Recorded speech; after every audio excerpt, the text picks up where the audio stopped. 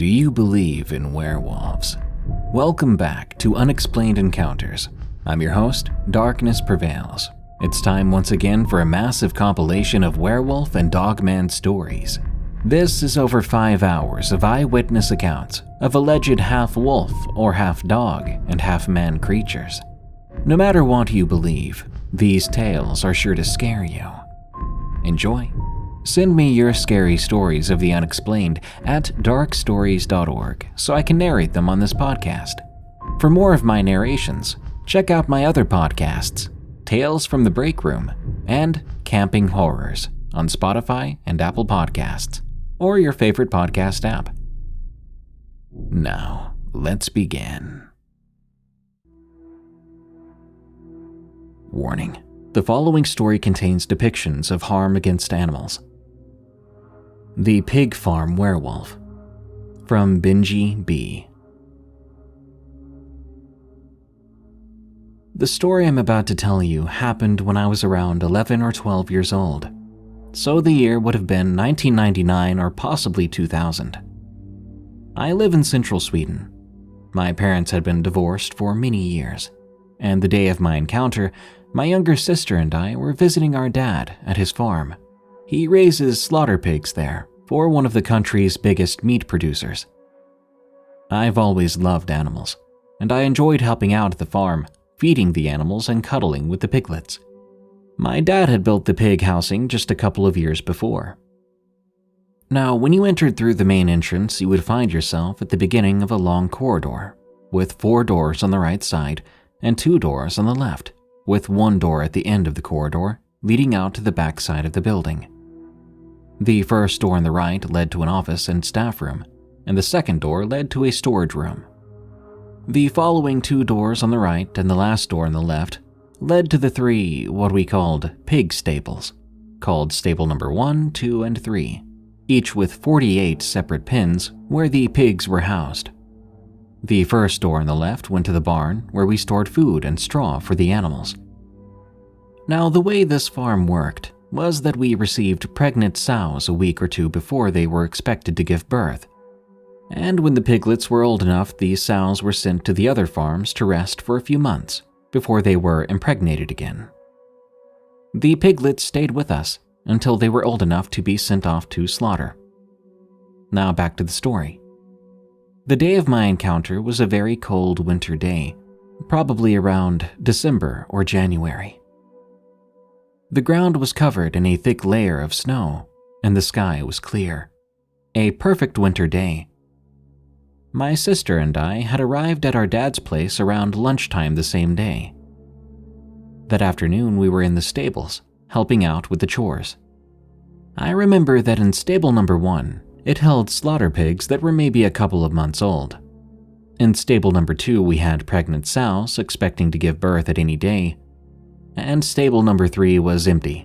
At the time, it had just been cleaned and prepared for a new delivery of pregnant sows to arrive within a few days. I remember my sister being so bored that day. The only thing she liked to do was cuddle and play with the newborn piglets, of which we had none at the time. My dad was in the empty stable, number 3, working on a broken gate to one of the pens, which had been damaged when the slaughter pigs that were housed there earlier were moved. I had just fed the pigs in stable 2 when my dad told me that he had found one of the slaughter pigs injured. Now, it was quite common for them to get injured when they're in the teenage stage of life, trying to establish dominance and being very eager and playful. But it was unusual for them to get any serious injuries. Usually it was just smaller scratches and bite marks. When he told me that this pig probably had a broken front leg, my heart dropped, because I knew that there was nothing we could do, and the pig would have to be put down to end its misery. I hated that. It was not often it happened, but when it did, I always teared up. I helped my dad to find the injured pig, and we carried it out through the door to the backside of the building. Out on the backside, there was a big round manure tank, approximately 15 meters in diameter and several meters deep, partly buried in the ground with just about a meter of the top above ground level. We carried the pig to the other side of the tank, and my dad brought a butchery bolt gun, but I refused to stay out there while my dad did what he had to do. I went back inside and I continued to feed the pigs, listening to music, trying to get my mind off of what happened to that poor pig. After a while, my dad came in to tell me he needed to go to his workshop to get some tools to fix the gate, and he asked if I wanted to stay here or come with him. His workshop was where he stored and maintained his agricultural machines and equipment. It was a 10-minute drive from the farm, and he said he would be back in half an hour. So I told him I would stay. I helped him carry some tools to his car, then watched him and my sister drive away. It was mid-afternoon by then, but it was already dark outside. Now I was alone on the farm, but I didn't mind that. We lived just south of the Arctic Circle, and in the winter we only have a few hours of sunlight from the late morning to early afternoon, so I was used to the short winter days and the darkness. At the moment the sky was still clear, but it was now covered with bright stars and the moon, which looked big and bright and more beautiful than usual. I went back inside to the staff room to eat one of the sandwiches my dad had brought for us. After that, I went back to start cleaning out the pens in stable 1 and 2. These stables had slatted floors that could be opened to scrape down any dung and straw, which was then automatically transported out to the open manure tank on the backside. Because of the freezing temperature, I first had to go out on the back to start a circulation pump to keep the liquid manure from freezing in the pipes. I went out the back, opened the hatch to the control panel, and started the pump. I then closed the hatch, and I looked across the manure tank at the pig lying there in the snow.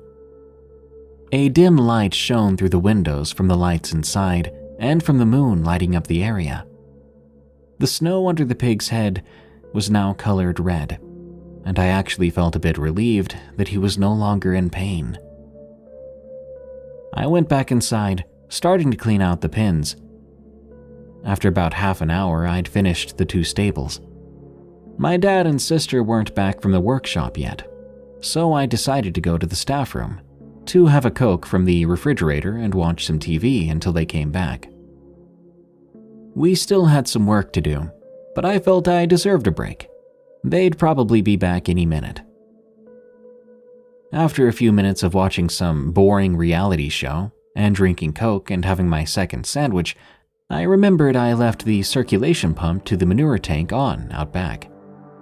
I put down my sandwich and went out to the corridor towards the back door to turn it off.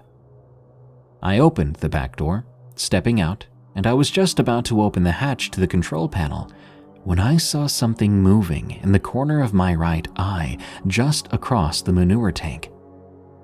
I looked over towards it, and immediately my heart felt as if it stopped. My entire body froze from fear. What I saw was something I had never seen before, something I hope against hope that I'll never have to see again. Over on the other side of the manure tank, there was a huge animal leaning over the carcass of the pig we'd left out there earlier in the day. The animal faced away from me, so I could only see its back. At first I thought it was a brown bear, but it was way bigger, and it had a tail with long hair on it, like the tail of a golden retriever. This animal was covered in dark gray and black fur, with a wide, muscular upper body, and I could see the steam from its breath rising in the cold air. Suddenly, the animal stood up on its hind legs. It really was huge. I would guess maybe 220 to 240 centimeters tall. It turned its head slightly to the right, nose towards the sky, and it opened its mouth to toss a piece of meat down its throat.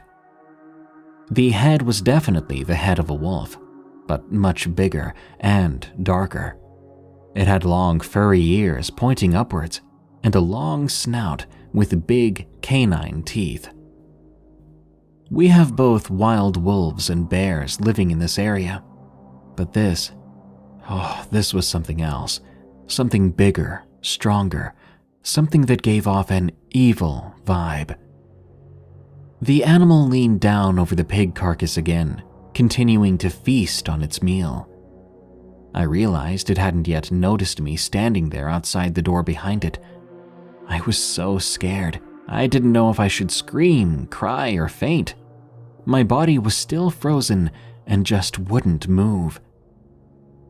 Finally, I found the strength to silently walk backwards inside and softly close and lock the door. Even when I was inside, I tried to run through the corridor as quietly as possible to lock the front door as well. I did not want to give that monster any chance to get inside. I walked over to the door to stable number 2 that had windows facing the back side, where the creature had been. I looked into the stable through the window in the door. The windows in the wall were about 2 meters up from the floor. From there, I could only see the steam from its breath rising in the air outside.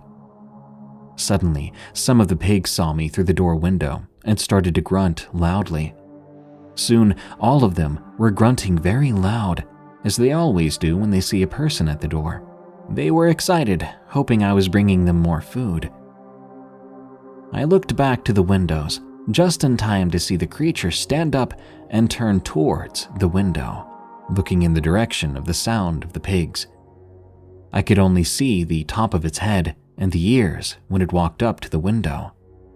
I quickly sat down on the floor in front of the door, and now, silently, I cried. I started to crawl on the floor back to the staff room to get to the phone and call my dad. Remember, this was around the year 2000, when a 12-year-old wouldn't have a mobile phone.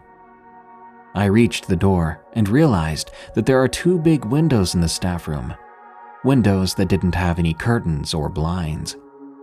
I didn't dare go inside, risking that the creature would turn up on the front side of the building and see me through the window. I sat down in the corner between the doors to the staff room and the front door. At that point, I could not hold it in anymore. I began to cry like never before. I was sure this monster would get inside, and if it did, it would hear me crying, and it would find me. Suddenly, the door handle on the front door violently turned, and something tried to push the door open. I screamed, and the handle turned again, followed by 2 loud thuds and an attempt to break the door open. I was sure then that I was going to die. When the door handle turned once more, I heard hard knocking on the door, followed by my dad's voice calling out for me. I rushed up, unlocking and opening the door, telling my dad and sister to hurry inside and to lock the door after they did. When I turned to my dad, he saw that I'd been crying, and he asked what was wrong. I told him the whole story of what I called the werewolf, and he looked at me, not saying a word, then looked at my sister. He looked back at me and asked if I am done feeding and cleaning the pens. I nodded. He nodded back, thoughtfully looking down at the floor for a few seconds, then back at us, telling us that the rest of the work can wait until tomorrow. Then he took us back home. In the evening, he went by himself to give the pigs their evening meal. My sister and I watched him from the upper floor of the house as he walked across the yard, hoping that the creature would not be hiding in the dark, ready to attack my dad. I remember him looking all around him with a flashlight as he walked. When he came back, I asked if he had seen the dead pig on the back side. He said he had. Rather, what was left of it. He said it looked as if some sort of predator had found it and dragged the rest of it into the forest. After that incident, my dad was very clear we were not allowed to go outside after dark. As I got older, I've been thinking a lot about that day and how my dad reacted after I told him what happened, followed by the new strict rules about never going outside after dark. Did he know this creature existed? Did he know that it lurked in the forests surrounding the farm? Had he seen it himself? My dad later passed away from leukemia some years later, before I had a chance to ask him about it. But I'm sure he knew something about the creature I saw that day. A dogman stared me down. From Colorado Rocky 1. This story happened on my grandparents' property, up in the Colorado mountains, a couple of hours outside of Denver. My grandparents lived in a decent-sized cabin in the smack dab middle of the woods, and they have about 168 acres of forest. I was 19 at the time. I decided to go hunting since deer was in season, and I was honestly really excited to go hunting that year. It was around 9 a.m. After a breakfast of pancakes and eggs, I packed up a small backpack. I told my parents and grandparents I was going out for a while to see if I could bag a deer. They said okay, and I was on my way. Now, I'm 6'4" and about 185. I would definitely not consider myself a small guy. Anyway, it took about 30 minutes for me to get to my tree stand. Along the way, I tried my best to be quiet. It was freezing outside, must have been around 10 degrees, but the wind chill was way worse. I soon arrived at the stand and took the ladder up, and I sat there for a while. I was in a very good spot. I was high enough to see around me, and I was partially covered by leaves and branches. Here and there I made calls and noises, and after about 2 hours, I spotted 3 does running out of the trees and right into my shooting lane. I, unfortunately, was not going for does, but it was a bit of a morale boost, because it meant that the deer were out and about around here. I really needed that, because I was freezing my butt off in that stand. After watching these does for a bit, they disappeared off in another direction, and I was alone again. I waited for about another hour to see if anything else would come up, but nothing did. I opened up my backpack and pulled out a couple of granola bars and some trail mix. It was lunchtime and I was starving. I finished my snacks and sipped on some water. In the middle of a drink, a big 8-point buck came trotting through the trees. To be honest, I nearly choked on my water. This was the biggest buck I've ever seen. It was right in my line of sight, and it was broadside, which was perfect. It was about 50-ish yards out, and my heart was pounding. I was so excited. I carried my personal .308 Winchester, which my dad bought me the year before when I turned 18. I steadied my aim, took a deep breath, and as I looked through and adjusted the scope, I saw the darn thing kick into gear and sprint away into the trees. Dang it, I muttered. I was genuinely pretty teed off by then. What the heck had scared it off, I wondered. I looked around with the scope, glancing to my left, and that's when I saw it, about 30 feet to the left of where the deer had been. I couldn't believe what I was seeing. There was a set of big amber eyes staring right into my soul through the scope. Whatever it was, it had somehow seen me from this distance, in my stand. My gut dropped as I saw this creature slowly emerge from the forest, coming right into my view. It stood on 2 legs. It was jet black, and the head reminded me of a German shepherd. Its ears were pointed, and it was very, very big. If I had to guess, it seemed to be standing at about 8 feet tall.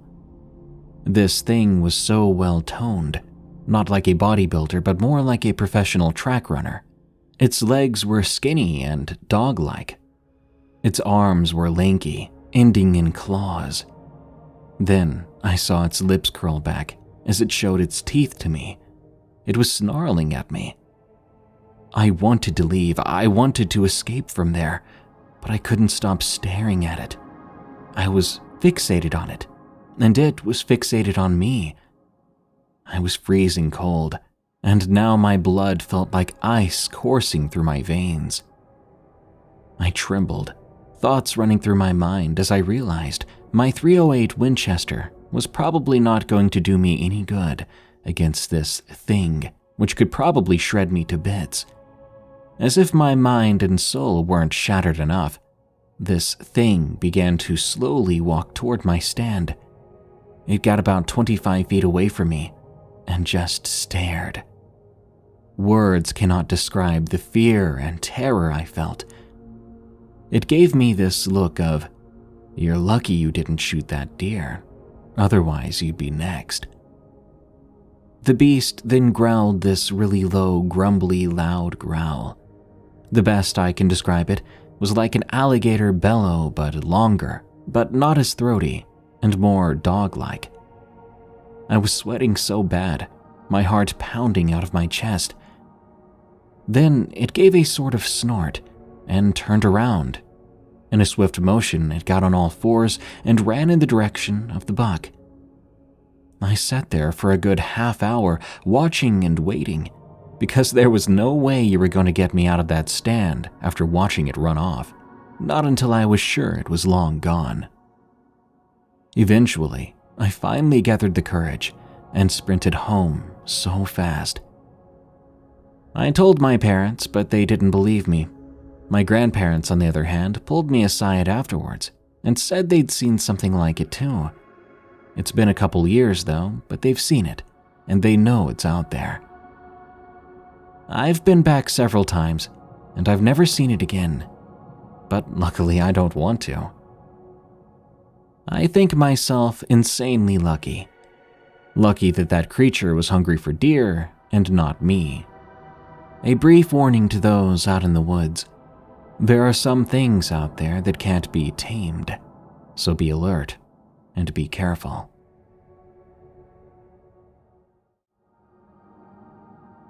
My friend saw a dogman in his backyard. From Sneeve0426. It was back sometime in 2019, late in the year. One of my friends, Ted, saw something in the middle of the night. Tired and feeling fatigued, Ted woke up, rolling out of bed. He headed to the bathroom and then to the kitchen for a late-night snack. Whilst indulging in his snack, he began walking around his living room until he made his way to the window at the back of the house. It was on the second floor by the kitchen. While staring outside, a sudden figure in his backyard caught his attention. Now, the yard was huge. Nothing really in it though, besides a couple of trees, one of which had since rotted and fallen down. He noticed a bit past one of those trees, a figure with glowing red eyes, a large snout, and it stood at about 7 feet tall. The creature reared up on its legs, and he saw that it had jet black fur and was very muscular. It had these large perked ears too, similar to a German shepherd or perhaps a wolf. But creepier yet, it appeared to have antlers as well. But he says maybe that was just part of its ears. He couldn't really be sure because it was very dark. The creature sniffed the air, then suddenly looked directly at him. As his eyes met the gaze of this beast, he noticed that the eyes were a shade of blood red, the same color mentioned before. He couldn't believe what he was looking at. He knew what he was seeing was the real deal. He could see its breath in the cold night air. As the creature grunted and bared its teeth, it also began to growl. Now, this growl did not sound like a normal animal, but a deep, primal, guttural growl, nothing like he'd ever heard before. The creature took one last glare at him and ran off, jumping over the fence with ease. Shortly afterwards, Ted returned to his room, lying in bed wondering what he really saw. He found it hard to fall back to sleep, but eventually he did. To this day, he still wonders if he'll ever see that creature again. This encounter was not far away from where I live, but it's absolutely horrifying to think about. After all, we do live in the suburbs.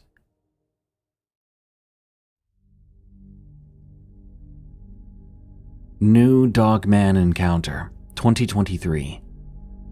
From C. Philly 100. A girlfriend of mine reached out to me with this story, which I found of particular interest, and you'll soon see why. This happened along the Deschutes River Trail outside of Bend, Oregon. She was running along the trail when she heard something behind her. When she turned around, she thought she saw what looked to be a black wolf quickly approaching her from behind. Without thinking, she found the nearest tree and started to climb up. She got about halfway up when this wolf reached the bottom of the tree.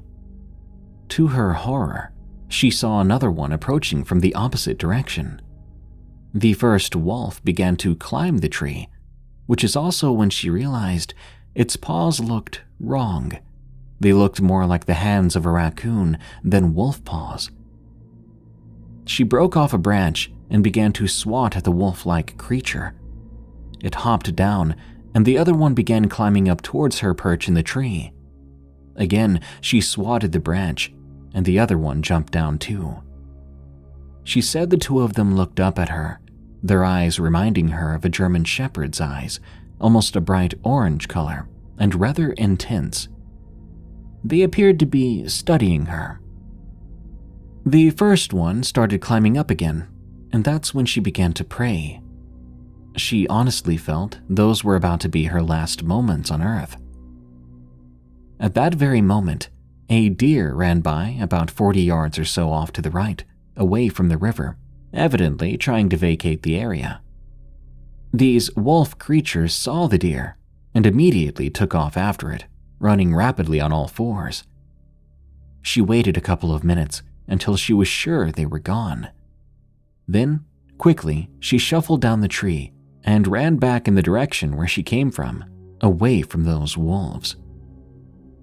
When I asked her how big they were, she said they were about the size of German shepherds, but very dark in color, with these odd-looking paws that weren't quite paws, but not like human hands either. When I pressed her on this, she was reluctant to explain further, as the retelling itself was understandably rather emotional for her. I then told her about dogmen and asked her if she thought they might be a young dog person. She really couldn't say. She'd never seen a fully grown dogman to compare it to. She did say that they looked healthy. Big bushy tails, thick black fur, not to mention those bright orange eyes. Another thing that struck me as odd is that wolves almost never attack people, and they certainly don't climb trees. It sounded like their hands, for lack of a better term, allowed them to climb up toward where she was sitting in the tree. It also sounded like they weren't really trying to hurt her, but were more so engaging in a sport of sorts, much like young canines chasing a squirrel or something up a tree. There also seemed to be an extra element of intelligence, as it sounds like they'd flanked her position initially.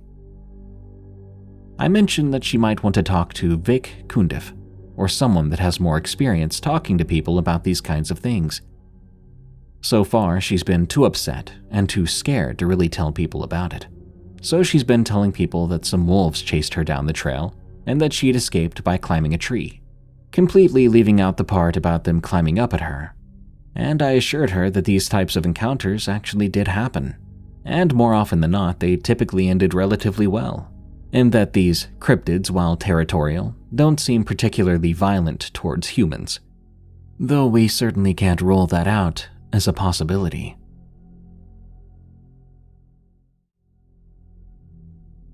The Werewolf of Fresno, from Eros. It was around 3 a.m. that night. My sister, my friend, and I were heading down Southern California to visit my sister in Orange County. My friend sat on the passenger side, my sister in the back seat. We stopped at a gas station in Fresno before heading out.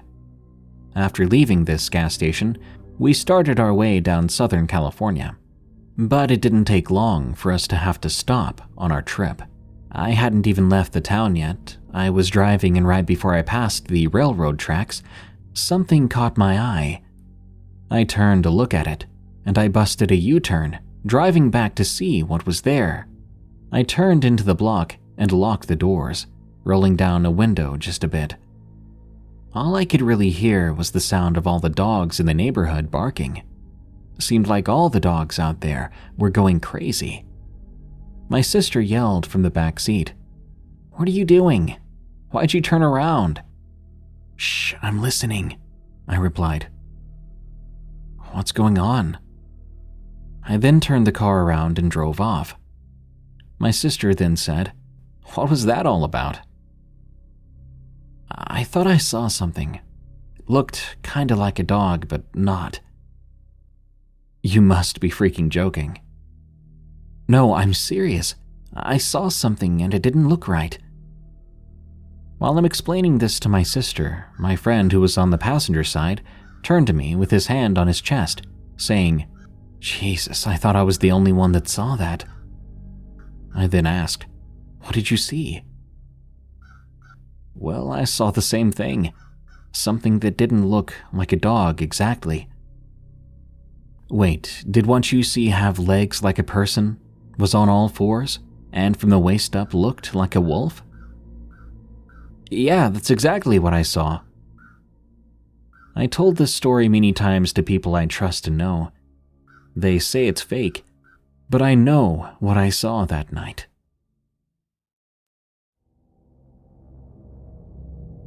The Beast in the Snow, from Curtis S.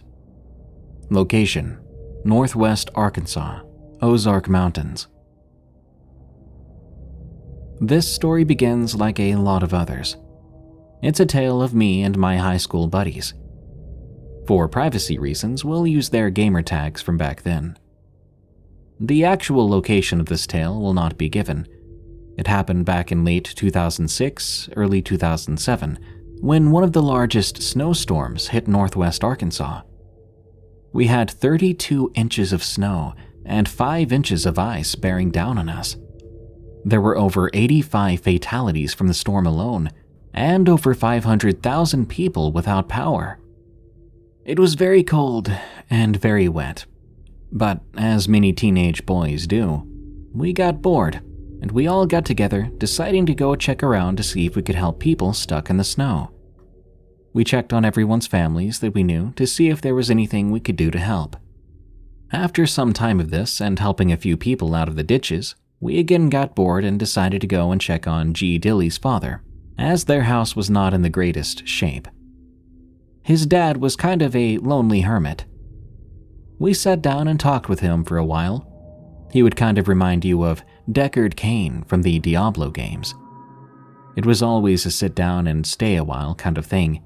It was never a fast visit for us boys. However, after a few hours of talking, dark started to set in. The temperature started dropping even more, and as I said earlier, most people were without power. It was very dark. The town looked like something out of an apocalyptic movie, all but abandoned. We tried to get out of the driveway to no avail. After 30 to 45 minutes of trying, we decided that it was best we stay there for the night. I called home to tell my family we were staying there. As the night went on, we started to go stir-crazy, just sitting around and doing nothing. So Timbo and I decided to go outside for a smoke, as Advent and G. Dilly stayed inside. As we smoked, we talked the other two into going down to a place where we all hunted and camped. Now, mind you, we all grew up around here. Timbo and I had the most outdoors experience. We were very avid hunters and fishermen. We loved to go camping. Advent and G. Dilly, however, were more of the inside gamer type, but they still knew their way around the woods. We grabbed our rifles and a shotgun from the truck, and we headed off. We passed one of our many camping spots we used that was on G. Dilly's land. As we walked into the dark and cold through the very thick woods past G. Dilly's house, things started to feel off to us. It felt like we were being watched. The whole "you're now the prey" feeling starting to set in. We chalked it up to the bitter cold. We continued farther into the woods. Looking back on it now, we probably should have turned around, not knowing what dangers awaited us in those woods that night. As we passed our old, most used campsite, We started to get into uncharted territory. That was the goal, though, to test ourselves against Mother Nature. We kept pushing on through the snow and roaring, freezing winds. We went into the pitch-black darkness. As we walked, out of nowhere, we heard the sound of a breaking branch. We spun around to nothing but darkness and a low, guttural growl. The sound made the hair on our necks stand straight up, and we felt it in our very cores. This was no longer an adventure, but survival. We quickened our pace, but to no avail. We ended up falling down a steep, deep gorge. We tumbled all the way to the very bottom of the gorge, must have been around 40 feet. After that, we picked ourselves up, collecting ourselves and our belongings. We looked up then, and we saw something moving around at the top of the hill above us. It was a big, dark figure moving from tree to tree. As it moved around, we noticed that sometimes it moved on 4 legs, and at other times it only moved on 2. We all decided that we were now at a disadvantage to whatever figure was above us on the top of the hill. At that point, with all of us being cold, tired, and hurting from the fall, we decided to find somewhere to set up camp. We walked a little ways down the gorge and found a riverbed. We decided to set up camp there. There was a 4-foot drop there. We laid fallen trees over the top of the riverbed. We then gathered up evergreens and snow and put that on top of the fallen trees. We placed our fire a couple of feet outside of our shelter in the riverbed. We thought that if we built a fire, it may help to scare away whatever figure it was we'd seen, and we probably stood a better chance with the light from the fire. We then sat around the fire for a while. We thought everything had calmed down then. Timbo and I sat inside the shelter. Advent and G. Dilly sat on opposite sides of the riverbed by the shelter. We were all still on edge from what we saw. We talked about it all. At one point, I got up to relieve myself. Timbo decided to get up and add more wood to the fire. I had my back turned away from all of them. Suddenly, Timbo was startled by a possum which had jumped over the woodpile. He shot at it and killed it. As the gunshot rang out, it startled the rest of us. After we realized what happened, we started cracking jokes at Timbo, calling him the Great White Hunter and Possum Slayer. Then we saw it. It was watching us from the distance. Our laughter quickly faded away to fear, the boys noticing me staring off behind them. They turned around to face the creature. We were face to face with its big red eyes. The thing crouched down by a tree, still easily 5 feet tall. It had a large body and a long canine-like face. It had huge, long, razor-sharp teeth, too. At that very moment, it seemed like time stood still. Seconds felt like hours. Total fear hit us all. This creature stood up, fully towering over us. It was well over 7 feet tall. I shouldered my rifle as a roar that seemed to shake the earth filled the air. I fired my .303, hitting it in the chest. Timbo's .30-30 hit its center mass. There was no way this creature could have survived this. As the air settled and cleared, we thought we were about to see this thing lying on the ground, but there was nothing but some deep red stains on the ground and tracks leading away from us. We followed those tracks into the darkness, adrenaline coursing through our veins. We chased it, not sure if it was from fear or shock. The idea of it going after someone else, or one of us when we weren't prepared, made me paranoid. To this very day, I don't know what made us go after it for sure, but we did. We went through hills and gorges, following these tracks and red stains. I figured at any moment the monster was going to come lunging out at us. As we pushed through the bone-chilling cold, we soon realized we were making one big circle. So did that mean it was circling back to us?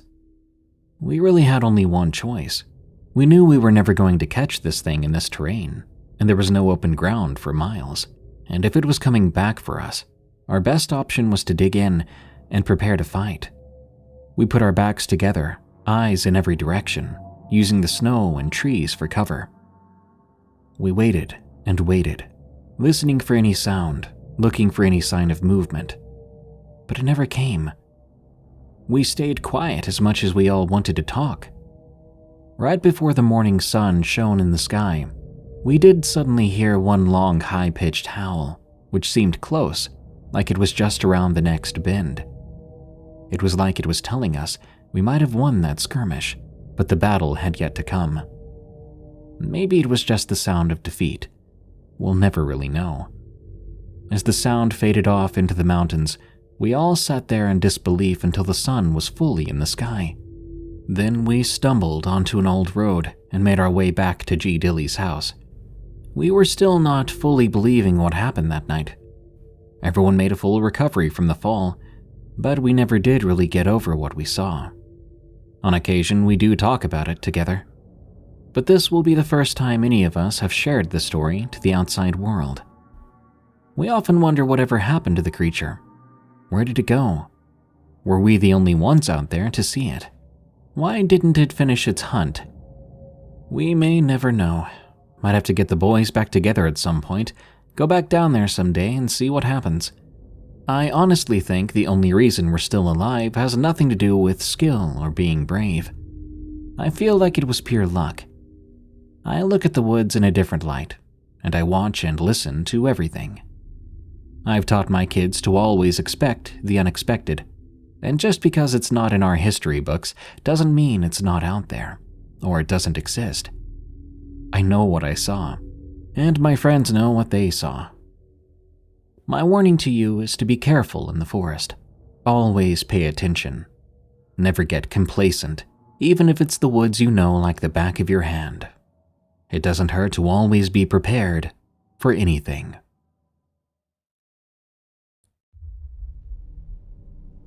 I almost didn't make it out. From Pleasant Peasant. It was late, about 9:30 p.m. I'm part of a school soccer team.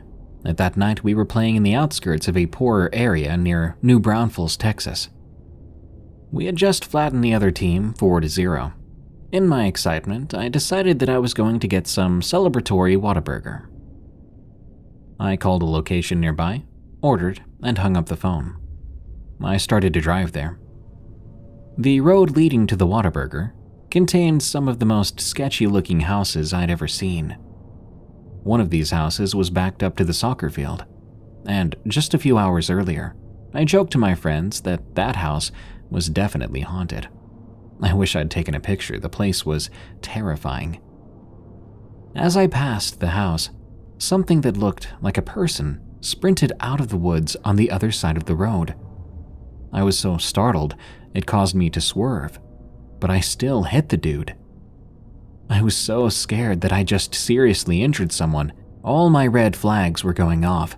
I jumped out of my car and ran to where the guy lay in the road, but he was already getting up. As I stepped closer, I realized what I hit was not a person. No, this thing, whatever it was about 7 feet tall and looked as if it had already gotten into a severe accident before me. I could see its arm pop back into place with a loud snap from where it had landed all wrong. I muttered, "What the heck?" under my breath. Then I heard it. "What the heck?" It repeated what I said back to me in a strange voice that sounded almost like my own. As it turned around, it gave me this smile. The only thing I wanted to do then was run. And luckily, it didn't look like this thing could run very well at the moment, with its legs all twisted. As I turned to get away, I heard more snapping bones, and I saw something jump over me, landing on the roof of my car. I changed directions to my left, sprinting towards that creepy house I mentioned earlier.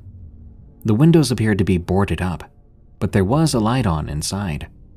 I figured that if someone was in there, they may have a gun or something.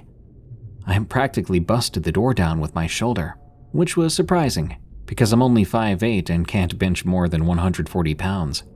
The door must have been old and weak. As I stepped into the entryway, screaming for help, I noticed how empty, smelly, and dirty it was. In the living room to my right was a giant mess of hair, old blankets, and destroyed cardboard boxes. Oh God, I just walked into its lair, I thought.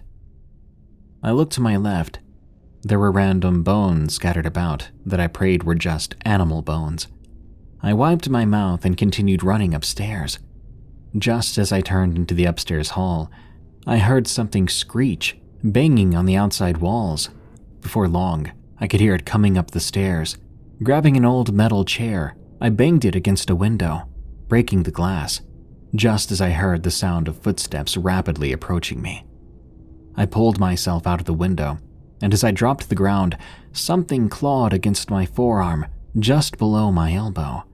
I hit the ground then, sprinting for my car. With the door still open and the key still inside, I jumped in, closing the door and hitting the gas.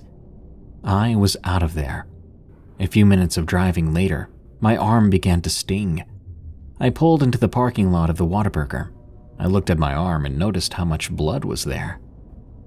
I covered it with my sweatshirt so my mom wouldn't freak out, and I hurried home.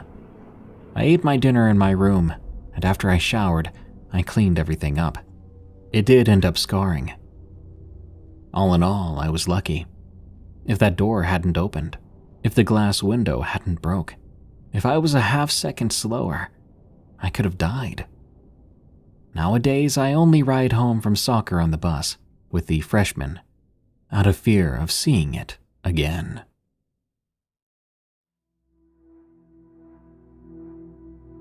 It ran after us. From Mary Had a Little Lamb. This happened exactly 2 years ago. My grandma had broken her leg, fractured her femur in 2 places more specifically, and got surgery a few days later. She was sent home and was bedridden for about 3 months. At the time, she was prescribed injectable treatment, and we would drive there every day so I could give her the injection. My dad worked until late in the evening, so we'd always get there between 7 and 9 p.m., and we'd leave around 11 p.m. It was a lovely winter night back then. The electricity poles and some houses were decorated with Christmas lights, and the air smelled like holiday. The sky was so clear, you could read all the constellations above you. We live in the Romanian countryside, our house and my grandma's house on opposite sides of a forest. I grew up there, so I never found the forest scary. Ever since I was around 7 years old, I would spend most of my days there. I picked mushrooms in the spring, gathered herbs and flowers in the summer, looked for chestnuts in the autumn, and made snowmen in the winter. I always carried around a wooden bow and arrows, handmade by my grandpa. All the rangers knew me. They gave me sweets, offered to take me home in their car, and gave me advice on how to act in case I came face to face with a wolf or a bear. One of them taught me how to hunt rabbits. I let them go, though, after I cuddled them. And they even drew me a target on a piece of cardboard so I could practice my shots. The forest was always kind to me. The real evil was in the village. That December night sealed it. My mom wanted to come with us to cook something fresh for Grandma and clean the house. We ended up finishing everything very late, so we got in the car, waited for it to warm up, then left. I remember checking the car watch and thermometer. 1:24 a.m., -11 degrees Celsius. My dad was telling a story about a guy at work forgetting the water on in the director's bathroom, then trying to vacuum it away. He electrocuted both himself and the director. My mother made a bad Romanian pun, and we were all laughing. The streetlights on this side of the village were off. It happened sometimes since they would randomly pick areas and turn them off to save energy. I was looking outside the window at the houses. The one I set my eyes on was vacant. The elderly couple there had died, and all the children were living abroad now. That's a very common thing here. Now, because we were on top of a hill, my dad slowed down to change gears, so I got to see it bottom to top.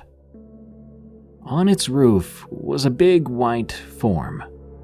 At first, I thought it was the chimney covered in snow, but then I saw its glowing eyes from its profile. It rose up on two legs. It had the head of a wolf with beautiful blue eyes and a big snout ending with a wet nose, and its feet were curved the way a dog's would be, but they ended with big human feet, not paws. My first thought was, wow, that's a pretty animal. Surrounded by the sparkling snow with its fur reflecting the moonlight, it was actually gorgeous.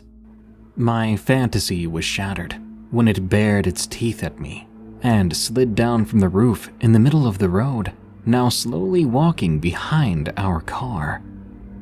My parents were busy talking about something mundane. I was staring at it through the rearview mirror, color draining from my face slowly, my nails white as I was gripping my sleeve. I'm not a religious person, but at that very moment, I was praying, please don't let it get us. Please not now, not with my parents. Please make it go away. My dad happened to check the mirror on his side, and his expression went blank. Then his head shot towards me. Stop looking at it, he said calmly, and reached back to lock the door on my mom's side, then his. I did the same. First the one in the back, second the one on my side. My father was catching more and more speed. That thing was definitely after us, getting closer and closer until we heard a loud thump above us. Suddenly, it landed in front of our car. My mother's eyes went up from her phone, and she screamed, "Careful, dog!" My dad turned on the long-range lights and evaded it, then sped up as much as the car could take. I was still praying, please don't let it follow us, please. My whole body trembled while I checked if it was still behind us. It wasn't. It remained in that spot until we took a turn and disappeared in the darkness. Our house is almost 10 kilometers away from where we encountered it.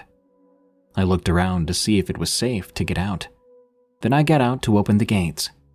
As my dad was pulling into the driveway, my dog jumped on me, licking my fingers and covering my jacket in snow. I was locking up everything for the night. I looked up at the hill in front of our house then. There it was, at the base of the forest, fur wider than the snow, eyes glowing in curiosity. It was looking at me. I felt like it was, at least. It turned around and left for the tree line. It knows where we live, but it never visited. I don't know if I should be happy or sad. My parents hope to never see it again. As for myself, a glance would be enough. After all, it was one of the most beautiful things I've ever seen. I'm rushing to write this. I'm going to visit my grandmother again soon, and I drive by myself now. Werewolf of the Grand Canyon, from Reese Earther. I still remember how excited I was when I got picked for that wildlife research project in the Grand Canyon a few years back. I had just finished my biology degree, so getting hands-on experience tracking coyotes seemed like an amazing opportunity. My two teammates, Eric and Wendy, felt the same way. We were all eager science nerds ready for adventure. When we arrived in Arizona and met our park ranger guide, he warned us that spending 2 weeks camping deep in the canyon wasn't for the faint of heart. The remoteness meant we'd be on our own if any emergencies happened to come up. But we assured him we were up to the task. We set off on the long trek down, lugging all our camping gear and research equipment. On the first evening, we found a secluded site off the main trails to set up our base camp. It took over an hour to get the tents pitched and our supplies organized, as dusk fell over the canyon walls surrounding us. We were all tired from the hike in, so after a quick dinner, we turned in early.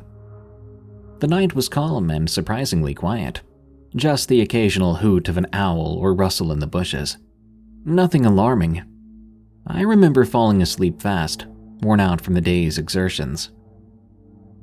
Sometime later, I woke up to strange noises right outside my tent. At first, I thought it was just a raccoon or coyote sniffing around our food bags. But when I quietly peeked out the tent flap, I couldn't see any animals. The moonlight only revealed the rocky canyon terrain. The grunting and odd sniffing sounds faded away, so I assumed it was nothing. I settled back down and quickly dozed off again.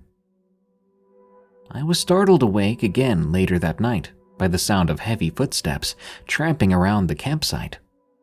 The crunching gravel and twigs snapping underfoot were unmistakable. I quickly unzipped the tent flap again, peering outside. In the dim moonlight, I couldn't see anything, but the footsteps continued pacing in a circle around us. I woke up Eric and Wendy to make sure they heard it too. "There's something big walking around out there," I whispered loudly. Eric mumbled it was probably just a curious coyote wandering near the food bags, as I had previously suspected. The footsteps did sound too loud and heavy for a coyote, though. We all stayed silent, listening to whatever was outside, methodically making its way around the tents. The footsteps halted right outside. Then we heard loud sniffing, like some huge animal inhaling and catching our scents. I don't think a coyote would be so bold. I was frozen, wondering if I should yell to scare it off. Suddenly, a low, guttural growl rumbled just outside the tent fabric. It sounded like a bear's growl, but deeper, more throaty. We all exchanged panicked looks in the darkness. This was definitely no coyote. I stumbled to grab my flashlight, while Wendy found the bear spray. As I fumbled to turn on the flashlight, something heavy pressed against the tent.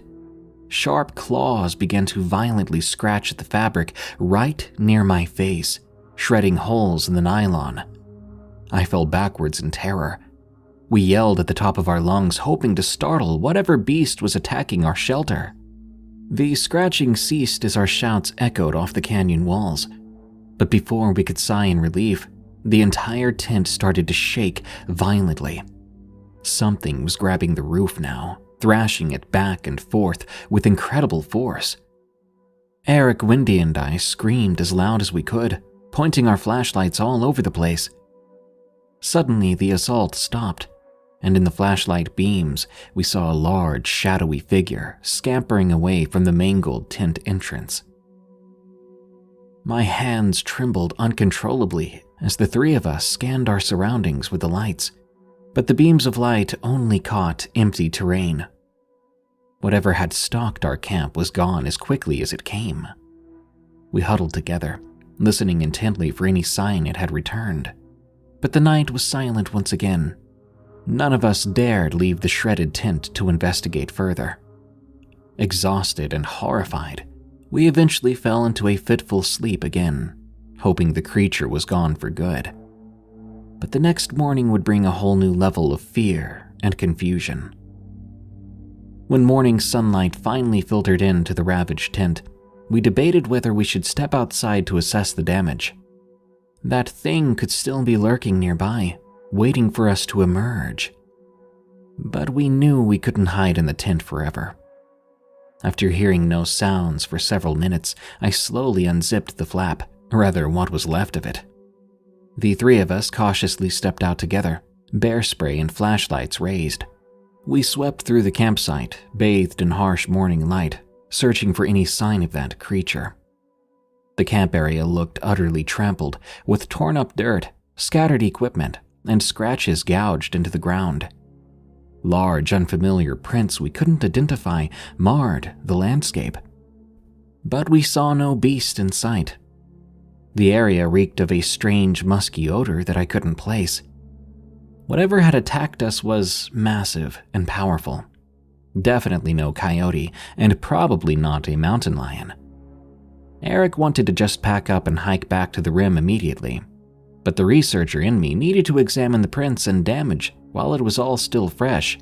What exactly had we heard and seen in the dark? Wendy offered to stand watch with the bear spray while Eric and I followed the prints. They led right up to my mangled tent entrance before disappearing into the bushes.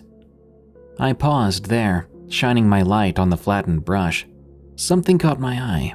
Several clumps of thick grayish hair snagged on the shrub stems. Without a word, I pointed at the hair, meeting Eric's equally alarmed gaze. We clicked off our flashlights as the sun climbed higher into the sky. We then backtracked out of the brush, deciding we'd seen enough. The campsite needed to be vacated now. I couldn't believe we'd come face to face with something so enormous and strong and unknown. A coyote or a cougar just did not match the havoc and prints we'd found. The footprints didn't resemble a bear's either. All I knew for certain was that we needed to get out of the canyon. The sun continued to rise over the canyon rim, but we already had our backpacks loaded up to hike out. None of us felt safe staying another second, as we rapidly took down what remained of the ravaged campsite.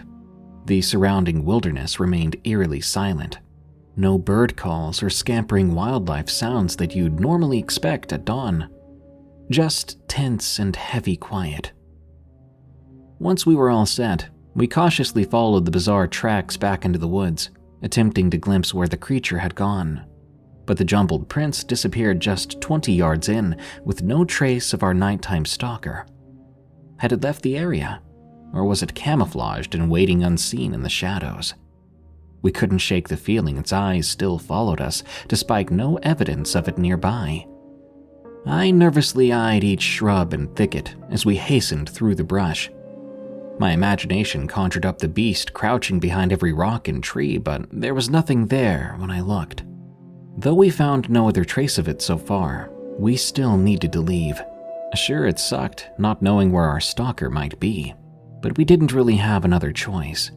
We swiftly headed back up canyon, away from the creature's domain, or so we thought. Miles of strenuous hiking passed in tense silence. No one wanted to acknowledge just how close we'd come to being torn apart in our sleep.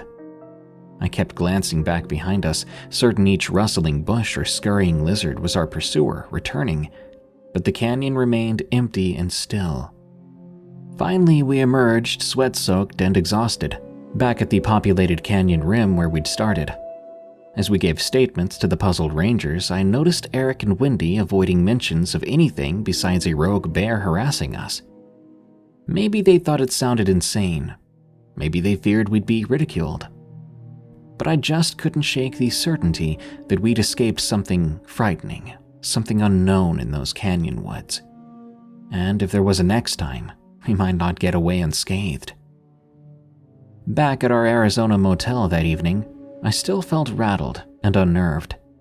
Eric and Wendy seemed ready to forget the whole ordeal and enjoy the hotel amenities, but I couldn't get the image of that giant creature out of my mind. We'd escaped something extraordinary. So I pressed the park rangers around there for any other reports of something bipedal and wolf-like roaming the inner canyon, but they laughed it off. Must have been a curious bear, they insisted. Part of me wondered if they knew more than they let on. Perhaps they ignored the weird and frightening in their park. But mostly the rangers seemed oblivious. With no definitive explanation from the experts, I turned to the internet to research what we might have seen. Massive prints, gray hair, heavy musky smell, and hunched bipedal movement. These sounded like traits ascribed to mythic creatures like werewolves or dogmen. I dove deep into the old Native American legends about skinwalkers that supposedly still lurked in remote areas. But were they real? The logical part of my mind resisted belief in paranormal creatures stalking moonlit forests. But when I recalled that trembling shadow receding from our flashlight beams, my logic failed. Something had been watching us. Something that walked on two legs and left prints no coyote could. Its yellow eyes were seared into my memory. In the following weeks, the questions gnawed at me, even as we wrote our sober scientific reports, omitting that fateful night. Had some local legend come to life under the full moon? Was there any validity to the tales of beasts lurking in overlooked places in the wild? I'm not sure if we truly stumbled on a monster, or just an odd wolf of some sort. But I'll never set foot in those Grand Canyon woods again, that's for sure. Whatever roamed there wasn't meant to be seen by human eyes. Our flashlights might be the only things that saved us that night. Ozark Werewolf. From Barner 2424. My buddy Rick and I try to take a guy's camping trip to the Ozarks every autumn. We've been doing these trips since high school to fish, hike, and hunt. A few years back, we planned a 3-day weekend camping excursion in early November. As always, we spent the week leading up packing supplies: tents, sleeping bags, cooler, non-perishable food, rifles, ammo. We preferred camping deep in the backwoods, away from other people, because it made us feel as if we had the wilderness to ourselves. We left on a Friday morning, driving several hours to reach the remote forest area we had scoped out on maps weeks before. We turned off the main roads onto narrow dirt paths, rarely traveled except by loggers. Eventually, we reached the overgrown trailhead leading to the secluded spot by a creek we aimed to camp at. We hiked through dense brush and forest for over an hour before reaching the clearing we had chosen as our campsite. The place was perfect. Flat ground to pitch the tents, fallen logs to sit on, the gentle babbling of a nearby creek in which we could fish. We quickly got to work unloading the truck and setting up camp. Soon we had a roaring fire going, and we cracked open a couple of cold ones to toast the start of our weekend. We grilled up some steaks, beans, and potatoes as the sun went down. We were feeling relaxed and optimistic about the days of solitude ahead.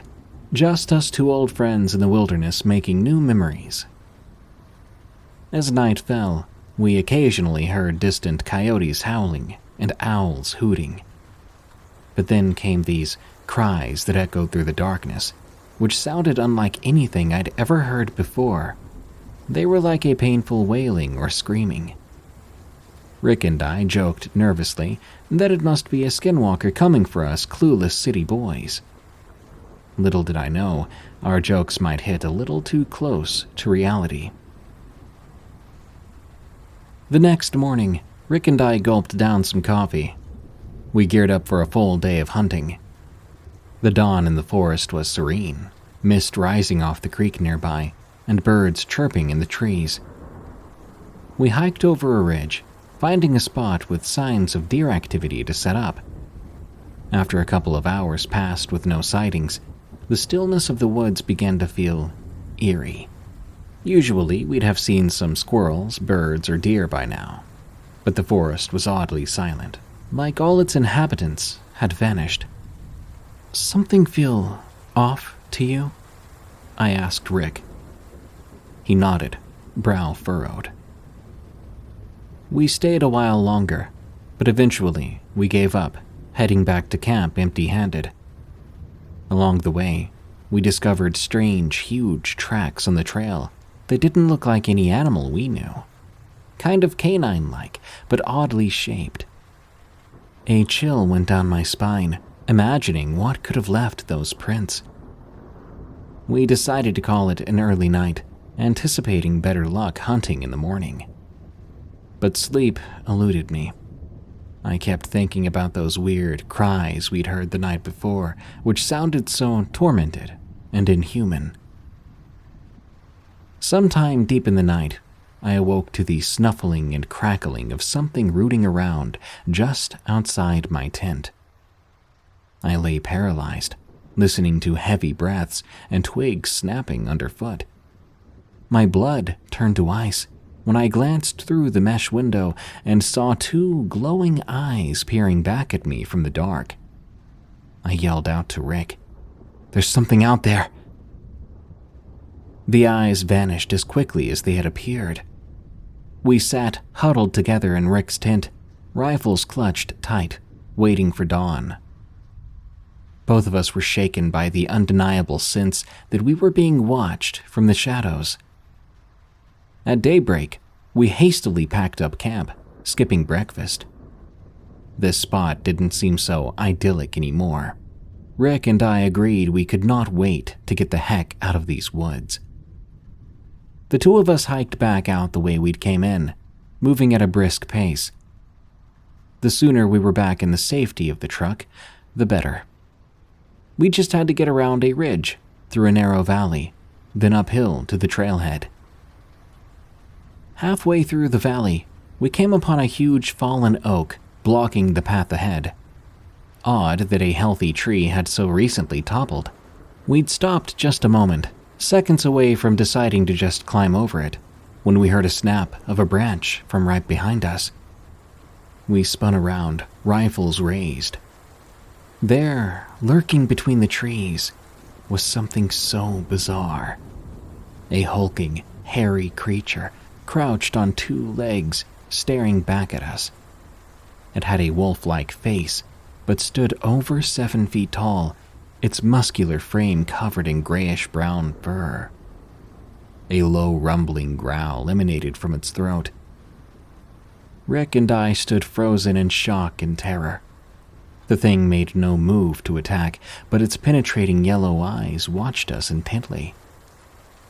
When I finally mustered the nerve to fire a warning shot near its feet, the beast didn't even flinch.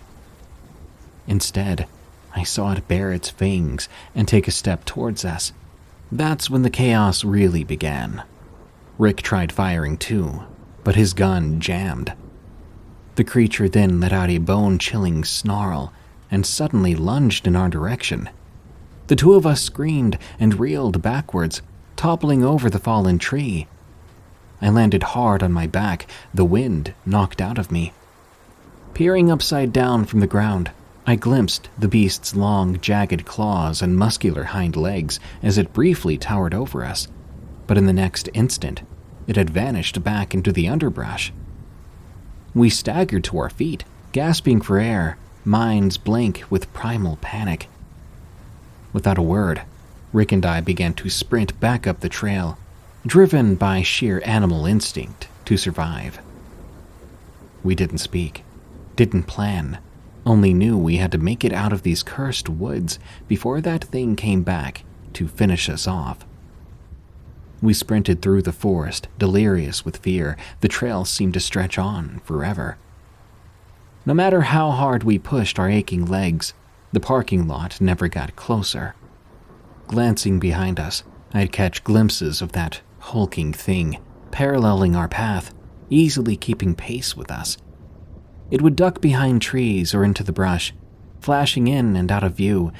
I think it was toying with us, like a cat letting the mice think they could escape before going in for the kill.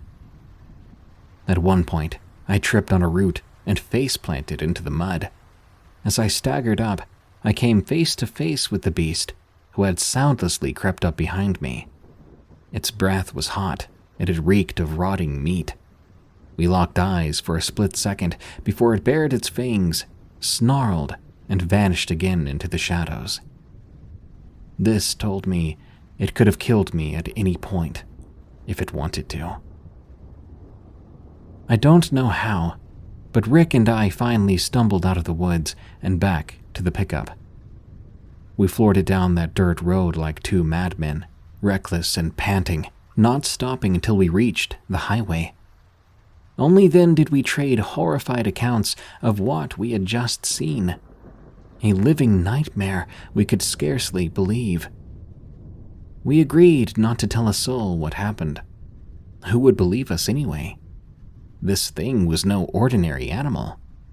We'd encountered something unnatural, something evil, in that forest. Neither of us had ever been more terrified or felt so powerless. In the months after, I scoured the internet looking for clues about what we saw. Some cryptid forums suggest it could have been a DOGMAN, or a wolf-like creature they call the Ozark Howler. All I know for sure is we stumbled into the hunting grounds of a monster, one that's likely still roaming the remote wilderness of the Ozarks. No one will ever convince me otherwise. I'll never set foot in those god-forsaken woods again.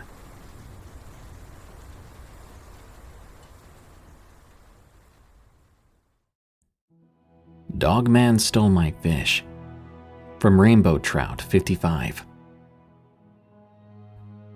Wyoming, the least populated U.S. state. Nonetheless, one of the most beautiful and drastic landscapes. From rolling hills and sagebrush to thick forests with mountains, rivers, and streams. That's where I call home. I grew up on my family's ranch outside of Cody. A little bit about myself: I'm 6'4" and 220 pounds. Close family calls me farm boy because of my size. I take that as a compliment. After all, Luke Skywalker from Star Wars was called farm boy, and Luke is amazing, so take that, Grandpa. My favorite hobby is fly fishing. Nothing is more exhilarating than watching your fly get swallowed by a trout. Wyoming, in fact, is world-class and known for fly fishing. My favorite river to fish is the Snake River. It's a little bit of a drive to get to my favorite spot, but it's worth it. My terrifying encounter happened back in 2013. I was 19 at the time. It was in late summer, July, to be exact, around 3 in the afternoon. Trust me, I remember after this incident. To get to my spot, you have to take a dirt road 3 miles inward. Then you get to this little pull-off and you park. Then you have to walk about half a mile more into the woods. To be honest, I have no clue how my dad found the spot, but let me tell you, it's loaded with rainbows. You come out of the woods onto this shore and there's the river. It's about 30 feet wide, and on the far side is fastish moving water. There are many slow and deep pulls towards my side that are perfect for fish. For those of you who are new to fishing, the slower moving pools are where fish like to hang out, because they're being lazy and are basically waiting for food upstream to drift downstream, right to them for an easy meal. Since it was 3 in the afternoon, it was pretty warm outside, so I didn't put on my waders, and I walked right into the nice cool water. I then started to cast. I had my fishing glasses on so that the glare wasn't as bad on the water. Here's where things start to get wacky. I'd been fishing this strip of the river for about 45 minutes when I cast again. All of a sudden, I heard a tree fall from the other side of the river with a loud crash. It scared the bejesus out of me, as I was that focused on the river. The river isn't as loud because at this section the water isn't moving as fast, so keep that in mind. I looked in the direction of that crash, and there I saw it. A jet black-haired animal slowly walking down to the river. At first glance, I thought it was a black bear, but after further inspection, I realized it wasn't a bear but a large black dog. Another thought came to mind, as I thought it was a Yellowstone black wolf, but again I ruled that out because the size was too big. Then it really came into view, and my mind went blank. It came out of the trees onto the far bank and stopped. It looked at me. It had the most beautiful yet horrifying amber eyes that stared into me. It had a wolf-like head with sharp teeth. It was very well built, very defined through its fur. It had skinnier legs, but they were dog legs and still defined. Its arms were lanky and had hands that ended in sharp claws. That was the scariest part. I even remember taking off my glasses and rubbing my eyes to see if I was looking at a real thing. The wackiest part was that it walked and just sat patiently on the opposite bank, just like a house dog, watching me fish curiously. I was so astonished and confused, I forgot my line was in the water. Then its ears perked up as a giant trout took my fly with a splash. It looked at me, then at the line, then at me, then the line again, as if waiting for me to do something. I'm not sure why I didn't just run. I don't know why I didn't feel threatened at the moment, but that dog-man thing just sat there watching me curiously. It didn't seem to mean any harm. I quickly reeled in that fish. It was huge. I grabbed the fish and unhooked the fly. I was about to release it when the dog-man growled a deep growl. It's hard to describe with words. I froze as I saw it stand up on 2 legs and start to wade through the water towards me, like some person. I started to quickly move to my side of the shore when it did a short but loud grunt and pointed its claw at the fish in my hand. There were so many thoughts going through my head that I quickly ran out of the water and onto the shore, dropping the fish on the ground. I backed away towards the forest, my hands up. I even remember saying, "It's all yours," like 4 times. The dogman crossed the river. It went to my now flopping fish and picked it up with one hand. It looked at me like, "Really, dude? You got my food dirty." It then put its claw through the fish's gill and out the mouth, just like a person would do. It went back into the river with the fish now hooked in its claw. It put it in the water and moved it back and forth. It was washing it off. It then put it into its mouth and got back onto all 4s, crossing the river again. It looked back at me one more time, taking the fish out of its mouth and giving it a little wiggle, taunting me as it then ran back into the woods. I sprinted to my truck, threw my gear in the trunk, and sped home. I got pulled over, unfortunately. I told the officer everything and he let me go with a warning, seeing I was in a panicked state. I told my family. They were astonished, but they ultimately believed me. This, hands down, has been the craziest, most unnatural thing that has ever happened to me. I still go fly fishing, but I've never and will never go back to that spot. Remember that some things in this world are unnatural, and you never know what might happen. Werewolf of Lake Monroe, from Danny Joe.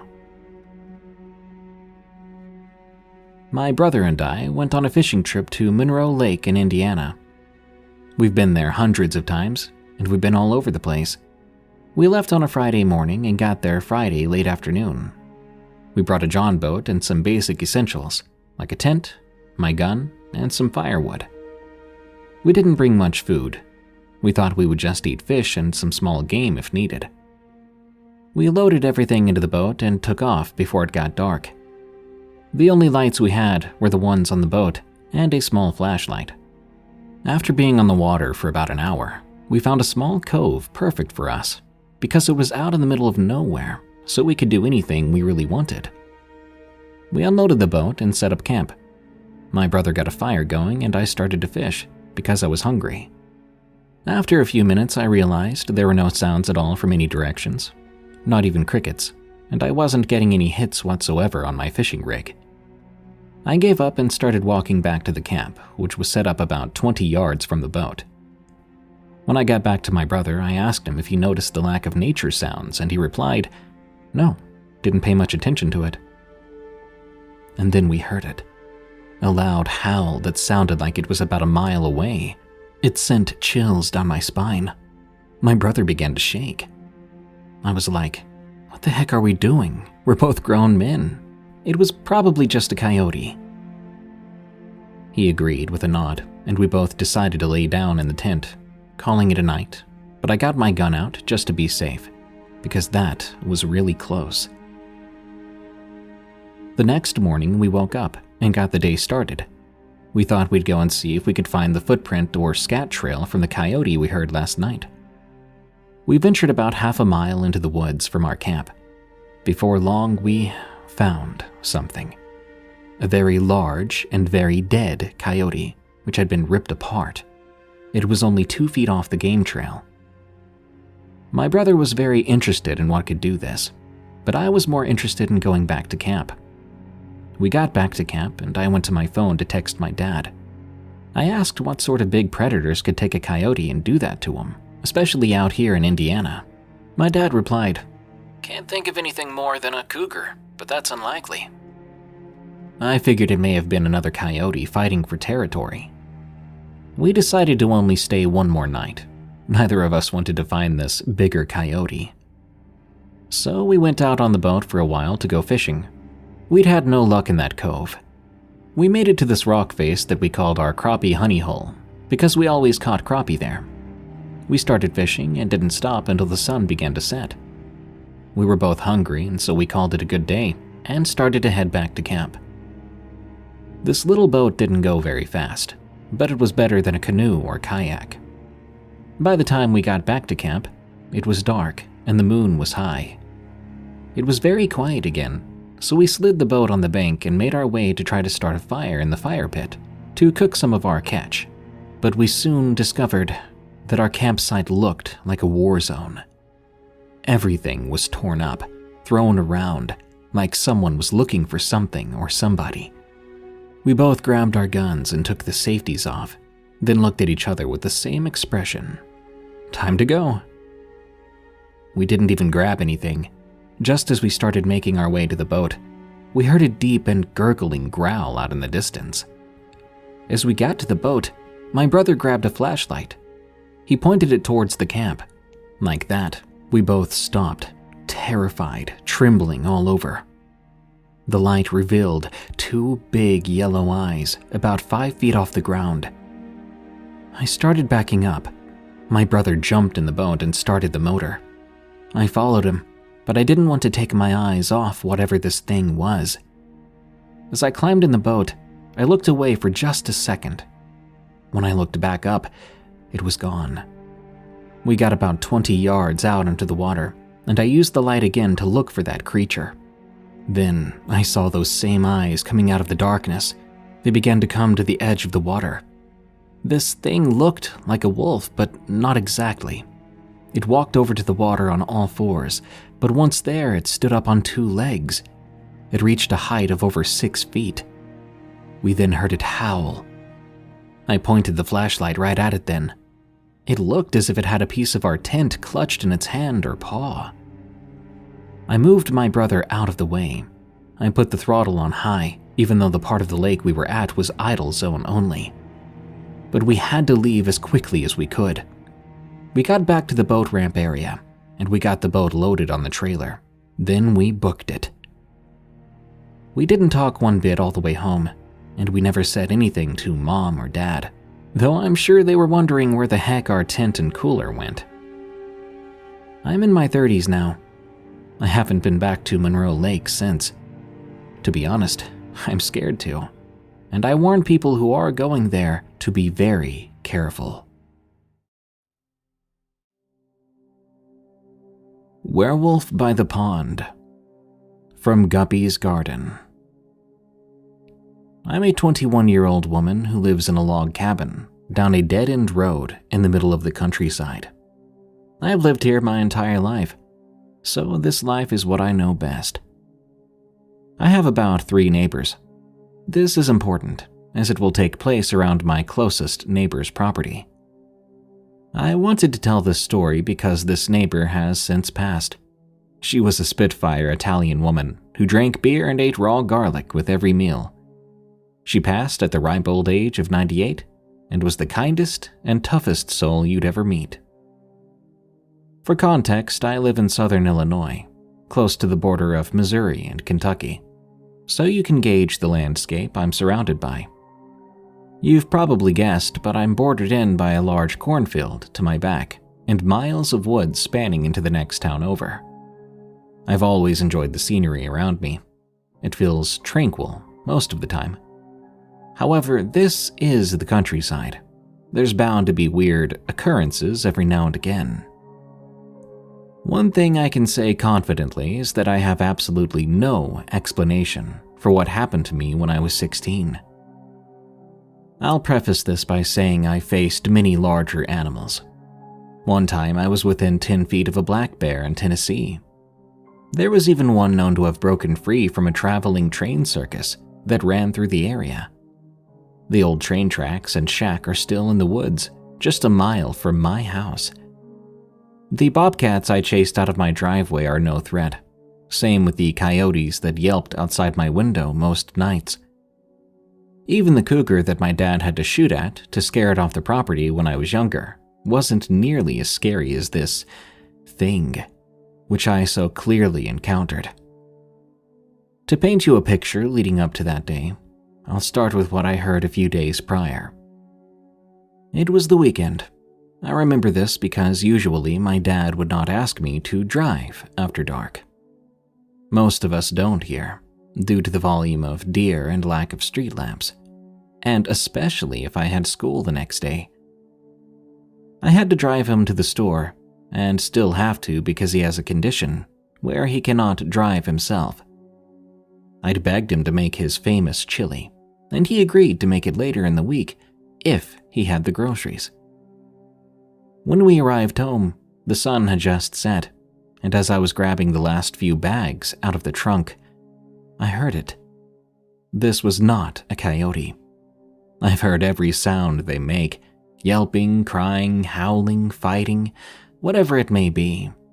But I can tell. This howl I heard, it was a singular howl, and it was very deep. But worst of all, it was close. It came from the cornfield behind my house, which starts around 30 feet from where I stood. I shot my head up and looked at my dad. He was wide-eyed, a man who I know to not be afraid of dang near anything, but now he had an expression of pure terror on his face.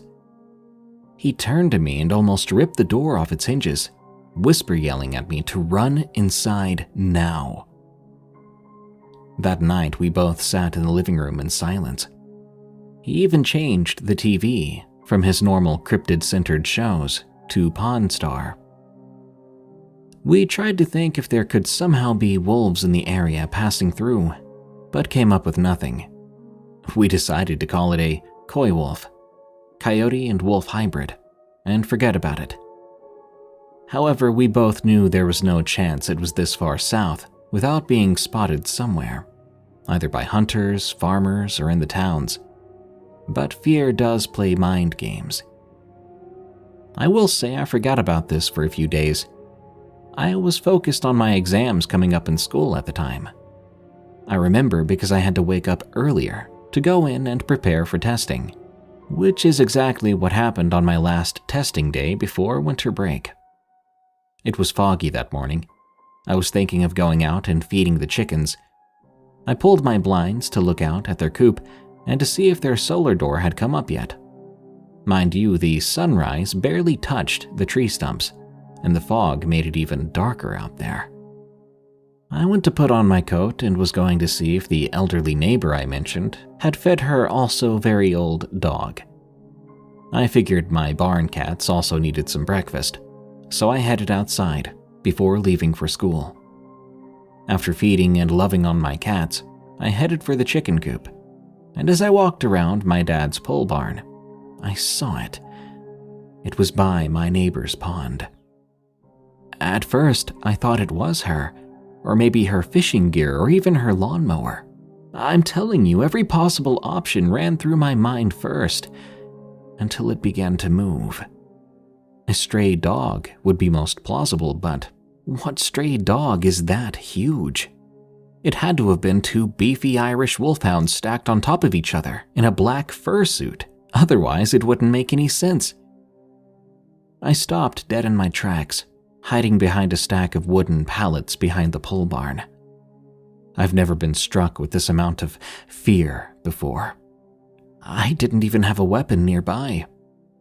I felt myself fade out for a second before gaining the courage to look again, hoping it had not made its way to me during that time. I peeked out again, and I was very sure now of what I was looking at. An extremely large wolf. I'd grown up hearing locals talk about large black dogs sighted in backyards and appearing on trail cams, but never did I think I would see it in person myself. This thing was massive compared to her brick sign with the pond name on it. I was 5'4". My chin would be right at the top of the sign, and the creature was easily almost at that height, just with its shoulders. The first part of it I could make out was the higher hind legs. Its back came sloping down to slightly shorter front legs, but bulky shoulders. Its muscles were obvious through its fur. This is still the visual ingrained into my memory to this very day. I felt as if I was just waiting for it to turn towards me. The curiosity along with fear to identify the creature gnawed at my mind. I was so pumped with adrenaline. I wanted to run, but I wanted to know for sure if it was truly there and not just in my head. After all, it was very early, Maybe I was just tired, I thought. I started gaining my sense of reality back and realized my neighbor's dog had been barking the entire time. This is a blind and deaf dog, so he knew something, smelled something was there. I guess this was bothersome to that creature. It started to turn back towards the deepest part of the woods. It lifted its head, and I saw it. I saw the light bounce off its eyes and wet nose. I watched it lick its chops. The fangs on this wolf made my heart sink. It could easily charge me, and if it did, I would be done for in seconds. Fight or flight kicked in at that point, and I hightailed it back to my room. I sat on my floor staring out the window, watching it become consumed by the trees. I must have sat there, waiting for almost an hour, because before long, my mom came to see if I was up for school. I didn't tell her what I saw. Instead, I asked her to check on my neighbor with my dad later today. Of course, she was confused by that request, but she sent me off to school with a promise that she would. I came home early that day. I ran into the house as fast as I could to be sure everyone was still there and alive. I remember my dad having a strange look, but he smiled at me after saying my neighbor was okay. He got that strange look back again after my mom left the room and told me that there was a coyote carcass by the pond. I told him to point out my window at where exactly they found it. He pointed perfectly to where I'd seen that wolf creature. I then explained everything I saw out of pure fear, and he looked as if he already knew what I was talking about. I became very paranoid about leaving doors or windows unlocked, checking the property at night when everyone was asleep, and I even researched late into the night about what else this could possibly have been, but nothing added up. Eventually, as time passed, I forgot about it for the most part. I would only give it thought when Dad's shows would mention wolf-like creatures. I heard some variation of the same howl I'd heard a couple of times after that in the passing months, but I was just glad it sounded farther away until it finally stopped. Of course, I'm still a bit creeped out to go outside at night, and I've been having recurring nightmares of this creature that I've deemed a werewolf. Some might say it can't be because it didn't stand up, but I believe if it didn't feel eyes on it, it most definitely would have. This thing that was much bigger than a wolf. I pushed it to the back of my mind for as long as I could, but eventually I wanted to share this experience instead of holding it back, trying to bury it deep down. However, out of fear of being called a liar, it took me some time. I've recently been having nightmares of werewolves nearly every night, and I felt it was time to share at last. I don't know if the creature will make its return, but I'm hoping it stays far away.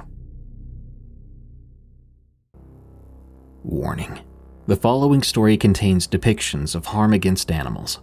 Appalachian creatures stalk my family. From Aggie. I'll start by stating the general area of where this all took place, and actually continues to take place. I, as well as generations of my family, were born and raised in West Virginia, right in the Appalachian Belt. My grandmother has about 7 acres on a mountain, where we all ran wild as kids. Now, as adults, we sit at night around a bonfire, enjoying the peaceful sounds. However, there comes a point in the night where the air grows heavy and sinister. Around these times, my grandmother's 2 large dogs even refuse to go off the porch to do their business. We don't know what lurks in the surrounding woods, but sometimes it makes itself known. When my 3 aunts, mother, and 3 uncles were younger, they did what all of us did as kids: roamed those woods. My grandmother's property has what we call a spring house, which is exactly how it sounds. It's a concrete block structure that has a peaceful and fresh spring that runs right through it. It was used before running water was put into the old farmhouse that sits atop the mountain, overlooking the entire property. At that point, the spring house had been worn down, and the woods began to overtake it, surrounding it so that it was buried deep. The weird thing about this spring house was that the only opening sat atop of it, so in order to even get into it, you would have to drop down from the top. As kids, you aren't really afraid of much except at night. It was apparently broad daylight when one of my aunts, we'll call her In, got the idea to do just that. Drop in. When she dropped inside, all seemed fine. It was pitch dark, but she could feel and hear the water around her. She then began to hear soft breathing. She turned to one of the corners of the spring house. There, she saw an all-white humanoid creature staring at her. They were both stunned to see one another. This thing had sickly white skin, elongated limbs, and dark holes for facial features. All at once, fear pushed to the forefront, and she began to scream at my other aunt, B, to pull her back up. During the commotion, her glasses slid off her face and hit into the water below. She could feel the thing moving around now, and she screamed more. One of my uncles, K, yanked her out of the hole, where she began running towards the house. Her fear spurred the entire group, and they all followed after her. Eventually, she calmed down enough to tell them what she saw, and they never went back to the spring house again. I'm not sure if she told my grandmother, as my grandmother is quite religious, and even to this day, she brushes off any paranormal experience we have at her place. Now, the story doesn't end there. In fact, it's just getting started. Years later, when my aunts and uncles were all grown up with children of their own, the spring house lured some of my cousins and sisters to it. They had heard of the white creature down there, but of course, they didn't believe my aunts. Kids being kids, they went through the woods until the spring house came into view. They planned to drop into it too. My cousin dropped down first. My sister lingered over the hole and stared down at her, not dropping in just yet. It took all of a few seconds before my cousin heard heavy breathing. Her fear immediately spiked, but she didn't say anything. Instead, she turned toward the sound. My aunt's long, eroded glasses sat in the water beside the same all-white, elongated creature. This time, it did not hesitate. It began to stretch out its limbs to move. She scrambled up and out with the help of my sister, and they too booked it back to the house. They told my aunt and mother what happened. They didn't deny the creature's existence, but instead consoled them as best they could, warning them to stay away from the place. When I eventually came into this world, I was always roaming my grandmother's property too. I rarely liked going to school, and instead I wanted to roam the woods and collect anything and everything I could find. I was often alone out there. Only my grandma's farm dog followed me about. However, the first time I saw the creature, it was during a family get-together. The adults were drinking by a bonfire when a few of my cousins and I decided to play a game called Cops and Robbers. Our version of it was basically hide and seek, but instead of one seeker, there was a group of them. And there was a group of hiders too. I was a hider this time around. I got the bright idea to hide behind an old Lincoln car parked by the barn, since I knew everyone else would be too scared to go out that far. After all, the light barely reached that far, only enough to see shadows. The car was also on the property line with my grandmother's neighbors, where a mobile home sat, unoccupied. The neighbor's house was a few feet away and was dark, as it was late. I sat down behind the car, closest to the trailer. A few minutes went by and I could faintly hear my cousins giggling and screaming gleefully. I shuffled to a squatting position, smiling to myself. Suddenly, I heard a whistle from behind me. I stiffened right away. My body seemed to know something wasn't right before my mind did. The whistle came softly again. It was almost too quiet to hear. A sound used to get someone's attention. I heard it all the time when my great-uncle would use it to call his dog. This time, though, it sounded slightly distorted. I gathered my courage, and I fully stood and began to turn towards the sound. Beside a tall tree near the trailer was this all-white creature.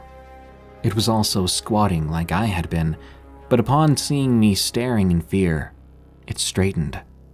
The thing was nearly 7 feet tall, a sickly pale white color that shone even in the dark. Its limbs were long and grotesque, and before I knew it, I was running as fast as my legs could take me. I ended up colliding into one of my cousins, who I was very close with at the time, named Jay. She and I then slammed into the dirt. She yelped and was ready to rip me a new one, but she must have quickly seen the fear in my face, because instead, she asked what was wrong. I ended up telling her, and we agreed to quit the game entirely, and went into the house for the rest of the night. A few months later, though, the incident was nearly forgotten by us. Once again, the adults were partying, and we were playing the same game. I stayed well away from the barn at this point, and only hid near the house, staying in the light as much as possible. My cousin Jay didn't. She had a spurt of bravery or something. She went farther out than I'd previously gone, going directly behind the old barn. Behind the barn was nothing but woods for literal miles, and no light reaching that far. The moon was particularly bright, a full moon that summer night. She told me that's why she could slightly see out there. After a few moments, she grew bored and began to jog around the barn instead of just retracing her steps. That's when, out of the corner of her eye, she saw a man in a bright red sweater just sitting on an all-white lawn chair, staring into the woods. Now, we knew who all was there. This man did not look like any relative of ours, nor the nearby neighbors. The creepy thing was, he didn't even jump or move when she came by. She said it was like he was frozen. His skin was sickly white, like the creature's. It almost glowed. Obviously, she was afraid and ran back to the house calling my name. We met up, and she told me what happened. We never really said much to the grown-ups when they were drinking, as they seemed to have a habit of always laughing at whatever we told them, so we took it upon ourselves to investigate. Together, the two of us crept over towards the barn. We peeked around the corner to see the lawn chair empty. No one was around. As we turned to walk back, I heard my name whispered inside the dilapidated barn. Jay heard it too.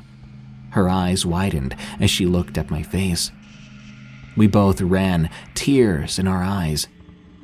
That night, we slept with my poor grandma, smashed up against one another. The sound of that whisper still scares me to this very day. Just thinking about it sends shivers up my spine.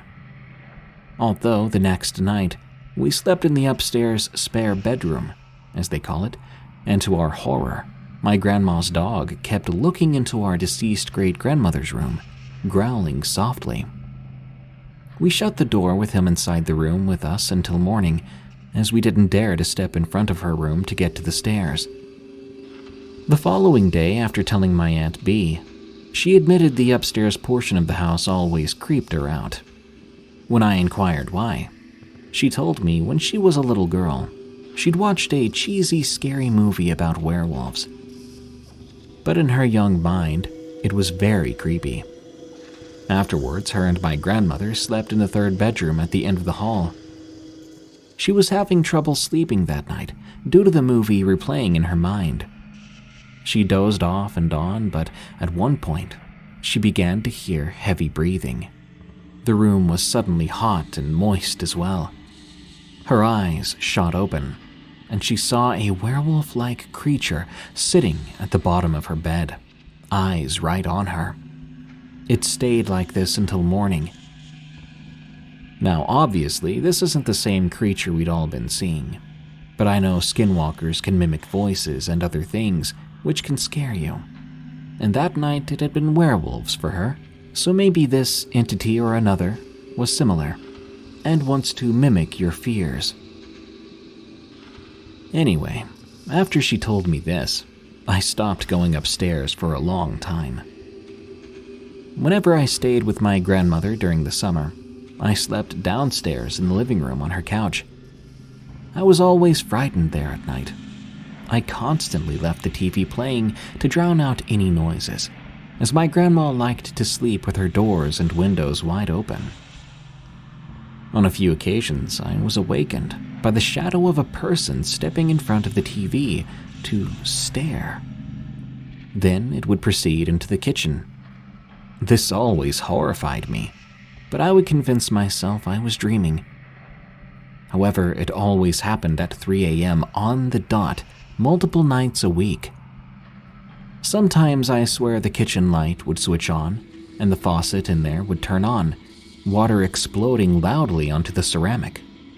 My grandma, who had her bed in the living room as well, due to having arthritic knees and not being able to climb the stairs nightly, never heard any of this. However, her dog, who often slept on my legs, would sit up, ears perked towards the kitchen. Now, this was happening after my great-grandmother had passed, and she was an odd creature herself. When she was alive at 3 a.m. every night, she would go into the kitchen, turn the lights on, and just sit there for hours playing cards on the wooden dining room table. When I asked her why a few times, she always told me, "I can talk to my husband."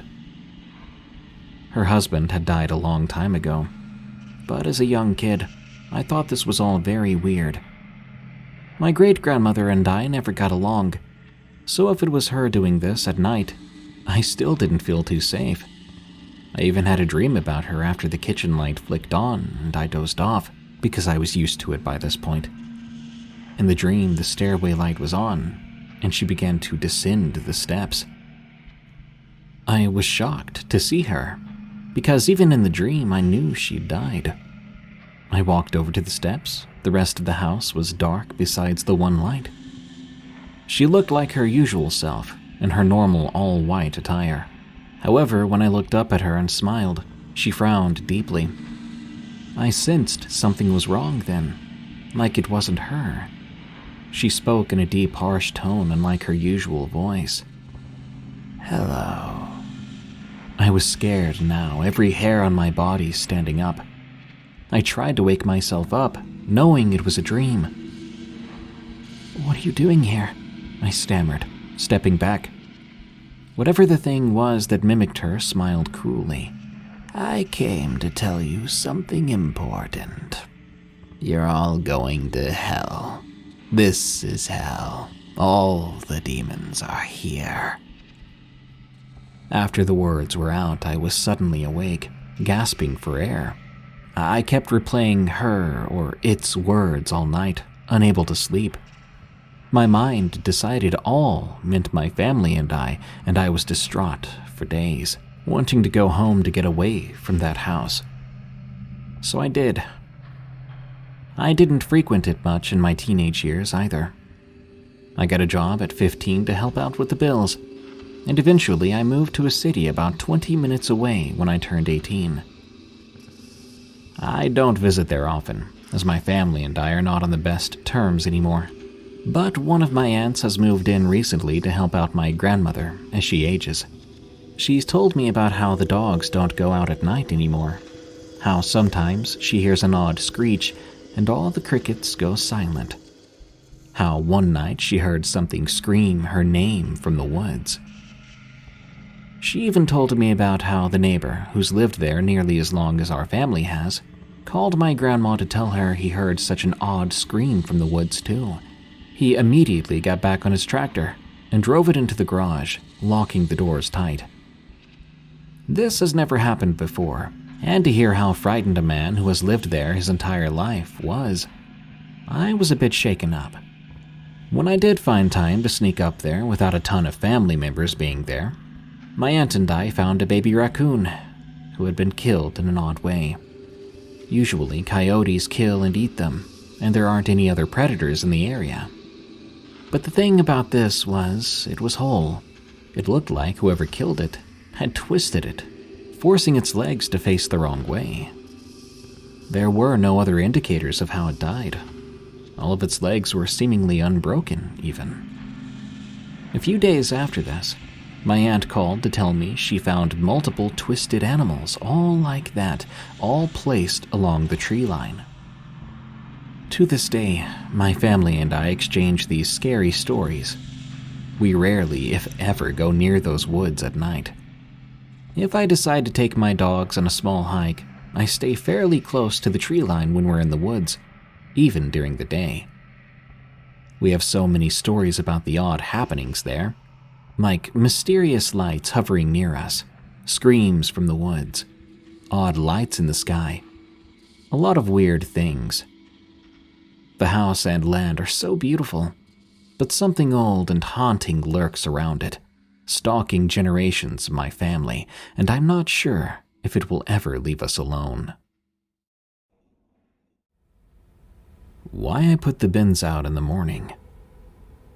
From RD in Hull. I can't help but wonder if this may be connected to my previous story, titled Stinker in the Fields, which was a detailed encounter with Hull's local dogman/werewolf back in 2002. Now, I'm not the healthiest of people. Back in 2020, I came down with a fairly bad chest infection, the long-term consequences of which have left my mobility and general health severely hampered. As a result, my sleep pattern is generally shot, and I spend a good chunk of time at my desk, be it passing out to sleep in a rather comfortable chair, or reading, writing, or doing mundane tasks. It's fairly close to one of my windows, and as a result, I often get a decent view of the street outside and the goings-on of the night. For the most part, there's not much happening. The odd drunk, the odd stray cat or dog, nothing too special. Now, there is a standard weekly practice. Each week the bins are put out, and my downstairs neighbor is rather passive-aggressive, so his current way of trying to cause problems for me is to put the bins out ridiculously early each week. The local council advises that the bin is to be put out on the morning of the collection day, between 6 to 7 a.m., but a lot of people tend to be a bit more lazy, putting the bin out the night before. This is fine, but should the bins end up damaged or stolen, the council treats that as the tenant's liability and responsibility to replace. However, my downstairs neighbor has taken this to new levels. The day before, the weekend before, at one point, an entire week before. Then he complains to the support workers that I never put the bins out, which is a bit rich, considering he's sticking them outside days in advance, and I'm not going to compete with him to see who can put the bins out earlier. The unfortunate consequences of this weren't too obvious until early one month. Downstairs had put the bins out 2 days early, rather frustratingly on a Saturday, which meant they would sit there until Tuesday. Now, recently, with my health declining as it had, I got back into a lot of the interests that I had forgotten about or had put to one side to be a responsible adult. I realized you simply cannot just carve out chunks of your life to be a good cog in the machine, because when you break, the machine doesn't care.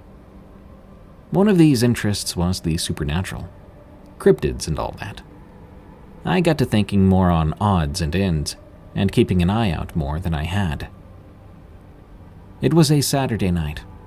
I'd fallen asleep in my chair simply because the couch I used as a bed wasn't sitting right with me for some reason, and the recent heat wave made it really uncomfortable to do much other than be a puddle. My sleep pattern, being as erratic as it is, tends to mean I drift in and out for a few hours at a time, suffering fatigue and exhaustion during the day. As such, I woke up about 2 to 3 in the morning, as I usually do. After having a bit of a stretch and deciding to stand up, I looked outside my window. As to be expected, it was quiet. The windows were open, the street was fairly empty save the awkwardness of our bins having been shoved out onto the curbside. The air was pleasant, with just the right coolness to it. But it was at that point I realized something was off. It was quiet, but too quiet. It was uncanny. There was no traffic on the nearby roads, no cats yowling and fighting, not even the skittering of the odd rat. Just this cold, eerie stillness sitting in the area. If I were a smart man, I would have backed away, even closed the windows or pulled them as shut as I could without drawing attention. Instead, I continued to look out, glancing down the street. I live on a street where there is a row of terraced houses, which leads to a street of elderly bungalows at the bottom, and further streets splitting off of terraced houses north and south along that street. Connected to the southern streets is a footpath, which runs through a good chunk of the city, enclosed by trees and wild shrubbery, going through a number of more open and run-down areas. Not quite parks, but not quite wilderness. Just an attempt to tame it, such that it's a bit out of hand. People walk their dogs down there. People dump rubbish down there. For the most part, it's just a convenient cut-through to other parts of the city. From the bottom end of the street, I noticed a large figure.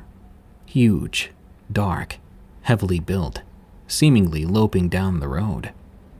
At first, I thought perhaps it's a stray dog, roaming down the street looking for scraps. A Saturday night would be ideal for a stray, as the average drunk will happily share their takeaway with a good pupper, and the homeless often take care of animals as well. But after a few moments of watching, in this cool silence, I realized this wasn't a dog. It was too big. The bins stand just shy of 4 feet in height, and this animal was coming up to them, hunched over, roughly the same height. I watched and frowned, the back of my mind starting to play back the events of some 21 years ago. And unfortunately, I got to see as it stood up roughly halfway down the street from my flat, from my bins. It towered over those bins, twice their height, and I watched as it seemed to be inspecting them, looking around them as though scavenging for food. I mean, why wouldn't it? A busy city, plenty of rubbish going out each day. And people quickly blame kids playing pranks or spiteful neighbors for knocked over bins with contents scattered about. No one would ever think of a dogman, not a werewolf as a likely candidate. My heart raced. I shrank down against the wall, peeking out the window cautiously as the beast dropped down and continued to lope down the street, bin to bin. It would sniff each one.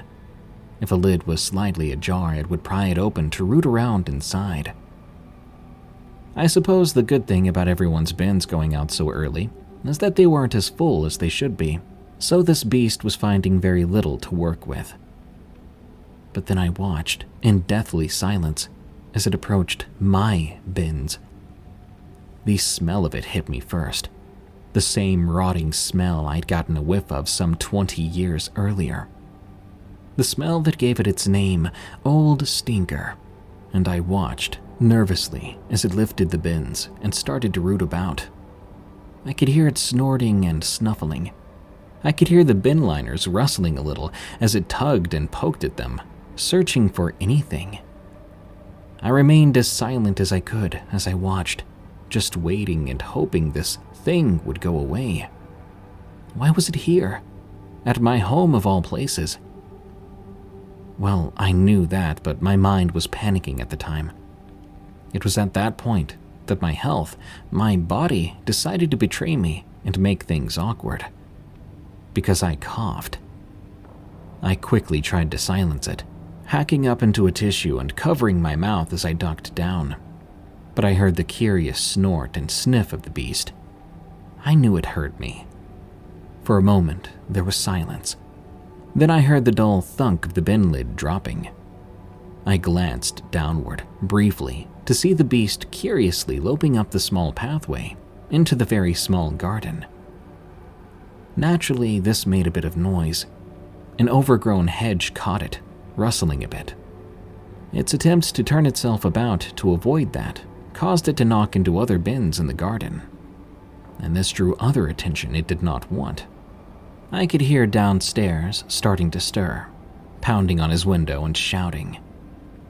I glanced to see lights coming on across the road, and I even heard another neighbor starting to gripe about whoever was making that noise.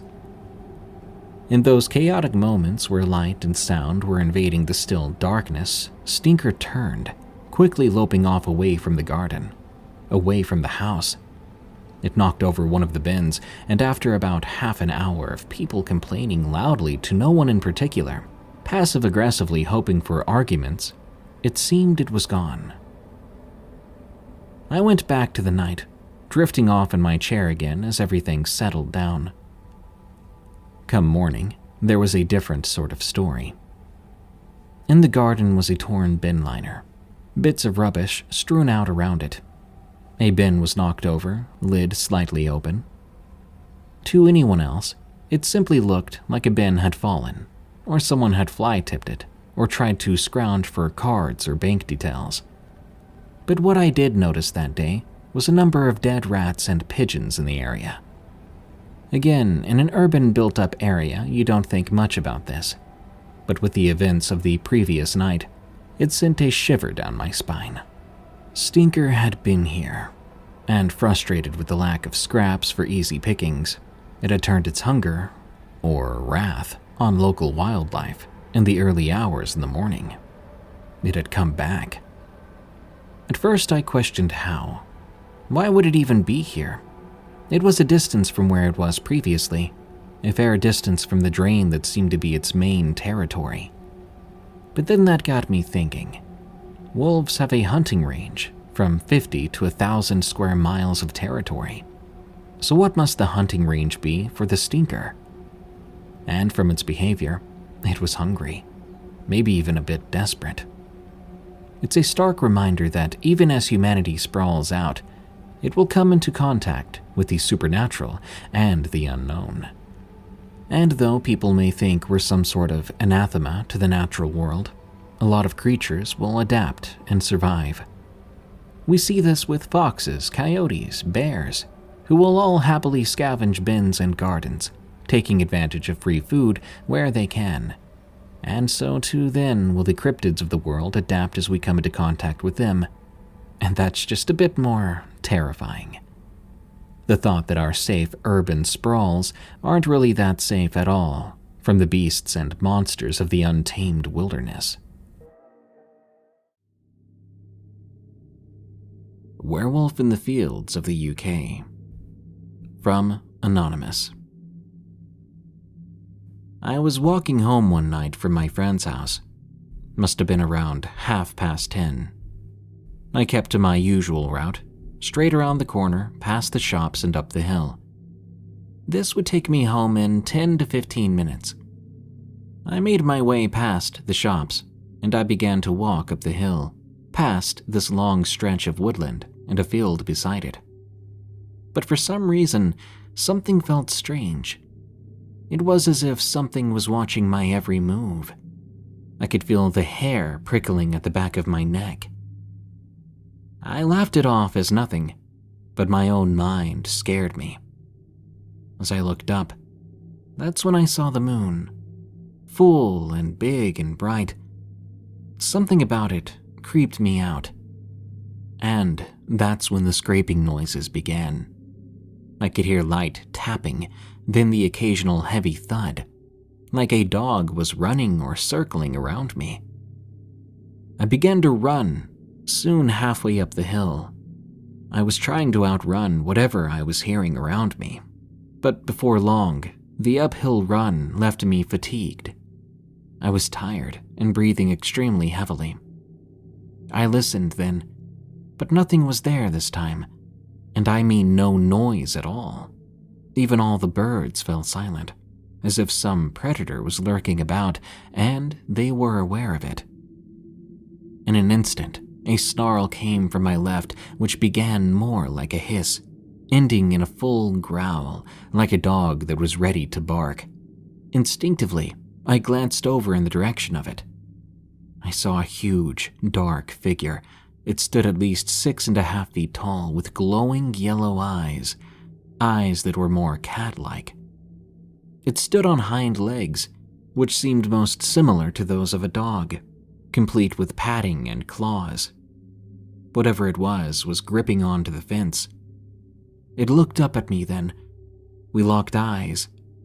I tried to back up, but I was shaking, and I soon caught my foot on a rock and fell. By the time I quickly glanced back up towards it, there was nothing.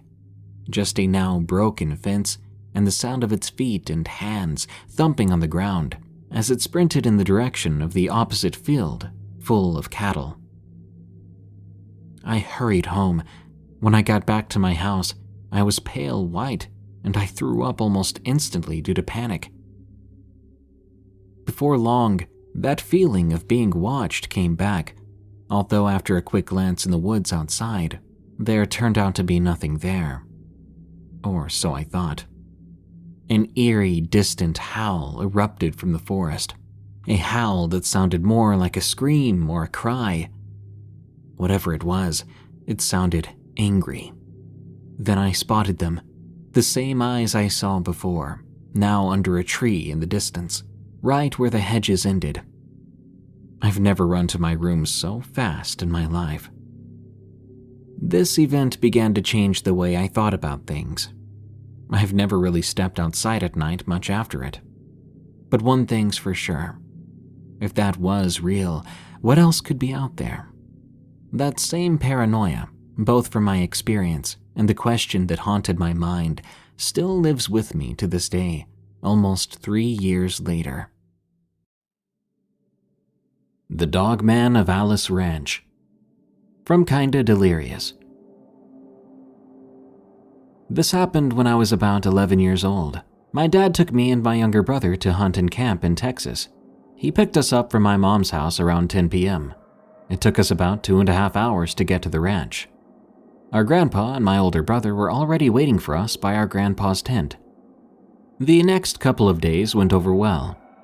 One day our dad woke us up at around 5 in the morning to get us ready for some deer hunting. He'd walked us to one of the blinds and left me and my little brother at one, while he took my older brother with him to another spot a good mile or so from ours. Our grandpa had his blind away from me and my younger brother's blind to make sure we didn't do anything stupid, as kids sometimes do. A few hours went by.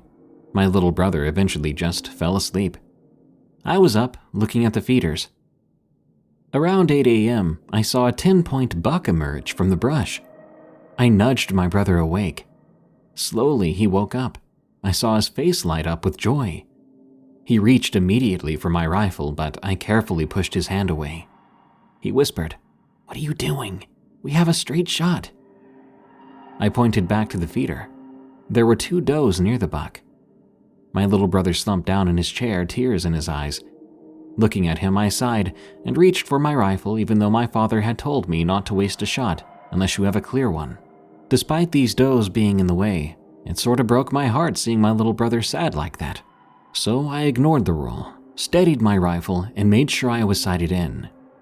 A couple of minutes passed by, but it felt like forever before I was finally able to take a shot. It landed right on the buck's shoulder. My little brother had been watching the whole thing. He was so excited. We were ready then to step out of the blind. But when we did, I heard a rustling in front of us. Even though I'd already landed a buck, I got excited at the thought of landing another, being the overconfident kid I was. I took my aim and held my breath. Then I peered into the scope to take a look. That was the worst thing I could ever do. At the same time, my brother grabbed a flashlight and shone it out into the dark. The beam landed right on that thing. This beast had the head of a German shepherd, but it had the body of a bodybuilder. Right away when the beam hit it, it snapped its head in our direction. I thought it was just a weird and big dog. Then it ran straight at our blind. I heard a loud thud against the walls. Fear had set in with my little brother and me. Then what I feared most had come true. I looked up at the blind's window. There it was. That thing. It had black fur covering its upper body. Its lips curled back, bearing yellowish canine teeth, some of which were covered in a deep red substance. The loud footsteps circled us faster and faster. Then, out of nowhere, they stopped. I wondered how long that would last. The door handle shook violently then. That creature was trying to open the blind. I aimed my rifle at the door, using one hand to place my brother behind me. As the door pried open, I saw that it was just my grandpa. He'd heard my little brother screaming. With rifle in hand, he had left his blind to see what was going on. He took us and ran with us to our father's blind. He told my dad that my little brother had screamed. After asking what happened, my little brother just muttered, "Wolf." We went back to camp. That night was worse to come. Around 3 a.m., I woke up to the sound of a loud and menacing howl. I stood from my sleeping bag and peered outside. I saw the outline of a humanoid thing at the tree line. I ducked back into my sleeping bag, crying, telling myself it wasn't real, it was just a dream. How wrong I was. I heard loud and quick footsteps running straight towards the tent. I gathered the courage to look up, to take a peek at the thin tent window. That thing's hands, yes, human-like hands, ending in long black claws and red piercing eyes, sat right at the window. It was there, just peering down at me. Eventually, it walked back into the woods. The following day, I went to the blind again with my dad and older brother. This time, my little brother went with my grandpa. We never got the buck I'd shot, so we were going back for it now. Well, when we found it, it had already been decimated. Its stomach had been ripped open, legs torn up and twisted, antlers almost completely chewed through. After that day, I never went camping or hunting there again. My girlfriend's strange creature encounter in Cape May. From Sneeves 0426. This story is from my girlfriend's perspective. She still to this day has no idea what she encountered. It happened to me back in 2018. I arrived in this small rural town near Cape May. The company I was working for at the time was sending me to go door to door advertising cable and Wi-Fi that they wanted me to sell. I was getting weird vibes all throughout the day, as the town itself was very small and a bit creepy, with people staring at me or giving me the cold shoulder for the entire day. It seemed like a lot of the townsfolk that I encountered that day were on edge, and it was a weird, tense atmosphere that I shrugged off, as people are weird all the time. I continued doing my job, chugging a Red Bull to keep me going, which didn't affect me at all, surprisingly. Besides the weird atmosphere, the scenery was actually quite pretty once you got off the main road. I had to stop at different streets and somewhere in the woods on long and seemingly beautiful endless roads. It was quite scenic. Just before sunset, I was scheduled to visit a few houses on a small peninsula. To get to this peninsula, you had to go down a very long road, past a summer camp area, past a trailer park, past the woods, and then you finally find yourself in a small open area with a bay marsh, a couple small expensive houses, and shore access. The houses were so close to the water it seemed to be a code violation, but I'm sure they were built to withstand storms since they did look so expensive. Every house had its own theme, and the area was mostly deserted. Only one house had someone inside at the time, whom I had talked to after knocking on his door. I was so distracted looking at the houses and scenery that I didn't notice how fast sunset was approaching. I came to the realization that I should start heading back then, to avoid being alone on that long deserted pathway in the woods. As a smaller female, I'm never comfortable after dark in isolated places, especially without cell service. I was making my way down the path. So far, so good, as it wasn't completely dark yet. As I approached the wooded area of the road, I was walking a bit faster, as there were no streetlights and the sunlight was rapidly disappearing. As I walked at a decently fast pace, I noticed something. The woods were eerily quiet. All the life that I was hearing before was gone. Crickets, birds, no, just pure silence. I stopped in my tracks and I got chills down my spine as I felt the feeling that I was being watched. I looked around the dark woods for any sudden movements. Then, like clockwork, something up ahead made its way out of the tree line. It looked to be some type of large animal. My brain went into overdrive analyzing whatever this animal was. Was it a bear? A dog? No, it looked too large to be a dog. Though I was intimidated by its large size, whatever it was had not noticed me yet. Even though I was scared, I also didn't want to walk back and go into that one man's house. As a woman, I'd rather take my chances with a wild animal than be alone with a man I didn't know in a deserted holiday neighborhood. Suddenly, as I was thinking this, the large animal in the distance had finally noticed my presence. It was observing me, not entirely sure of what to do with me. There wasn't enough light anymore for me to see the animal's face, but I felt unusually frightened. Whatever I was looking at was definitely too big to even be a black bear. I mean, its shoulder height on all fours was about 5 feet or more, which is more comparable to the size of a brown bear. The mass on this creature was extensive, as the outline of what I could see looked more like a wolf on steroids. It was extremely muscular. I also noticed the outline of its face was very similar to that of a German shepherd or a wolf. It had those pointed, perked ears and a long snout. In the heat of the moment, I could only hear the sound of my heart palpitating as fear and adrenaline started to crawl its way into my bloodstream. It felt as if time stood still. Then it dawned on me. What I was looking at was not a normal animal. It simply was too big to be any animal that I could recognize from New Jersey's catalog of fauna. And if it wanted to attack me, I would be powerless against it. It was just too big. Though, to calm myself down, I threw out the idea that this creature was out of the ordinary. I felt like this could be rationalized somehow. I made my brain go back to the idea of this being maybe a large dog or coyote. I did not believe in cryptids, and I was completely unaware at the time of what size coyotes were supposed to be, so I made a quick decision. Realizing that this could very well be a life or death situation, I came to the conclusion that this very large dog-like creature was probably a skittish coyote that I could scare off, at least temporarily, to calm down my nerves. What other choice did I have? The longer I kept standing there, the more aggressive I might come off to this animal, and I didn't want it to get territorial or get the idea that I was easy prey. So I decided I would make the most hideous, loud, confusing, and startling scream/howl I could muster, and just sprint the rest of the way.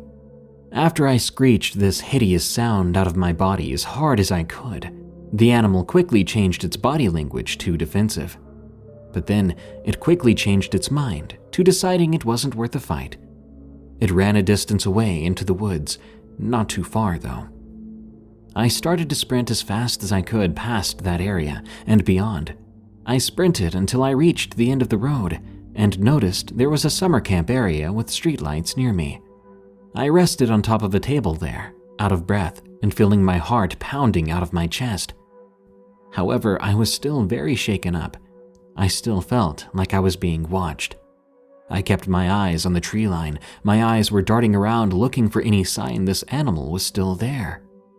Once I felt that the coast was clear, I located the next house I was scheduled to visit, and I quickly made my way over. There I met a nice family who ended up buying cable from me, and I told them what had happened to me that night and how I was treated by the locals.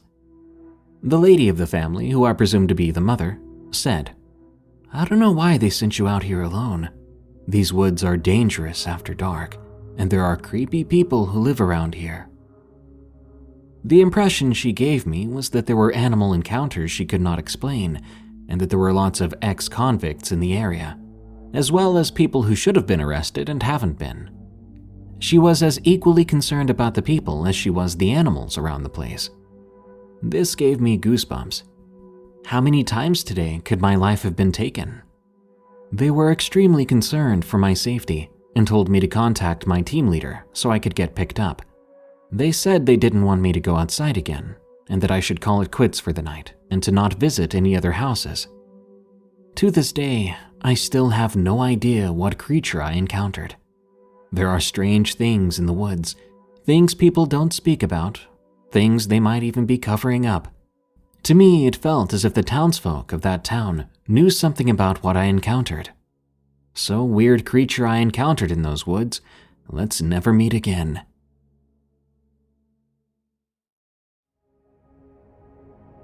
Werewolf Attack from J. Xune. I'm not even sure where to start with this. It pains me to even think about it, because it only happened a week ago. But I'll do my best. You can call me Jay. I'm a 21-year-old guy, and last week I decided to take the trip from LA to my boyfriend's house in Wyoming.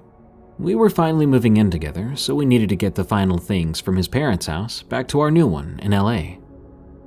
It was around a 15-hour trip there and a 15-hour trip back, so I stopped along the way in Utah for a day. After all, my friend lives there. I had no issues for most of the journey until I stupidly decided I'd drive the last 8 hours straight during the night. I was about an hour outside of Salt Lake City. It was around 1 a.m. I was driving through a forested road when it happened. There was a decapitated deer in the road, which made me bring my car to a stop. It was right slap bang in the middle, blocking me from getting by as the road was narrow. My entire surroundings were pitch black, with my headlights being the only source of light, except for the moon. The moon might have been full at the time. I really can't remember well, as it didn't even cross my mind to check at the moment.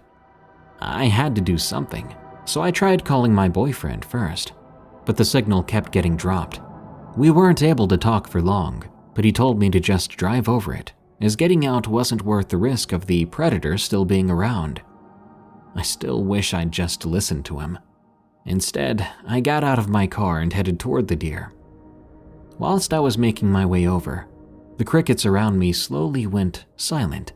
Soon the only sound I could hear was my car engine, which really made me feel unsettled. I just wanted to get out of there. So I took hold of the deer's legs and I started to drag it out of the way, into the shrubbery on the side. I was not about to touch the head. It was what happened then that shook me to my core. When I'd finished dealing with the deer's body, I wiped my hands clean on my shirt and looked up at my car. Sure enough, there it was, right next to my open car door. It was 7 to 8 feet tall, covered in dark hair, standing on 2 feet. Its eyes were like yours or mine, but bloodshot, and I mean extremely bloodshot. Its pupils were a kind of yellowish orange, and one of its hands was clenching my car door. I can still see those thick, long claws scraping into the glass window. It was looking right into my soul, panting and frowning like it was full of rage at me. So much so that its mouth was opening slowly, revealing long canine teeth. I froze there, like a deer in the headlights. Pretty ironic considering the headlights were on me now. I didn't know what to do, but I slowly took a step back. As I did that, it took a step towards me. Its legs were jointed like a dog's. This creature didn't even look like a standard werewolf that you would see in a movie. More like a wolf man or a dog man.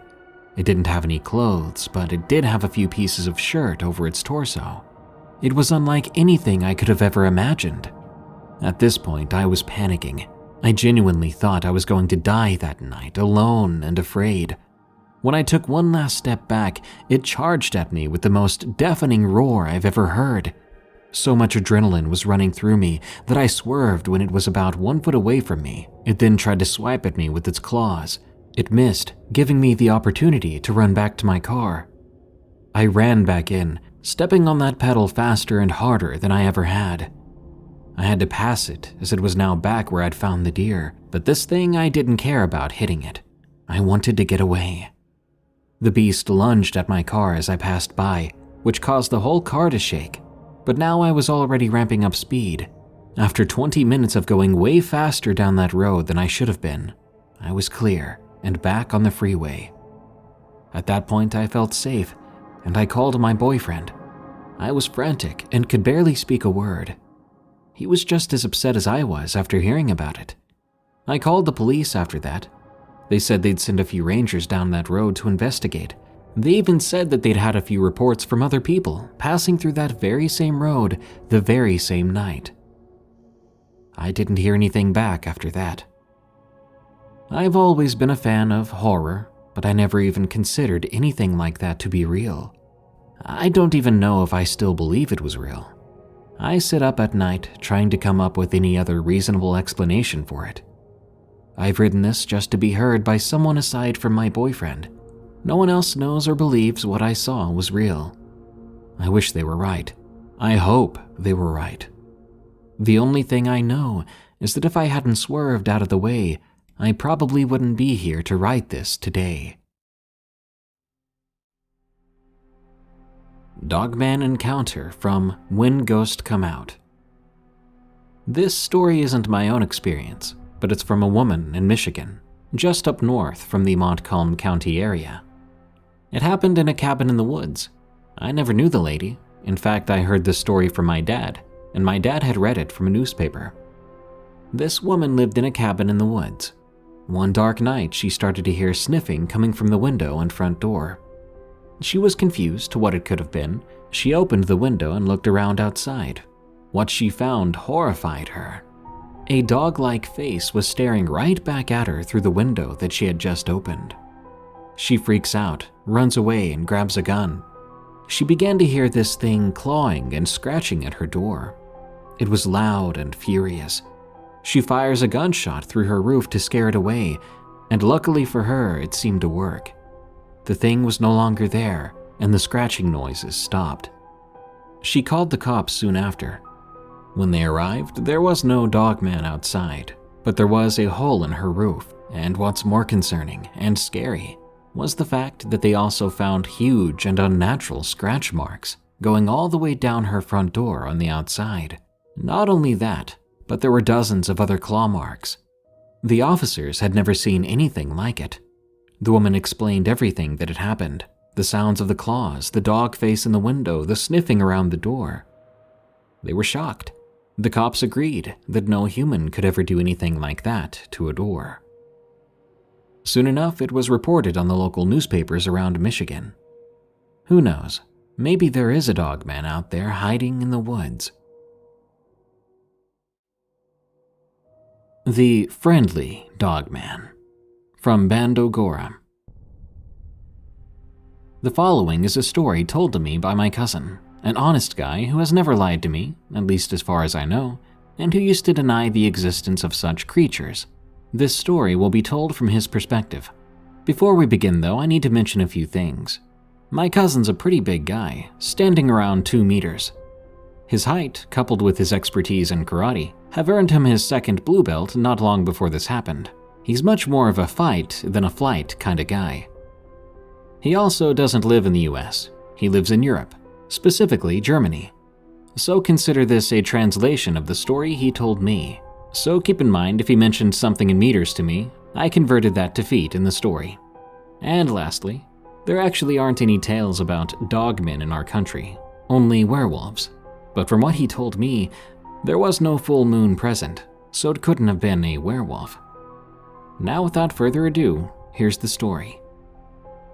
Me and 2 of my friends decided to go camping at the forest area near our town after spending so much time indoors due to you-know-what. We met at my house as it was the closest to the road leading to the forest. Once there, we loaded our camping equipment into the car of one of my friends. We would be camping that night, and the sun was already setting. However, it was later than planned because one of my friends had to work an extra hour. There wasn't much sunlight left when we arrived. We got to work quickly setting everything up. While my friends unloaded the car and set up the tents, I was out collecting firewood. I was at it for about half an hour. I'd gone deeper into the woods when, suddenly, I heard some heavy footsteps, along with a wolf-like growl behind me. This was definitely odd, since wolves haven't been native to this forest for centuries, having been wiped out by farmers to protect their livestock. I put down my wood I'd gathered, and I began to turn around, slowly. What I saw next I'll never forget. Standing several feet away from me, on its hind legs, was a large creature covered in dark gray fur. It had a wolf-like face and piercing yellow eyes. It was nearly 8 feet tall. I had to look up at it. But what somehow shocked me even more than the creature itself was what it was carrying in its long arms. It was a young girl. I couldn't tell whether she was still breathing or not, but I also couldn't make out any blood or wounds. While I stared at the girl, the creature took another step towards me. Then it bent down until its snout was about an inch away from my face. I could feel the air coming out of its nose as it sniffed me, inhaling my scent. After what felt like forever, it suddenly backed off again. After it took a few steps back, it crouched down, placing the girl on the ground in front of me. Then it got down on all 4 legs and gave me a last growl, as if to say that I should leave these woods. Then it ran back the way it came at such high speed that I was glad it wasn't chasing me. I looked at it running away for a moment before I heard the girl asking quietly whether the creature was gone. I replied with a yes and asked her whether she was all right while helping her up. She replied yes as well. I noticed she had a few bruises on her face. I asked her where those came from. She told me that those were not from the creature, but from her abusive stepfather.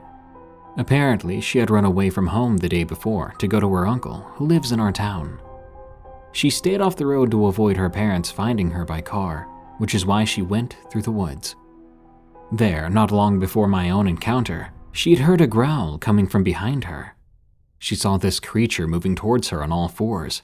She told me she had heard that one should play dead when being approached by a predator, and so she did just that. But before long, she felt herself being picked up and carried away by this creature. Since she didn't want to risk doing anything to upset the creature, she simply didn't move.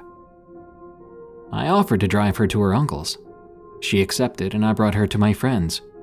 I told them she was on her way to her uncle's and that I found her in the woods. But knowing they wouldn't believe the rest of the story, I didn't say anything about the creature.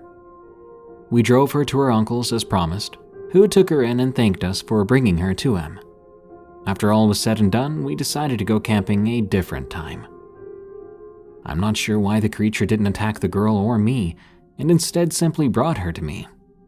Obviously, I'm glad it happened that way. Still, I don't know if I ever want to meet it again. Who knows whether it's still so benevolent when it's hungry. Wolfman in the Suburbs, from Lucky 12. I live in the suburbs of Salt Lake City. My house is about 20 miles from the nearest forest or mountain. This happened one night. I woke up around 4 a.m. because my mouth was so dry. My room is on the 2nd floor of my house, so I had to go downstairs to get a drink. When I got back upstairs, I got back in bed and began to fall back to sleep. A couple of minutes went by when suddenly the hair on my arm stood up. The first thing I did was look around the room to make sure that whatever was making my hair stand up like that wasn't in the room with me. I've had some weird things happen in my room, as well as the area outside my room. After making sure the coast was clear, I stood up and walked over to the blinds. It was then that I knew whatever was making me feel this way had to be outside.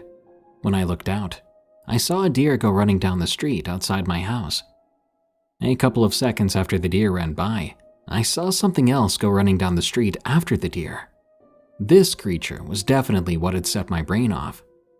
The creature was covered in thick dark fur. It had large human-like hands with long claws instead of fingers. Its legs looked human, but sort of backwards. It also had a wolf-like head. It was tall, about 2/3 the height of the light post outside my window. It was also extremely fast. It covered the 150 feet of my street in what seemed to be a few seconds. After seeing that, I could not fall asleep, and for a while, I was a bit too scared to even look outside. I don't really believe in the paranormal, but I do like listening to such stories. I always look for a good explanation for everything. I'm starting to believe there are things that we haven't officially discovered yet. Later on after that night, my sister saw the same creature walking down the street. This confirms that I actually did see it, and that it wasn't just a dream. She gave the same description, except she actually saw its eyes. She described them as orangey red. Uncomfortably, I decided to continue on, knowing that I was probably fairly close to the leisure center/gym that indicated the only real turn of my journey and the start of another long stretch of road, which would eventually lead to civilization. Hopefully, whatever I'd heard would be content to stay behind in those fields. Maybe it was a deer. Maybe it was some unseen barnyard critter put out to field that I couldn't make out in the dark.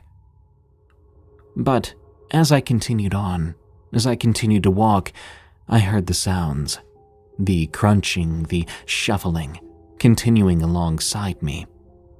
It was still quiet, still cold. The silence was still heavy in the air elsewhere. At this point, I was beginning to pick up my pace, hoping that whatever seemed to be following me would be content to stay in the fields. Or, even better, stuck there behind the chicken wire fence, tatty barbed wire, and dodgy electric fences that bordered them. But after a few moments, the sounds continued, picking up pace themselves. Now, I know it wasn't me. I wasn't hearing an echo of myself. I was walking in sneakers on a damp, grassy verge. Nothing was going to crunch that loudly, and I certainly wasn't that heavy. I paused again then, looking about once more, peering towards the fields as I slowly kept walking along the verge on the opposite side of the road.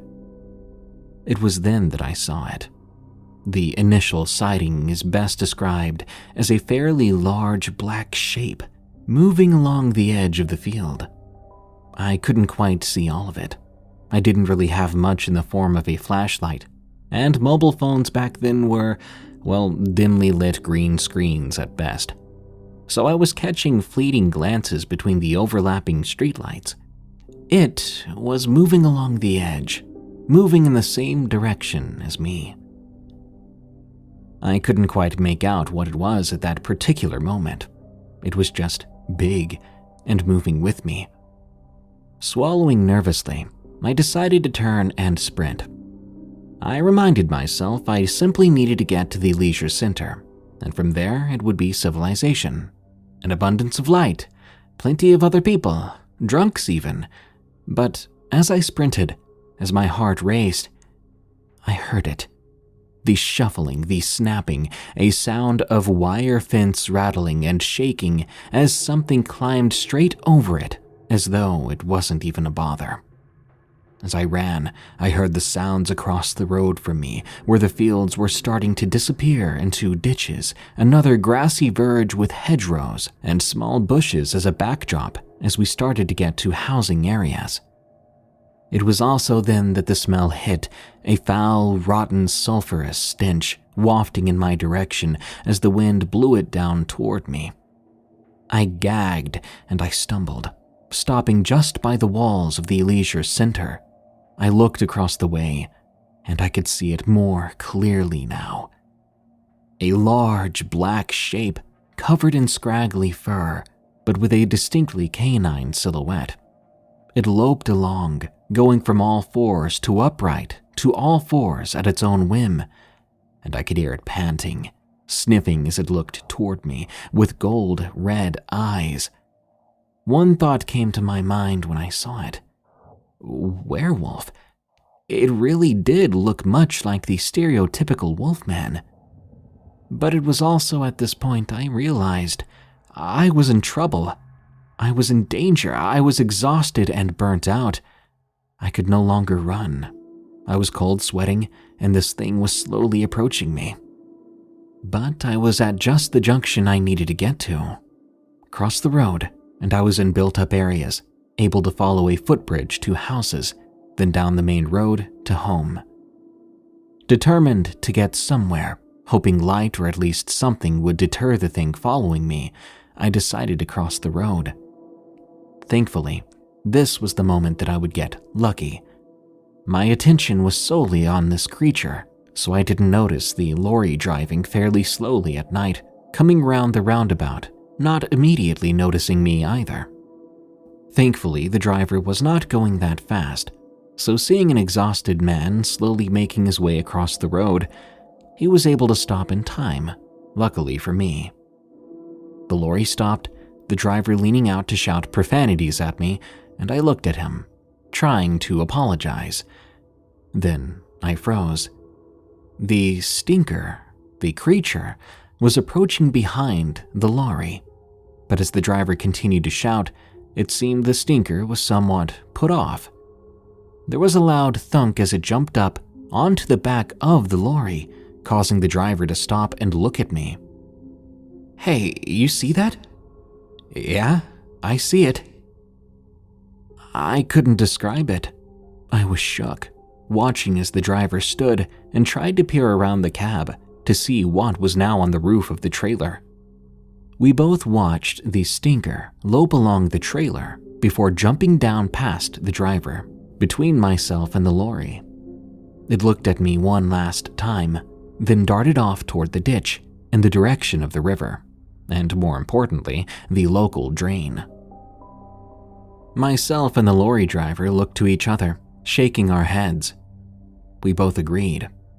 Probably a big stray dog. But both of us knew what we saw wasn't right. The rest of my trip home was fairly uneventful. I got in just past 3:30 a.m., clambering up the stairs to my room to collapse and sleep the following day away.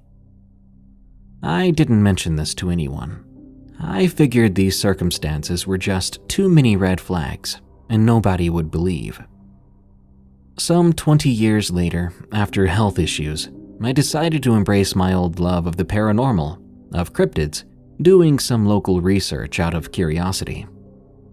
Old Stinker is Hull's local werewolf, having been spotted for a number of decades. Its name comes from the smell, the rotting, sulfurous stench of its breath. It's been spotted along the industrial estates, particularly along the Barnston Drain, where the route I'd taken that night was fairly close to. I'd been hunted by Old Stinker, stalked in the cold night, and only escaped due to circumstantial luck. I suppose he thought that one lone student may have been easy prey, but throw in a lorry and an irate yelling man, and it's no longer so easy. For that, I am thankful. I will say that since this encounter, I made it a point to not walk long distances in the middle of the night through lonely back roads. It's one thing to stumble back through built-up areas where there's CCTV on every corner and plenty of people around at all hours, be they drunk, homeless, or stumbling home just as you are, opposed to walking back in dead silence through poor lighting, no cameras, and the chance the last things to see you alive might be a sheep or a pony. Werewolf or Skinwalker? From Lost Soul J. I was 9 at the time this experience happened. I am 21 now. Before I begin, I'll give a little information. Back then, I was living with my mom. We were living in these people's garage, which was renovated into a type of apartment. It was one big space with a kitchen and a bathroom. As you entered the apartment through the door, you entered mine and my mom's bedroom. Now, this door didn't lock. Our apartment was about 30 feet away from the main gate, which was attached to the brick wall that surrounded the rest of the property. It wasn't a very high wall, and there were trees lined up in front of the wall. The yard was big, and there was a swing that was connected to the treehouse, which belonged to the landlord's son. For the sake of the story, let's call him Ethan. Now let me tell you my story. One night, my mom went out, so I was left alone. As far as I knew, the landlords weren't home at the time either. Otherwise, Ethan and I would have had sleepovers or just played together. I decided to sit outside the apartment to enjoy the cool night's breeze. I was minding my own business when I got the most dreaded feeling that I was not alone, that I was being watched. I scanned my surroundings to find the cause of this feeling, and finally, my gaze fell on the gate. The street was well lit, and I could see the outlines of the trees, but I couldn't see anything out of the ordinary, not until movement by the gate caught my eye. It looked to be the outline of a head crouched behind where the wall and the gate met. I could not make out much, but I could make out a pair of ears, and I could tell the head was covered in fur. If I listened carefully, too, I could hear panting. Now, my first thought was that this was a dog, but that thought left rather quickly as its head snapped up. Now, I saw a 7-foot frame towering over the wall, and I could see that it was all covered in fur, and it was standing on 2 legs like a man. Its head then turned to face me, and I could feel my heart pounding. I slowly got up, making my way to the door, and I didn't take my eyes off of it in case it moved. I began to cry in fear and frustration as I tried to close the door without looking for the handle because I didn't want to turn away from this creature. After a few seconds, the beast put its arms on the gate, and I could see the outlines of sharp and long claws. And that was it for me. I looked at the door then, grabbed it, and slammed it closed without another look. I put what little weight I had against it and kept the door closed. I stayed very still and listened closely. I could hear footsteps before long. They were coming to the door, and I began to full-on panic, tears streaming down my face. Then I heard a low growl right outside. I felt it beginning to push at the door, almost enough to open it. The growling grew louder. I know what I did was possibly the worst thing to do in that situation, but remember, I was a terrified child. I screamed at the top of my lungs, as loud as I possibly could. The growling stopped, and after a few seconds, I stopped screaming. I thought I could hear footsteps leaving. I waited a long time before quietly moving away from the door and fetching a chair, putting it in front of the door. I then tried to move very quietly, going to the kitchen and grabbing one of my mom's biggest kitchen knives. Then I went to hide under the bed, which faced the direction of the door. I tried staying awake for a while, but from pure fear and exhaustion, I fell asleep. Some time later, I woke up to the sound of the door opening and the chair being pushed aside. I clutched the knife in my hands, only to hear a familiar voice and see a pair of ugly pink sneakers that I knew were my mom's. I rushed out from under the bed, leaving the knife there and hugging her. She held me back and didn't even ask why I was under the bed. I could tell she was just exhausted. I decided not to say anything as I let her go to bed, and I made my way to the door to look outside. It was daylight then.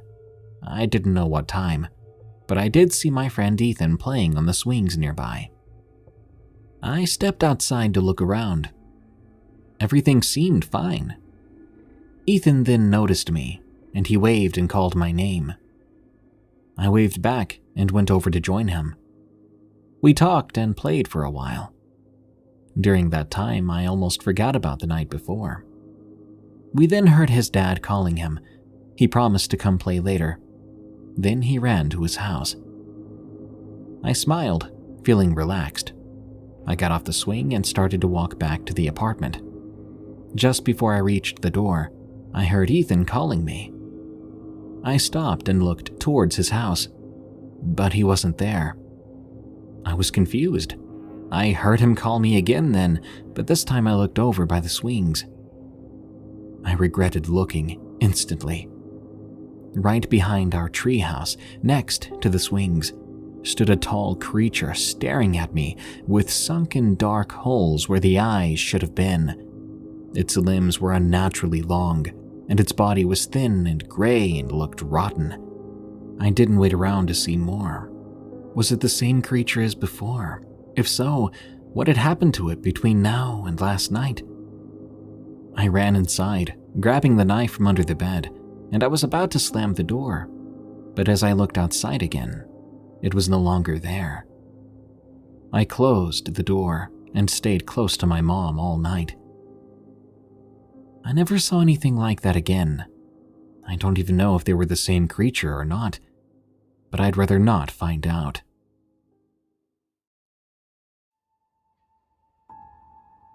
I saw a werewolf twice. From Swiss Dog.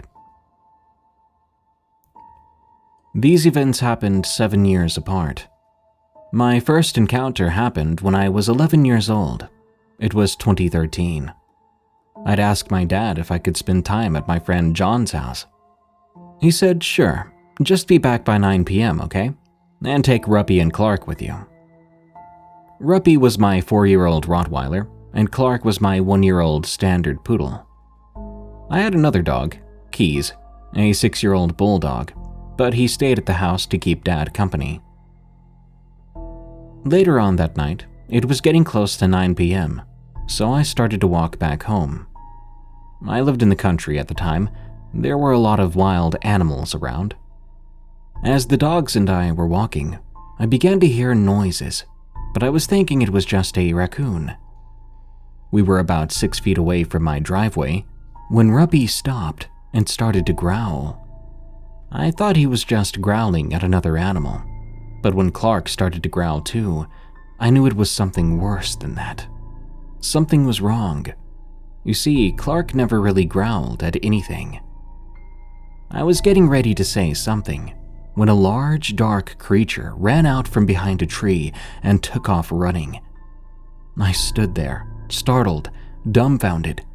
From what I saw, I remember thinking right there, that couldn't be real, right? My dogs and I then ran and ran until we made it back home to the front door. We burst through, and Dad said, "What in the world?" before he slammed the door and grabbed his gun. My dad looked at me and said, "Stay inside, there's something out there." Fast forward to 2020. I was 18. Clark and Keys were gone by then.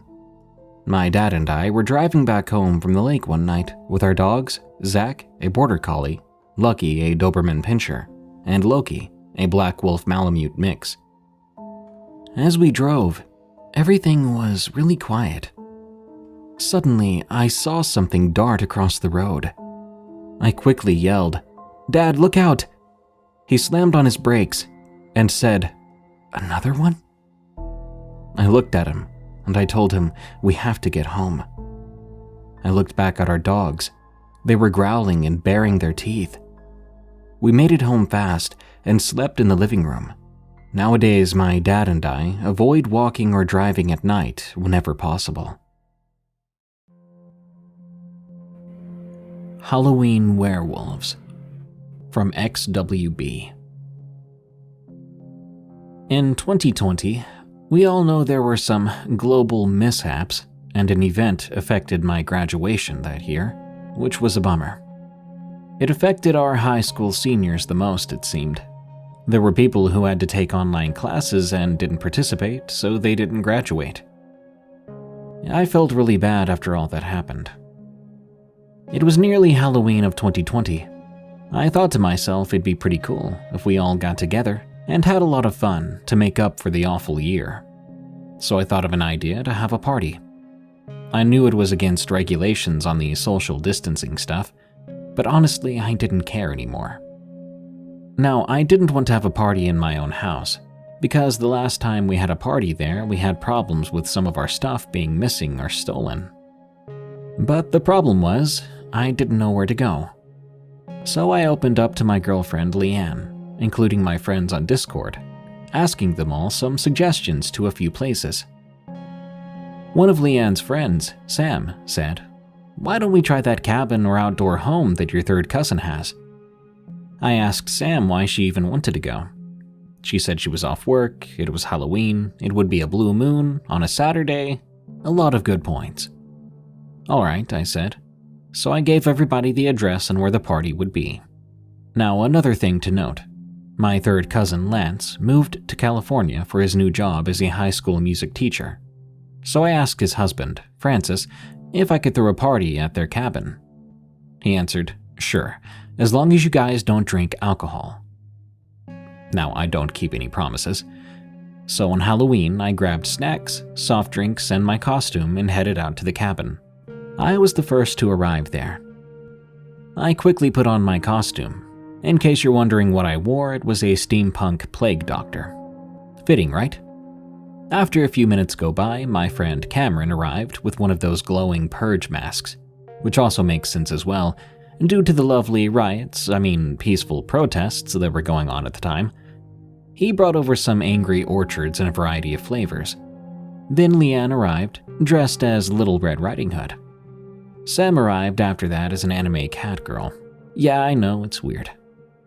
Finally, another friend of mine, Adam, arrived as a Call of Duty Zombies character. I think it was Dr. Edward Richtofen. After my friends arrived, we partied, drank, and played some games. Then we watched some of the Saw movies, all together having a good time. Now, something you should know is that I experienced something of a cryptid sighting here before. I truly believe at one point that I saw a werewolf at this cabin. You may have heard the story before. Narrator's note, if you want to hear the original story, it was featured in the episode titled 4 Horrifying Creatures Hunting People in the Woods, which was episode 278 of the Unexplained Encounters podcast. Now back to the story. I had shared this story with this group of friends, and Sam especially was inquisitive of it. At this point in the night, Sam kept demanding that we go outside into the woods to find this elusive werewolf. Having been terrified of the creature before, I thought this was a terrible idea. So I replied to her, you know what? If you want to go out in the woods in the dark all by yourself, then be my guest. If you get attacked or even killed by that thing out there, I'm not coming to rescue you. I said this not to be mean, just to scare her into thinking it would be a bad idea.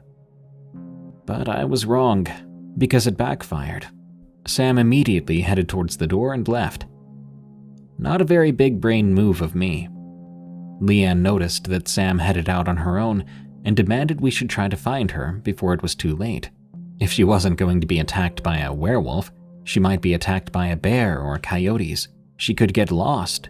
With a sigh, I agreed. Adam wanted to stay in the cabin because he was a bit afraid of the stories I've told. He was also scared of the typical wildlife out there. I can understand that. As silly as this may sound, the three of us grabbed our flashlights. We went out into the woods with our costumes on, looking for a friend. All the while, there might be some sort of monster on the loose. It might sound silly, but I can assure you this legitimately happened. Stupid? Yeah, we can agree on that. We were walking along the wooded road, and it wasn't long before I noticed that something was wrong. I turned to my right and didn't see anything weird, but I swear I heard something. Then it clicked. The noise, the position it came from, it was the exact same as 2 years ago. The only way to prove this was to do exactly as I did before. I told the guys to stop walking. And just as I predicted, the noises nearby stopped too. We were being followed. I whispered to them, "Do you have any weapons?" Cameron replied, "Yeah, I've got a pocket knife. Will that work?" "Are you kidding me? No." Well, I wasn't expecting to be stalked. Suddenly, we heard someone running behind us. We turned around, horrified, only to see Sam, petrified. Leanne immediately exclaimed, "Sam, thank goodness you're okay." Sam replied right away, "No, I'm not okay. Do I look okay?" "What happened?" She answered as I looked around, making sure the coast was clear. "I just went out to walk, wondering if I could see the same thing that Javier saw. I heard something behind me and I'm sorry, you were right." I looked over to Sam then, confused. "So, you saw it?" She nodded rapidly. "Yes, huge tail, snout, everything." As soon as she said that, my heart dropped. If she hadn't been the one making the noises near us, then what was it? I looked down the road, and I saw it, the same creature that I stared down 2 years ago. We were reunited, face to face, only this time it was nearly 5 or 6 feet away. Holy crap. What? Leanne asked, then looked over and saw what I was seeing. She was speechless then. Before long, we all saw it. The creature before us made a loud growl. Then we began to hear branches breaking around us. There was more than one of them. I'd always believed there was just one. Leanne clinged on to me, and I wondered if we were about to die. Then, as if by some miracle, a gunshot was fired in the distance. These creatures scurried off in a hurry. "What just happened?" Cameron yelled out.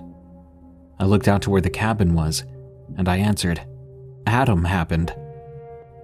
We headed quickly back to the cabin, where we found a zombie target with a bullet hole in it, and Adam was sitting on the front porch, holding what looked to be a hunting rifle. He'd been doing target practice, and just happened to possibly have saved our lives. "Hey guys," Adam said, "you look like you saw a ghost or something." Cameron took his mask off and asked, "Where the heck did you get that gun?" "I brought it with me in case we wanted to do some shooting practice. Is that a problem?" No, I think you saved our lives." We told Adam we'd explain tomorrow. For the time being, we went inside and had some drinks. Werewolf sightings around the suburbs of Denver. From C. Philly 100.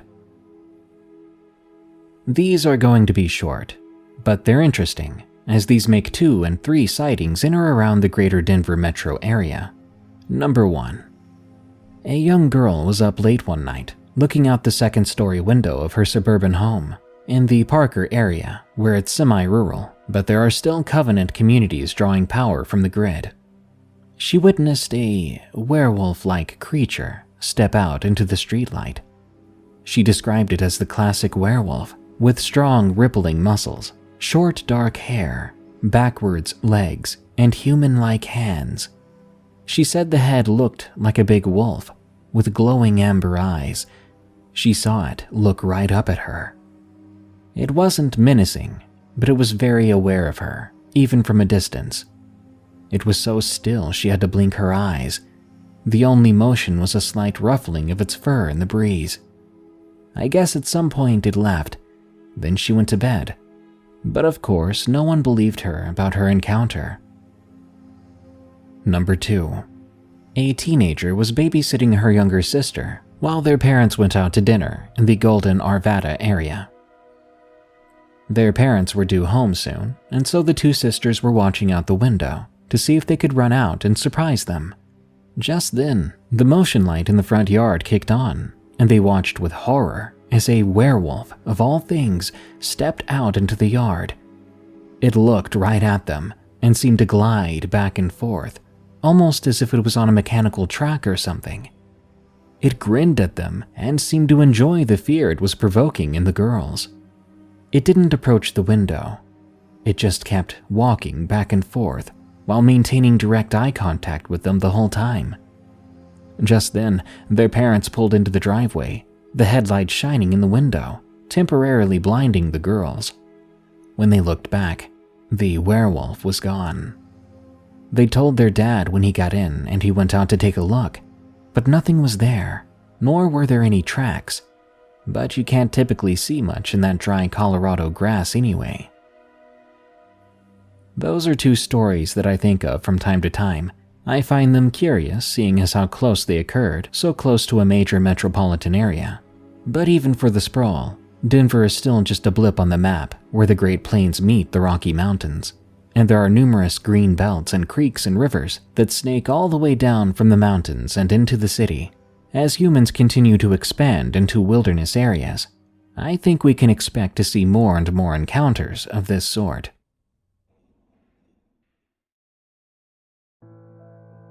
Possible werewolf encounter in Jamestown, Colorado. collected by C. Philly 100.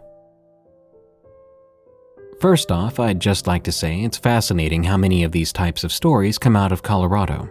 But I think the reasons for that are twofold.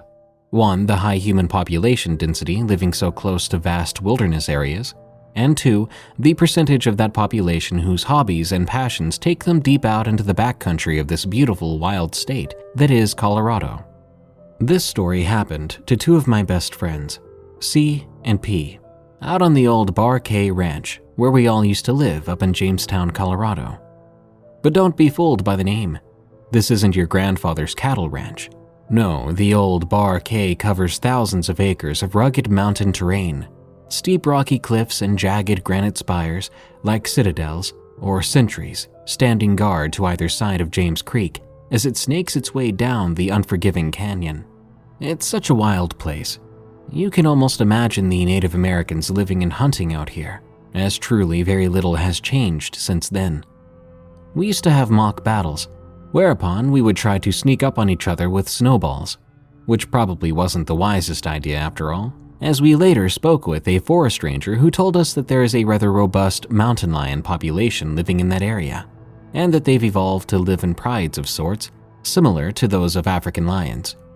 And we would see lots of tracks too, including cougar, bobcat, coyote, and bear tracks, not to mention scat. Wolves have also made their way back down into northern Colorado as well, and there's a known pack not too far away from there.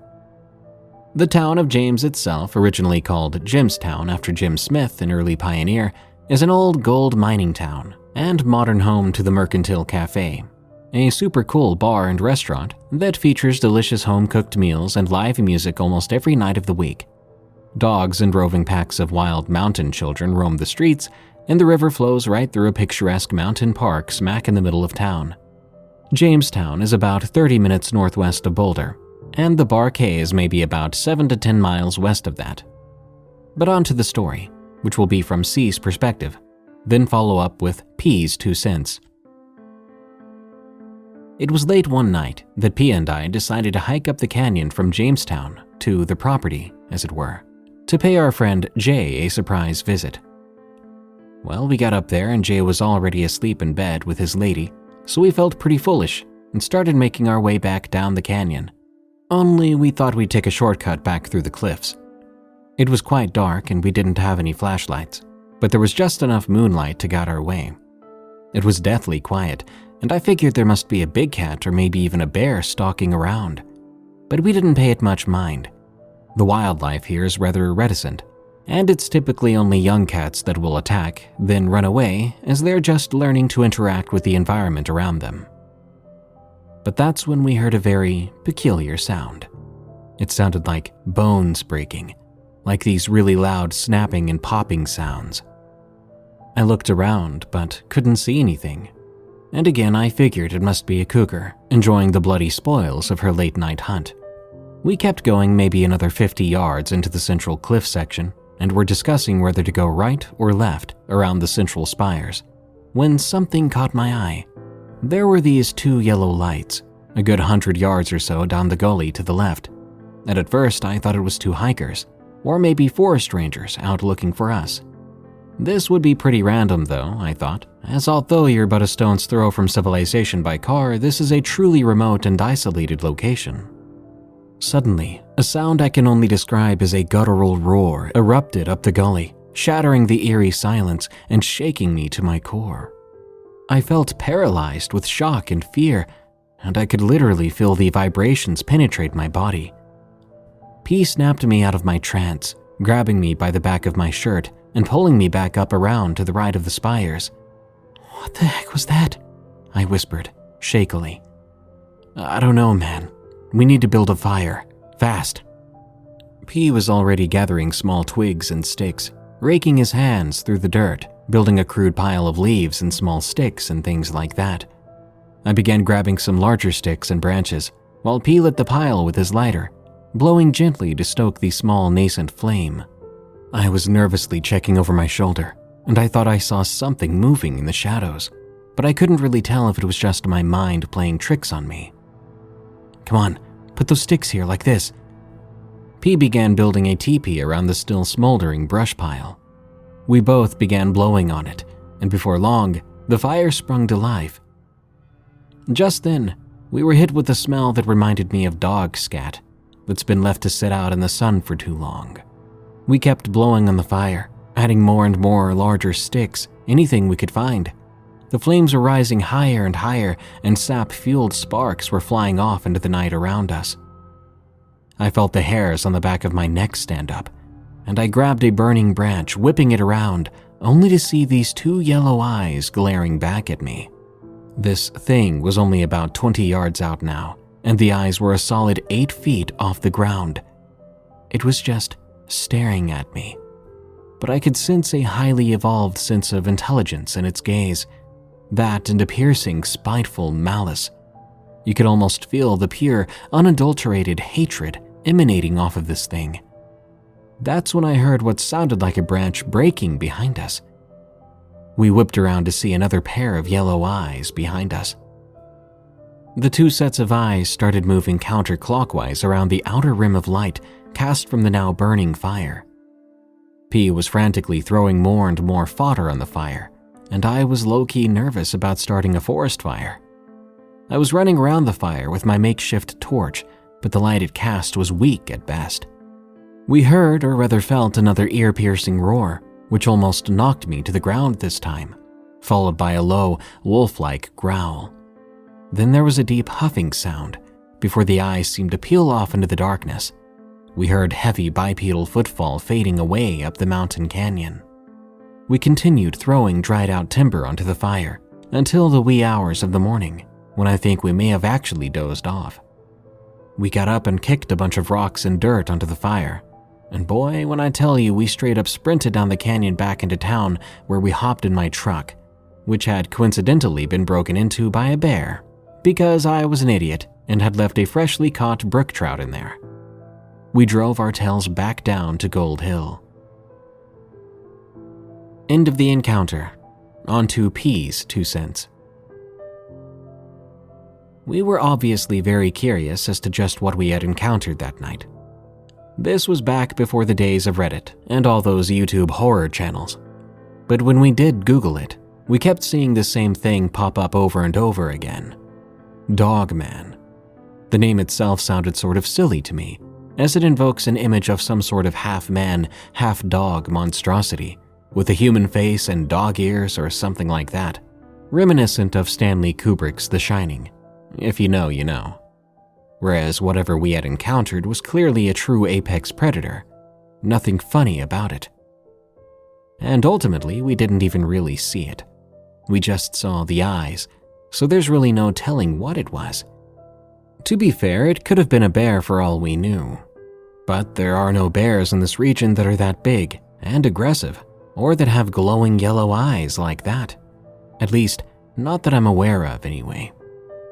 These beasts or entities, whatever you want to call them, seem to be more territorial than anything.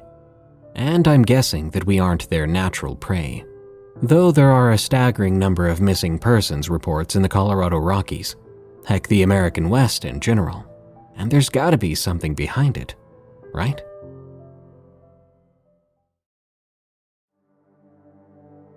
The Hunt in the Woods.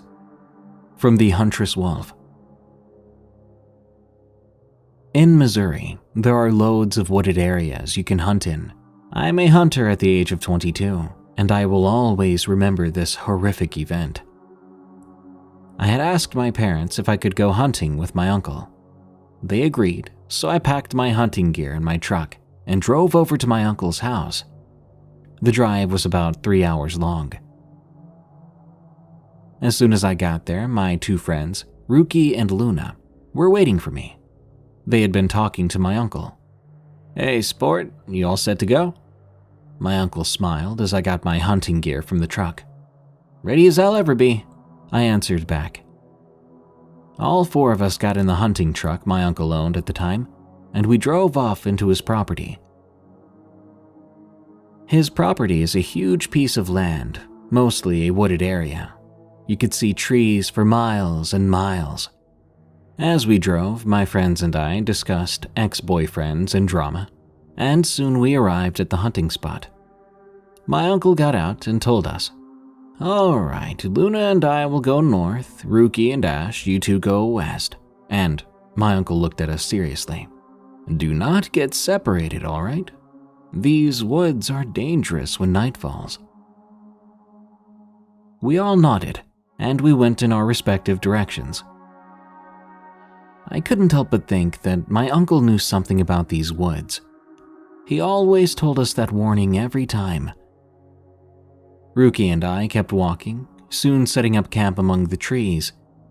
I had with me a rifle and pistol, and Rookie had his 9-gauge and a small pistol just in case. We sat and waited as the sun began to go down. Suddenly, from the dark, I heard a branch snap.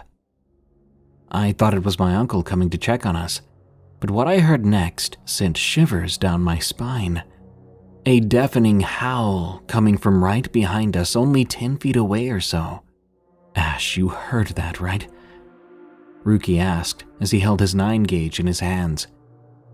Yeah, I heard it," I replied, holding my rifle close as the sound of heavy footsteps got closer and closer.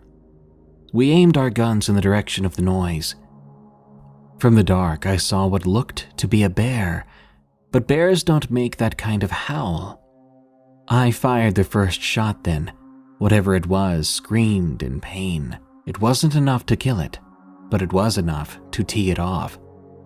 We looked at each other and ran. We soon heard it behind us, chasing us. I whistled the kind of whistle my uncle had taught me whenever I was in trouble or needed help if we were far away. At the same time, I heard Rookie taking 2 shots at the thing behind us before reloading his 9-gauge. When my eyes adjusted, I turned around as I ran, getting a better look at our pursuer. It looked like a person with a wolf skull, but the way it moved and looked everywhere else, I couldn't tell if it was man or something else. 2 more gunshots rang out, hitting the creature in the head and in the chest. It was my uncle and Luna. I remember thinking this couldn't be real. Whatever this creature was had taken multiple shots and was not slowing down. We made it back to the truck, and after we climbed in, the creature jumped onto it. As we drove away, we managed to shake the creature off. It rolled onto the ground, howling again. As soon as we made it back to the house, we locked all the doors, every window, and even the basement. My uncle called a Cherokee friend that lived down the road for help. He said that we should not leave the house until morning. We went into our rooms and fell into light, scared slumber. When the next day came, our Cherokee friend came by, performing a blessing ritual on us and the house. "What do you think it was?" my uncle asked his friend, as he gave an odd look. "Something whose name we cannot speak." That gave me shivers. At the time, I remember thinking it was a werewolf, but the thought of something like a Wendigo or skinwalker being in Missouri, that's creepy. Never go into the woods alone or unarmed.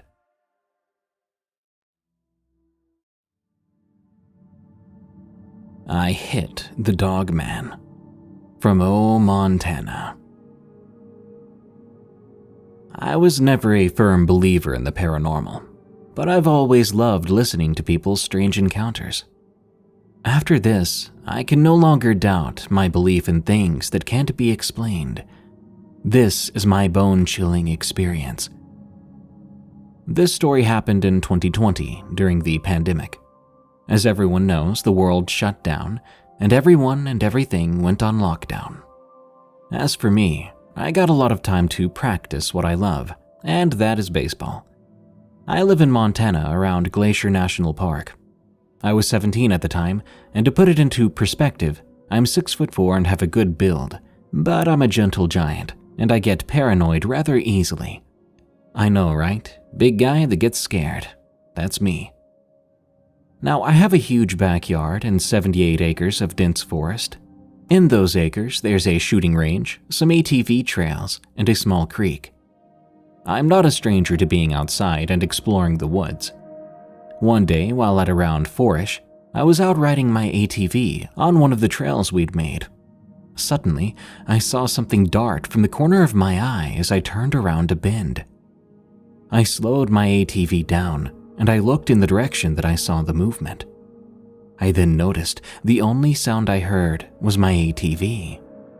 So, me being a curious fellow, I turned off my ATV and listened. It was dead silent out there. I swear even the forest itself was on mute. That's when I heard it. Footsteps crunching leaves and sticks. These were slow and heavy footsteps. I could tell it was deliberately trying to be quiet. Then, no later than 5 seconds after I turned off the ATV, the footsteps stopped. Growing up outdoors and in the woods, when it goes dead silent like that, when not even the bugs are heard, that means something dangerous is on the prowl.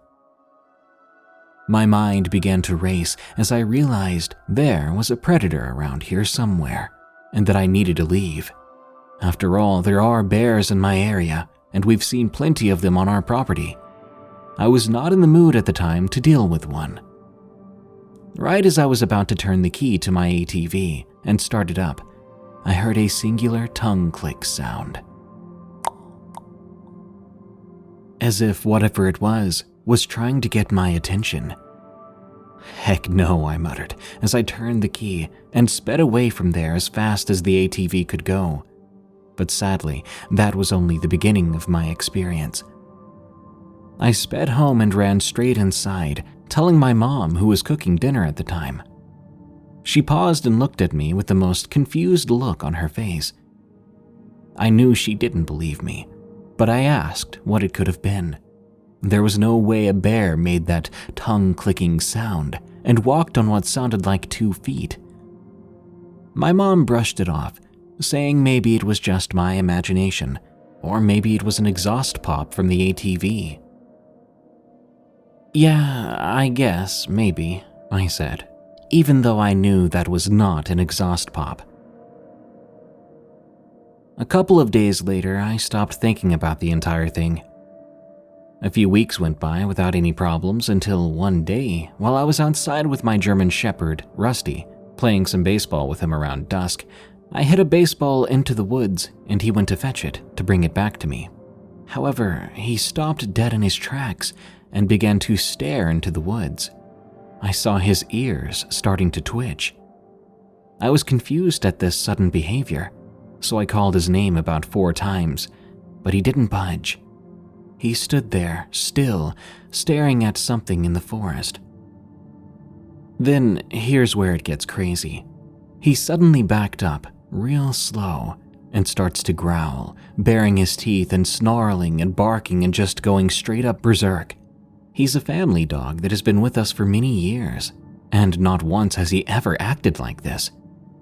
My mind was in a panic, because I'm like, oh crap, he just teed off something, possibly a bear. I start to run over to him, making really loud noises to see if I could scare off this bear, or whatever it was. That's when it jumps out at Rusty. I must have been 30 feet from Rusty at this point, and I was dumbfounded, horrified. The creature that jumped out was like another German Shepherd, but twice his size. It had dark brown fur. It had the head of a German Shepherd, but its eyes were bloodshot, and they were glaring at me. Its legs were all bent backward. It had human hands with claws that looked like daggers. It stood about 6 feet tall, and it seemed extremely skinny, as if it was malnourished. Instantly I knew from the stories I'd heard that this was a dogman or werewolf.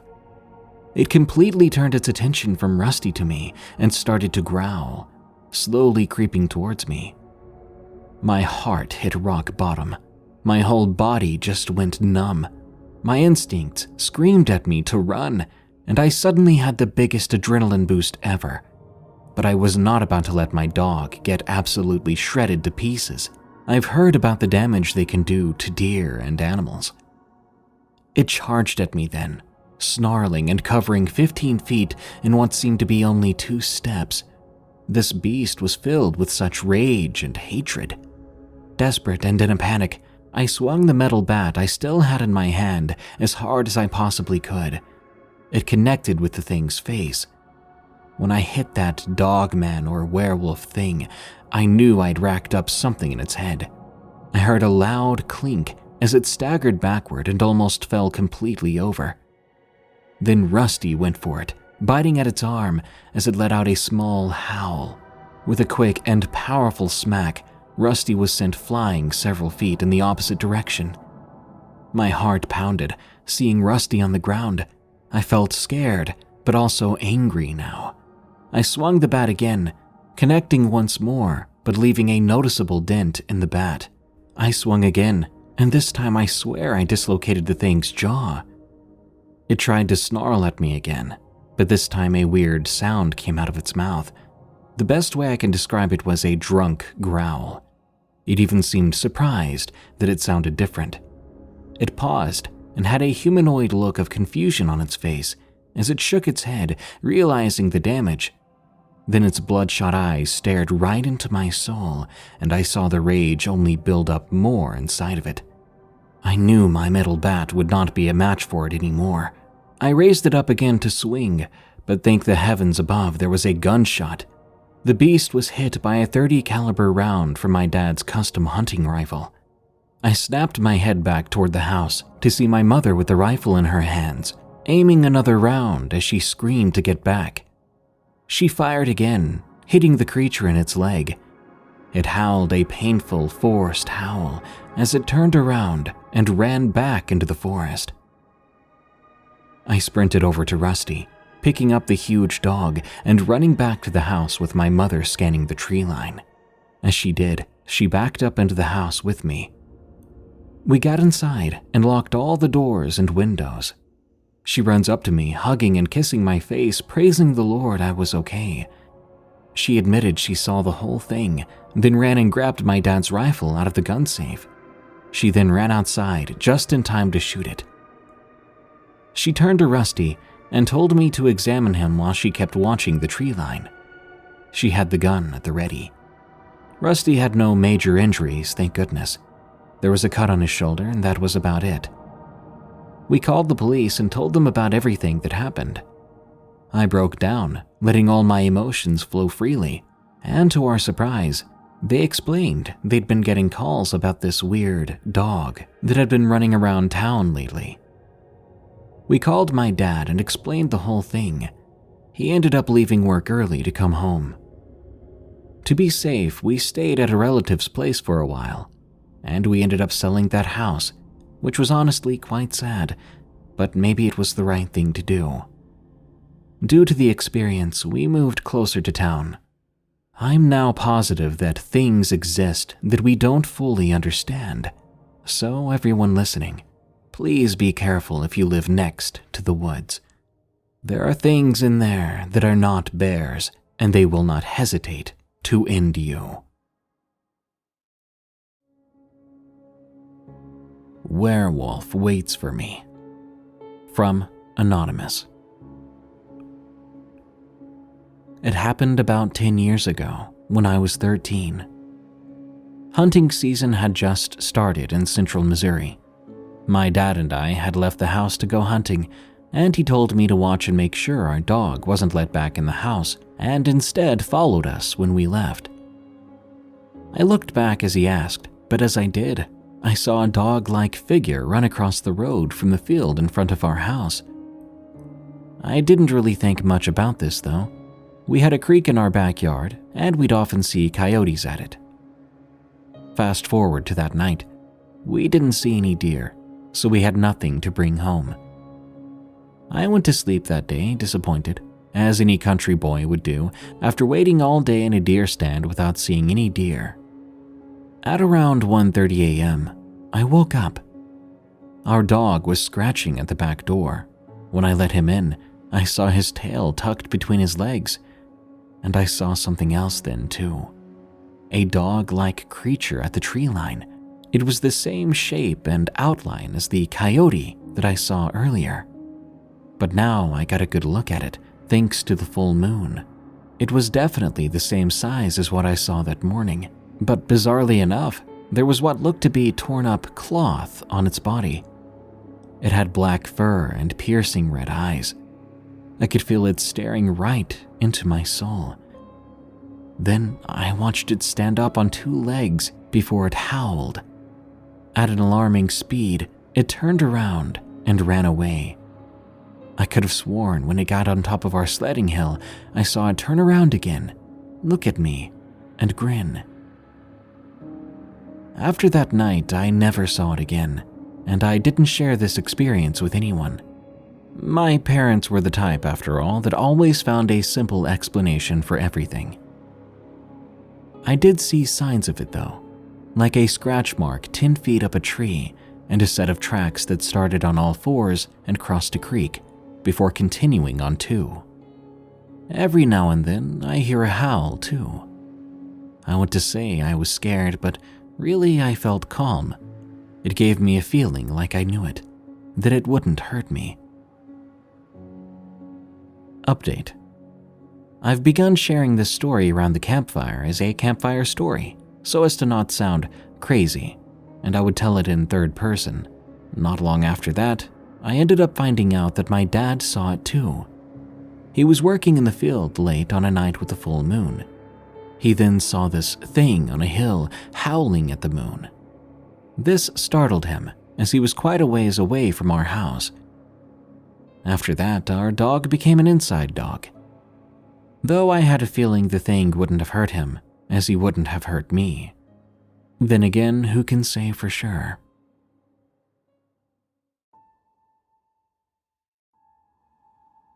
Followed by a werewolf. From Peak.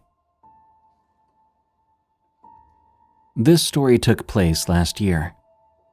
I live in a small town near a national park. I've been there all my life, and probably won't be leaving anytime soon.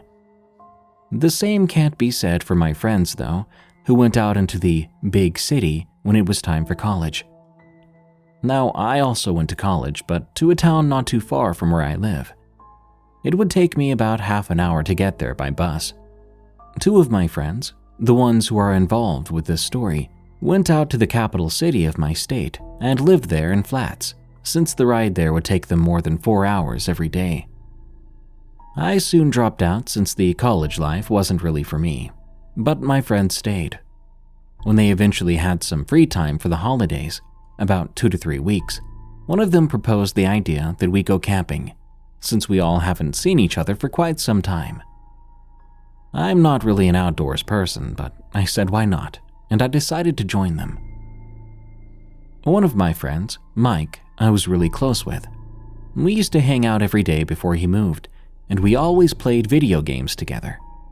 With the other friend, however, Gabe, I wasn't really that close. I did know him from primary school, but I didn't really talk to him much. We would chat here and there when we were in a group chat or on Discord, but nothing outside of those interactions. Originally, there were supposed to be 4 of us, but one person declined, so it was just us 3. Mike and Gabe were pretty good friends though, so I wasn't worried that it would get awkward on our trip.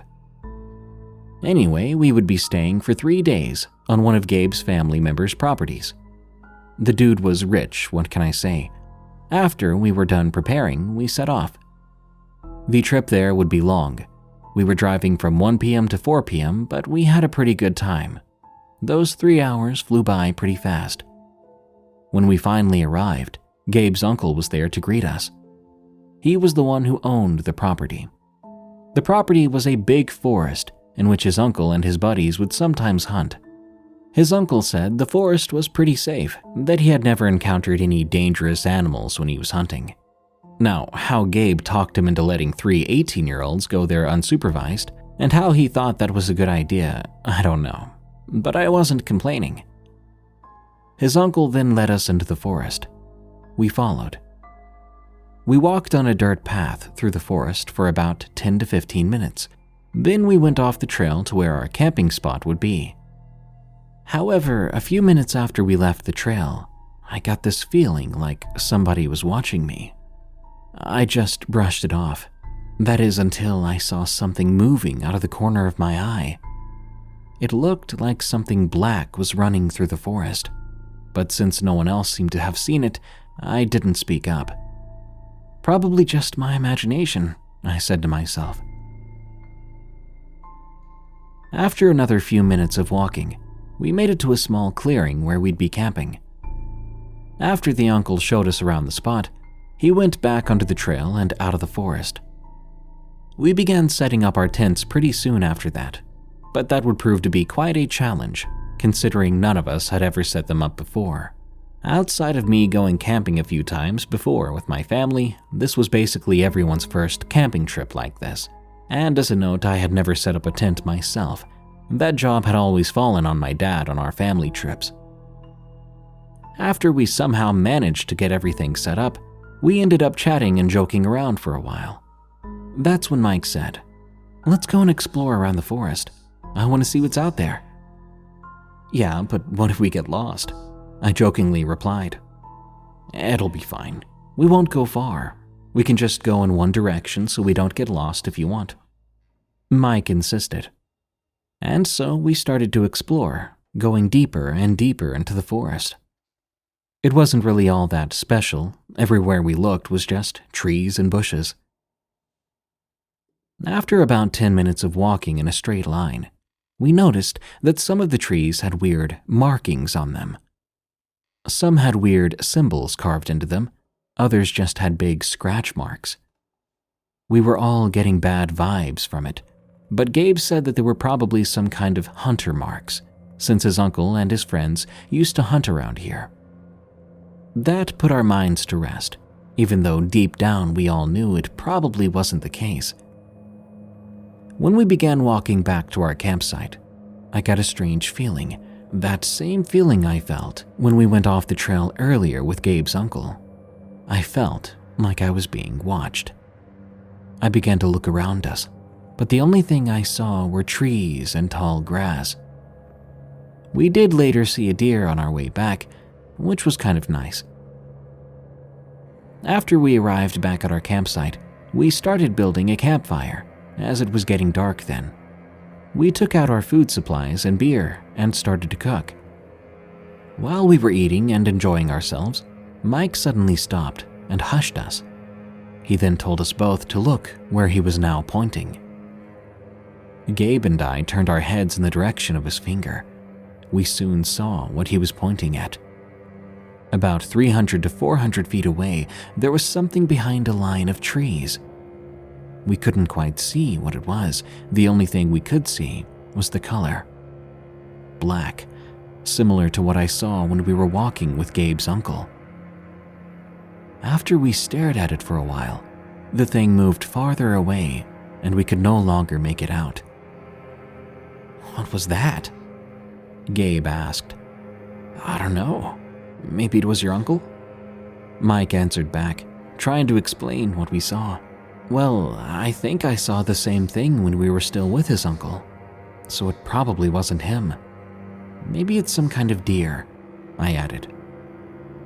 Do solid black deer even exist?"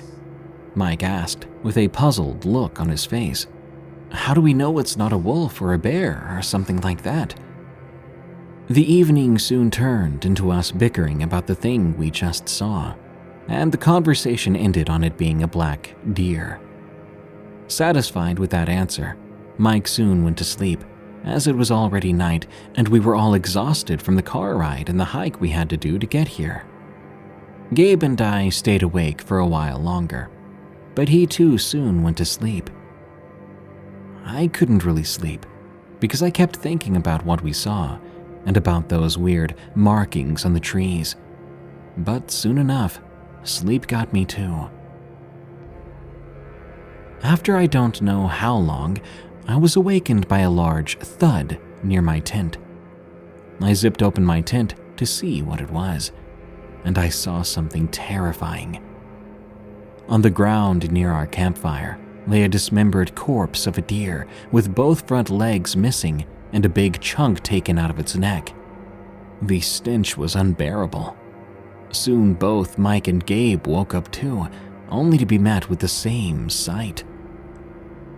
About 20 feet next to it, there was something else, something standing in the darkness. From what we could tell, it looked to be about 8 feet tall and had these shining eyes like animals do. We were all standing there in silence, in shock. None of us knew what that was or what just happened. After we locked eyes with this beast in the shadows, it let out the scariest, blood-curdling roar I've ever heard. We ditched all our stuff there and we started running in pure darkness, hoping to find the trail and to escape. After running for a good while, we finally found the exit out of the forest. We climbed into our car and drove off at the speed of light. As we were about to leave, I looked back into the woods. There, at the start of the trail, were 2 glowing green eyes looking back. I have no idea what that creature was, or what it wanted. It didn't want to kill us, since if it wanted to do that, it probably could have done so a number of times before we escaped. My best guess is that it just wanted us out of there. After the event, I heard from Mike that Gabe tried telling his uncle what happened, but he didn't believe him and blamed it on alcohol, even though we only drank 1 bottle each. Our lives returned to normal, and we frequently talk about it. None of us know what it was, but one thing's for sure. We're never going camping there again.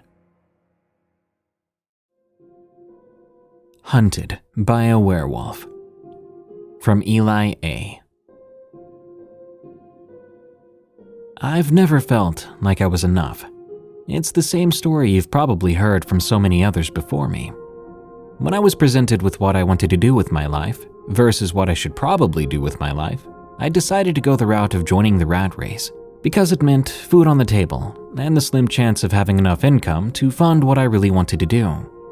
Too bad there's absolutely no sculpting work in Cheyenne, Colorado, which is where I'm from. Being enrolled at the Laramie Community College with an accounting major certainly isn't something that's filling the missing part of myself that seems to keep growing every day. Neither is being stuck driving for Uber to pay for it all. Knowing that money could go towards materials, a promoter, or fees to have my work featured at expos over in Denver, but is instead going towards tuition, books, and whatever new software program my professors make us buy, which are only ever used for 1 semester and never touched again, it kills me inside. Especially if it means dealing with all the nonsense I face every day at work. Whether it's rude customers, unprompted 1-star ratings, or people leaving garbage in my car. I question why I decided to make driving strangers my means for getting through college in the first place. For every pleasant conversation or good joke, I get about 30 of the aforementioned instances and then some. One night, no matter how much ZQuil I took, it was impossible for me to sleep. I guess I once again threw myself into another one of my existential spirals, where I began to ask myself over and over if I would ever be where I wanted to be in life. I know we've all had those moments, but mine seem to get uglier and uglier the older I get. For those of you who don't know, when you drive for Uber, you're given the option of participating in a promotion each week. For instance, if you make 50 trips, you're given $200, or if you drive 70 trips, you make $300, and so on. That night, as I lay awake in bed, knowing I was only a good 5 trips away from making an extra $350, I figured I could get up, get those rides in, and maybe even take a few days off. Lord knows waking up at 4 a.m. every morning makes you appreciate those on a level you never had before. With that, I grabbed my keys and headed out to work. Fast forward 3.5 hours later. I was in the middle of taking my last customer of the night to his mountainside cabin, having picked him up from Denver. On one hand, I hated these trips because they always took you far out and away from literally everywhere else. On the other hand, they were always a guaranteed hefty fare. Plus, usually there was a darn good tip. If only I had half the dough these cabin owners had. Plus, they were great for turning your brain off and enjoying the drive, since you wouldn't be on the busy city streets. But tonight, that meant another existential crisis in the form of picturing everyone from high school being in better places than me, actually having moved on and out of Cheyenne. Thank God the trip was almost over, so I could try and blast some music to drown out my thoughts. I dropped off my customer, who generously gave me a $30 cash tip. Upon receiving it, I had to promise myself not to blow half of it on lotto tickets again. I said goodnight and put in the directions back home. That Z-Quil may have kicked in later than it should have, and it may have been 3 in the morning, but at least I made my promotion, and I had a tank's worth of gas money in my pocket. I looked out the window at the full moon, then below at the city lights in the distance, and at the miles of woods that surrounded me. I thought to myself, if I had to be stuck in some backwoods town with a 4-digit population, at least it's one as gorgeous as this. Driving down a mountain when your eyelids feel like they're 100 pounds each, it's a position you don't want to find yourself in, unless you want to unintentionally give in to that urge to jump when you're standing on the edge of a cliff. But a roll of the window is always just the trick for me. I looked down for literally 1 second to find the window switch, and crash. I screamed from the sudden noise and the simultaneous thud. I saw a large mass roll away from the front of my car at immeasurable speed, stopping in the middle of the road. I took a second to collect myself. At that moment, I thanked my lucky stars that I had full coverage on my car. After taking a second to breathe, I came to the realization that whatever I hit was probably dead, judging from its lack of movement. Figuring leaving a dead deer in the middle of a downward mountain road could mean life or death for a different driver, I got out of the car to drag it off the road. After briefly analyzing the damage to my bumper and hood, I turned to move the deer to the side of the road. At about 30 feet away, I thought to myself, good thing I'm moving this guy. I can barely see it from here. As I walked, I took notice of something. This deer looked to have black fur. Nothing unheard of, I thought. Nothing I'd ever personally seen before, but surely it wasn't an impossibility. At 20 feet away, I began to understand that this was not a deer. This animal was absolutely massive. Judging it from that distance, all splayed out on the ground as it was, it could easily clock in at 7 or 8 feet in length. Is it a grizzly bear? I wondered to myself. A really dark-furred grizzly bear. That had to be what I hit. I've never once heard of a grizzly bear encounter in Colorado. 10 feet away, I could see scraggly fur and pointed ears. This wasn't a bear either. So what the heck did I hit? Then I saw it move. I stopped. This creature got up as if from waking up from a long nap, showing no physical evidence of getting hit by a 2,000-pound vehicle at 30 miles an hour. It stood up on its hind legs and faced me. I know I'm not crazy. The full moon was out on a cloudless night. This was not a case of me seeing things. What stared me down was 8 feet tall, with blood-red eyes and teeth and claws that would put a grizzly bear's to shame. My heart felt as if it stopped. We both just stood there, frozen in time. Then it hit me. There's no way in the world I was looking at what I thought I was looking at. If what I was thinking was true, I began to wonder how we were treating these things as mere legends all this time. I refused to believe that what I was looking at was actually there. But that didn't change the fact that it was. There were so many unnatural things about this creature. From standing on paws like a wolf, but wielding arms like a man. But above all else, the beast looked so demonic. The crazed look in its beady eyes and the way it snarled, with a twisted face, an expression of such malice, it just made it seem like something someone would only see in hell itself. I instinctively uttered, Jesus Christ. The beast instinctively blinked.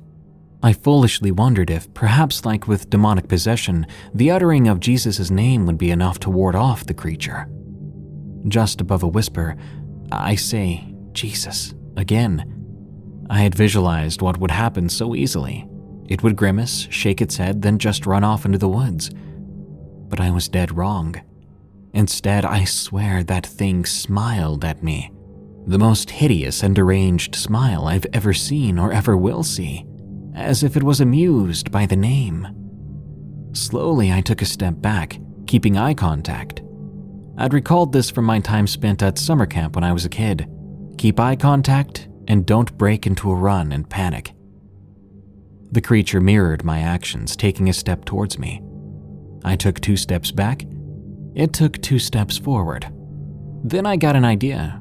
I took a step to the side and 2 steps back, but the creature just took 2 steps forward, drool dripping from its fangs.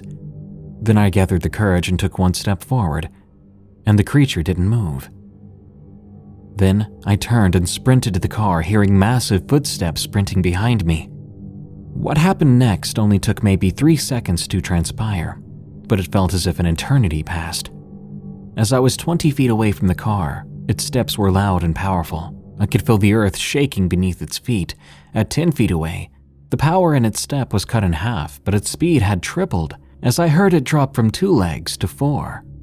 5 feet away, I stick my arm out to close the car door, which thank God I left it open. I could feel hot breath on the back of my neck. I forced myself to ignore the sense of smell with the strong stench of carrion protruding from behind its teeth. I jumped into my car, slamming the door shut and locking it. But the beast was so close to me, I slammed its muzzle before closing the door. And it didn't like that. Not one bit. I only realized the true terror of what happened next later on. The creature tried to open my door with the handle.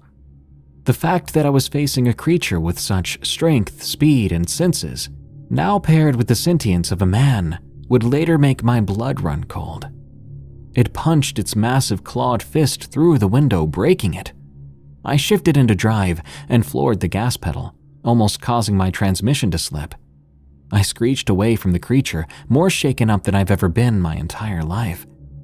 I've had to hide in my cellar from tornadoes when I was a kid, and I've had a close encounter with a child predator, but nothing has left my core as brittle as this.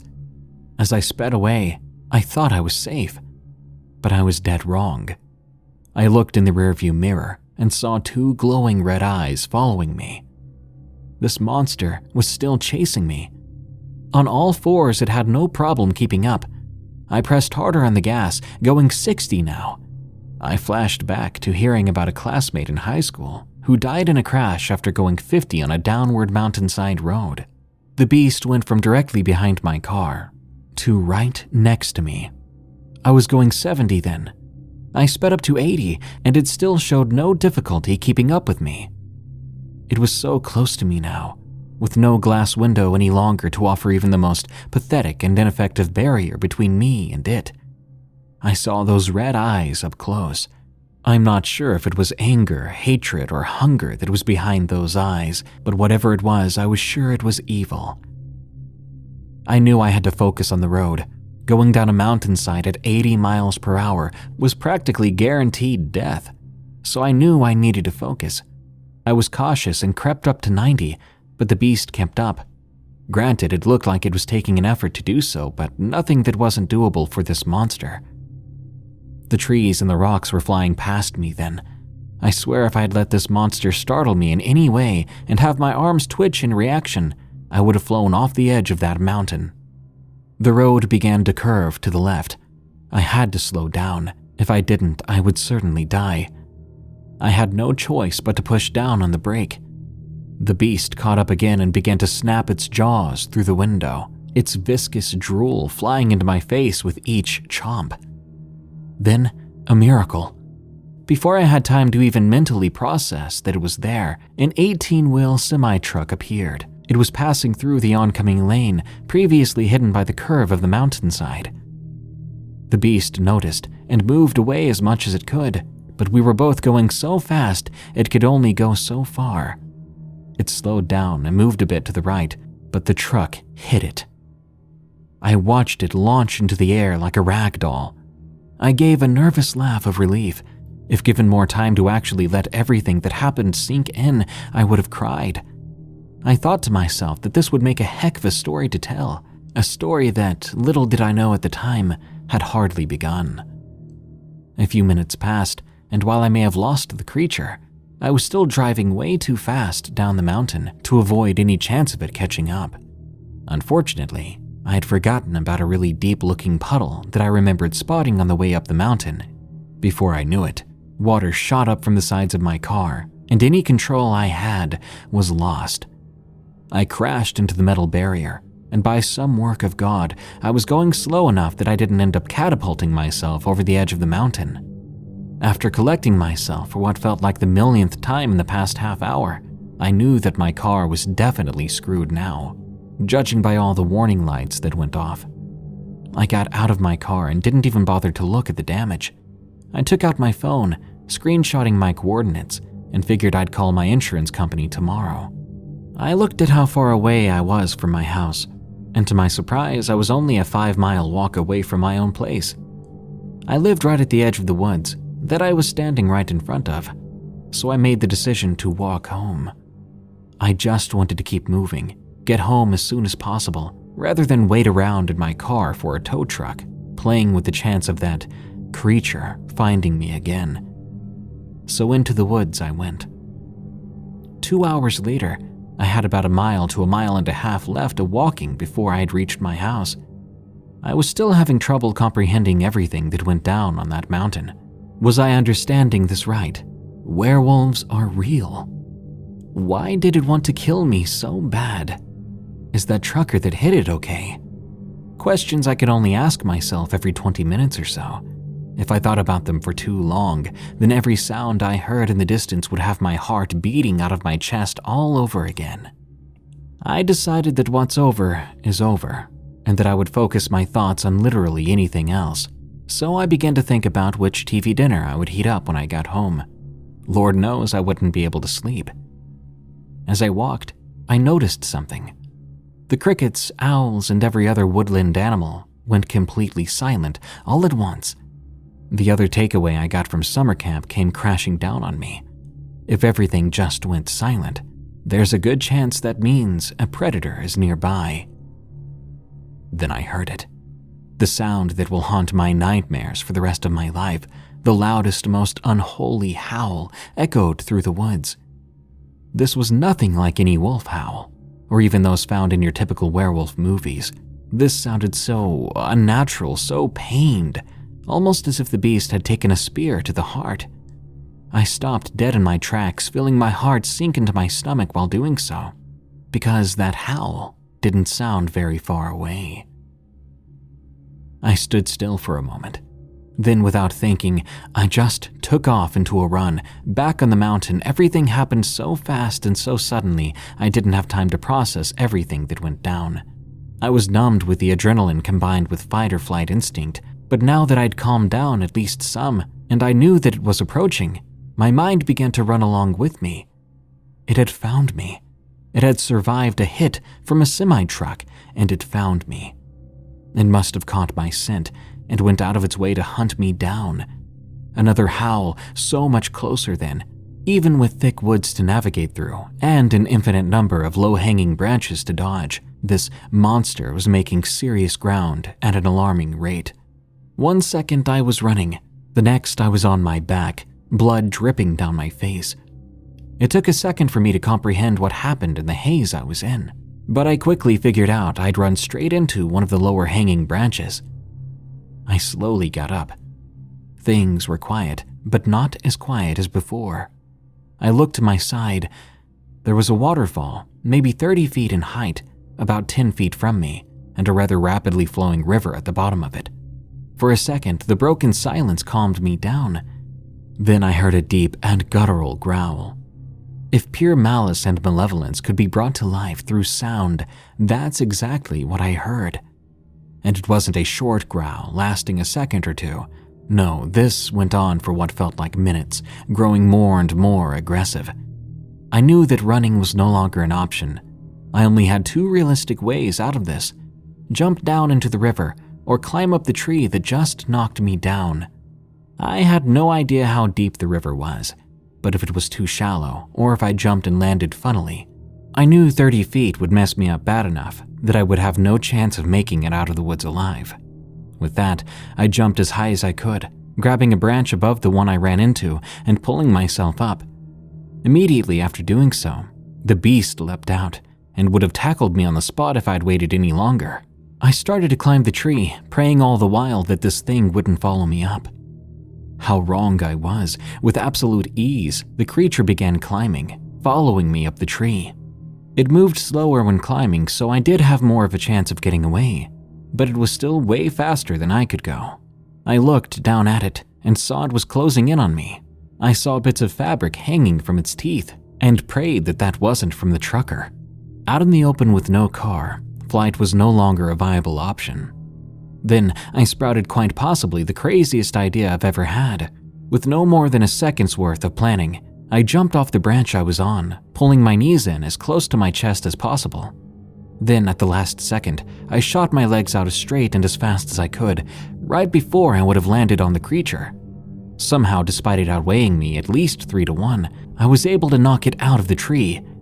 The thing tumbled to the ground and rolled right off the cliff into the rapids down below. Miraculously, I was able to grab onto a branch after kicking it to avoid the same fate, getting my hands covered in tree sap. The water below was moving so fast, I only caught a glimpse of it being swept away in the distance. I let go of the branch, coming down much harder than anticipated, hard enough that I felt it in my stomach. But my only goal was to get the heck out of there as soon as possible. So that's what I did. I pressed forward, traumatized to the point of mental and emotional numbness. The beast may have been gone, but everything about it was still haunting me, right on down to the darkest, deepest corners of my psyche. Every sound I heard was a howl. Every little reflection of light was those ungodly eyes.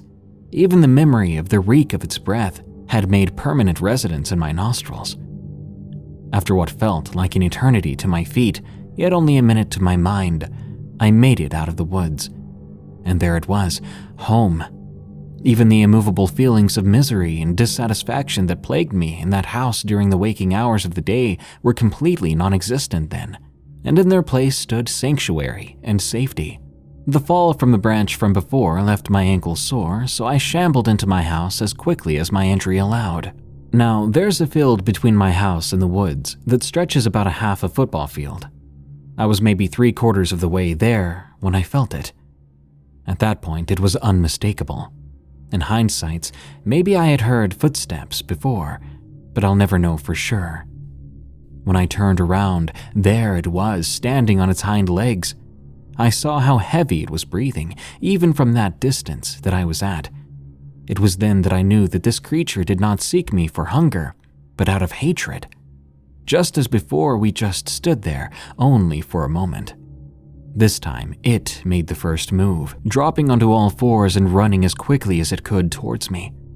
I still believe when writing this that the adrenaline that exploded inside me at that moment was enough to suppress the injury I sustained not even an hour ago, and it was nothing short of divine intervention. I ran to my back door. The beast was practically on top of me in no time. I knew my door was locked, but I also knew where the key was hidden. I ran up to the door and picked up the potted plant next to the door. I know it's not the smartest place to keep your spare key, but in a small town like this, there really wasn't much need for top-of-the-line security. I knew I wouldn't have time to unlock the door, so I did something which may have turned out to be a mistake. It was either be torn to pieces or get mad, so I chose the latter. I took the pot and threw it straight at the monster's face. By then it was only 10 feet from me, so it was by no means a lucky shot. It definitely wasn't expecting it. It whipped back after impact. I used the precious seconds I had now while it was stunned to get inside my house. I turned around, beginning to close the door. I got it just 3 inches from closing when something began to push on it from outside. That creature was far stronger than me. It was able to inch the door open against me. I knew that I couldn't win this. I took the chain lock, and right in the nick of time, I was able to latch it onto the keeper, stopping the door from inching any farther. The beast, however, wasted no time. It used the entire mass of its body to bang against the door. The first hit shook the dust from the top of the door frame. The second one made the keeper on the wall loosen. Between that and its next hit, I closed the door and locked it. It hit against the door a third time, but nothing happened. Fourth hit, nothing. After a fifth and unsuccessful hit, the onslaught stopped. I dared not look out the window to see if it had given up. The mere sight of me just seemed to anger the creature. I made my way upstairs to the second floor to peek out the window behind the curtains of my bedroom. Halfway up, I nearly had a heart attack. A loud crash penetrated the short-lived silence in the air. The darned thing must have burst through my kitchen window. With no time to recover from the fright, I ran up the stairs and into my room, where I kept my .38 special revolver for home defense. I made it to my room, closed and locked the door. Then I hurried to my bedside table drawer and pulled out my gun. After turning off the safety, I checked, and it was loaded. I heard all sorts of furniture crashing and glass breaking downstairs. I figured if that's keeping it content for now, so be it. But of course, it didn't. It came for one thing, and that seemed to be me. I heard it slowly stomp its way up my stairs. I could tell it was on its hind legs then, judging by the speed and weight at which it was moving. Memories of me cowering at the very thought of the boogeyman when I was a kid came rushing back to me as I now hid in my room, trembling on the verge of tears and fear. It broke down the door to my study room, trashing it much like it did downstairs. Then the bathroom door was broken. It knew I was up here. I knew that even with all 6 rounds, a creature that big and that ferocious would not easily be taken down.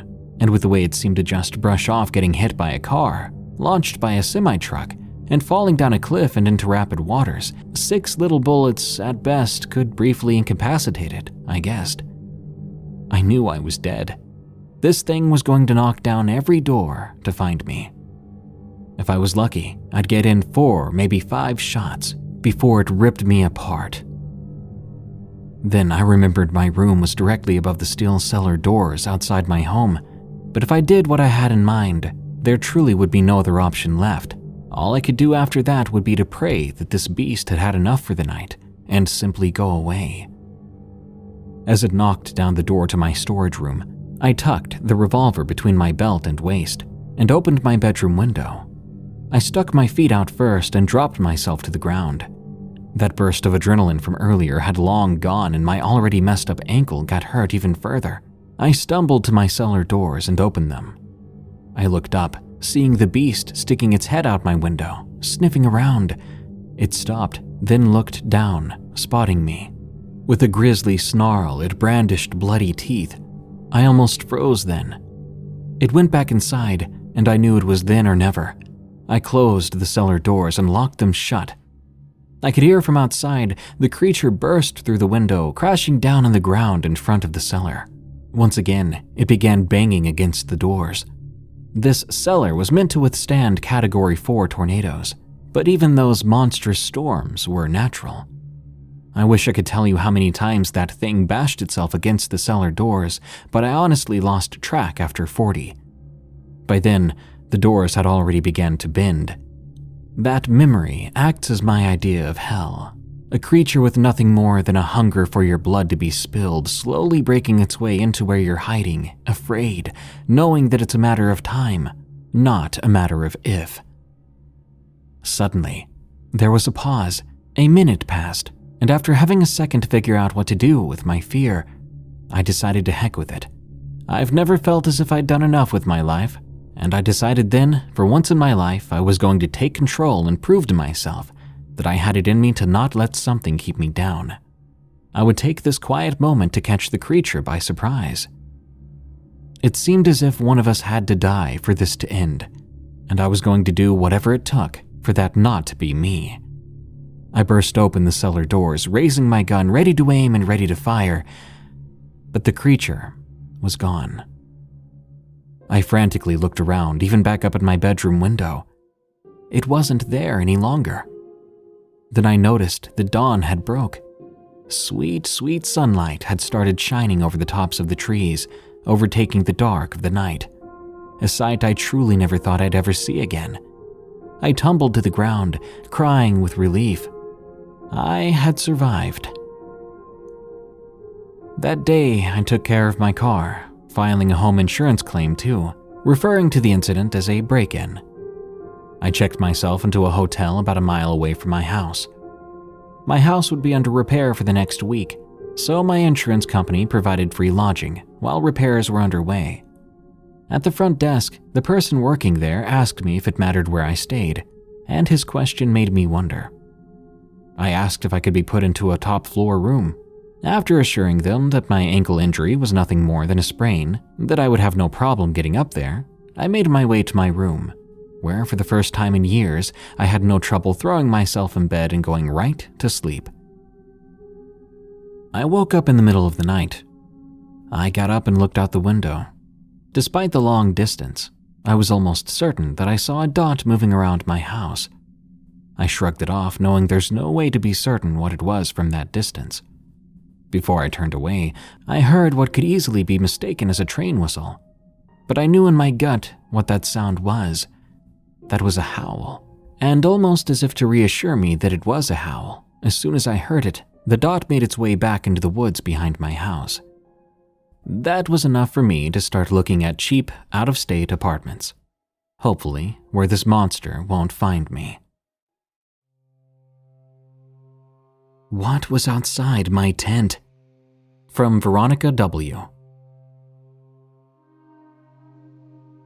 I'm a 17-year-old girl living in southeast Pennsylvania, but this happened just last summer while I was 16. I'd gotten a job at a scout summer camp, and I'd already worked there for 2 weeks. One night I'd been chilling with a friend, let's call him Will, when someone walked past and told him, "Hey, I saw the Wendigo tonight." I glanced at Will. What's he mean? Will looked at me. It's supposedly this creature that's been spotted a few times over at the OA village. It's about 9 to 10 feet tall, covered in some type of white fur. Almost looks like some kind of bipedal deer man thing. They say it runs real fast too. People who have seen it usually run away, but the thing ends up just running into the woods. It's like it's afraid of people. I was pretty sure this was a joke that the older staff told, because the way the other guy casually walked up and talked about it. But I'm easily scared and I didn't dare go to my tent alone. The female staff campsite was the closest to the sighting spot, but I soon forgot about it as we moved into camper week 4. It was the first night of week 4 that things happened. My troop had said goodnight, and each went to their tent. My tent was on a trail leading out of the campsite, and farthest from the group. I fell asleep, and I stayed asleep for a few hours. But then I awoke, and all I could hear was this steady breathing sound, as if something had sat down next to me just outside the tent. I stiffened, panic filling my mind. I dared not move, otherwise I'd risk alerting it. But I wanted the adults nearby to help. I didn't know what to do. I even held my breath, making sure that I wasn't just hearing myself. But it was still there. Forcing myself to stay awake, nearly drifting in and out of consciousness, I waited till sunrise, and that thing stayed there until morning. When I stopped hearing it breathing, I waited for the others to wake up. Then I pulled on my clothes and dashed out of the tent. They were surprised to see me as one of the first up. I recalled what happened to another scout, who told me, "Well, I had to use the bathroom last night. My mom came with me, and when we walked by your tent, we both heard a noise on the way back." My heart sank. I asked, "Did you investigate?"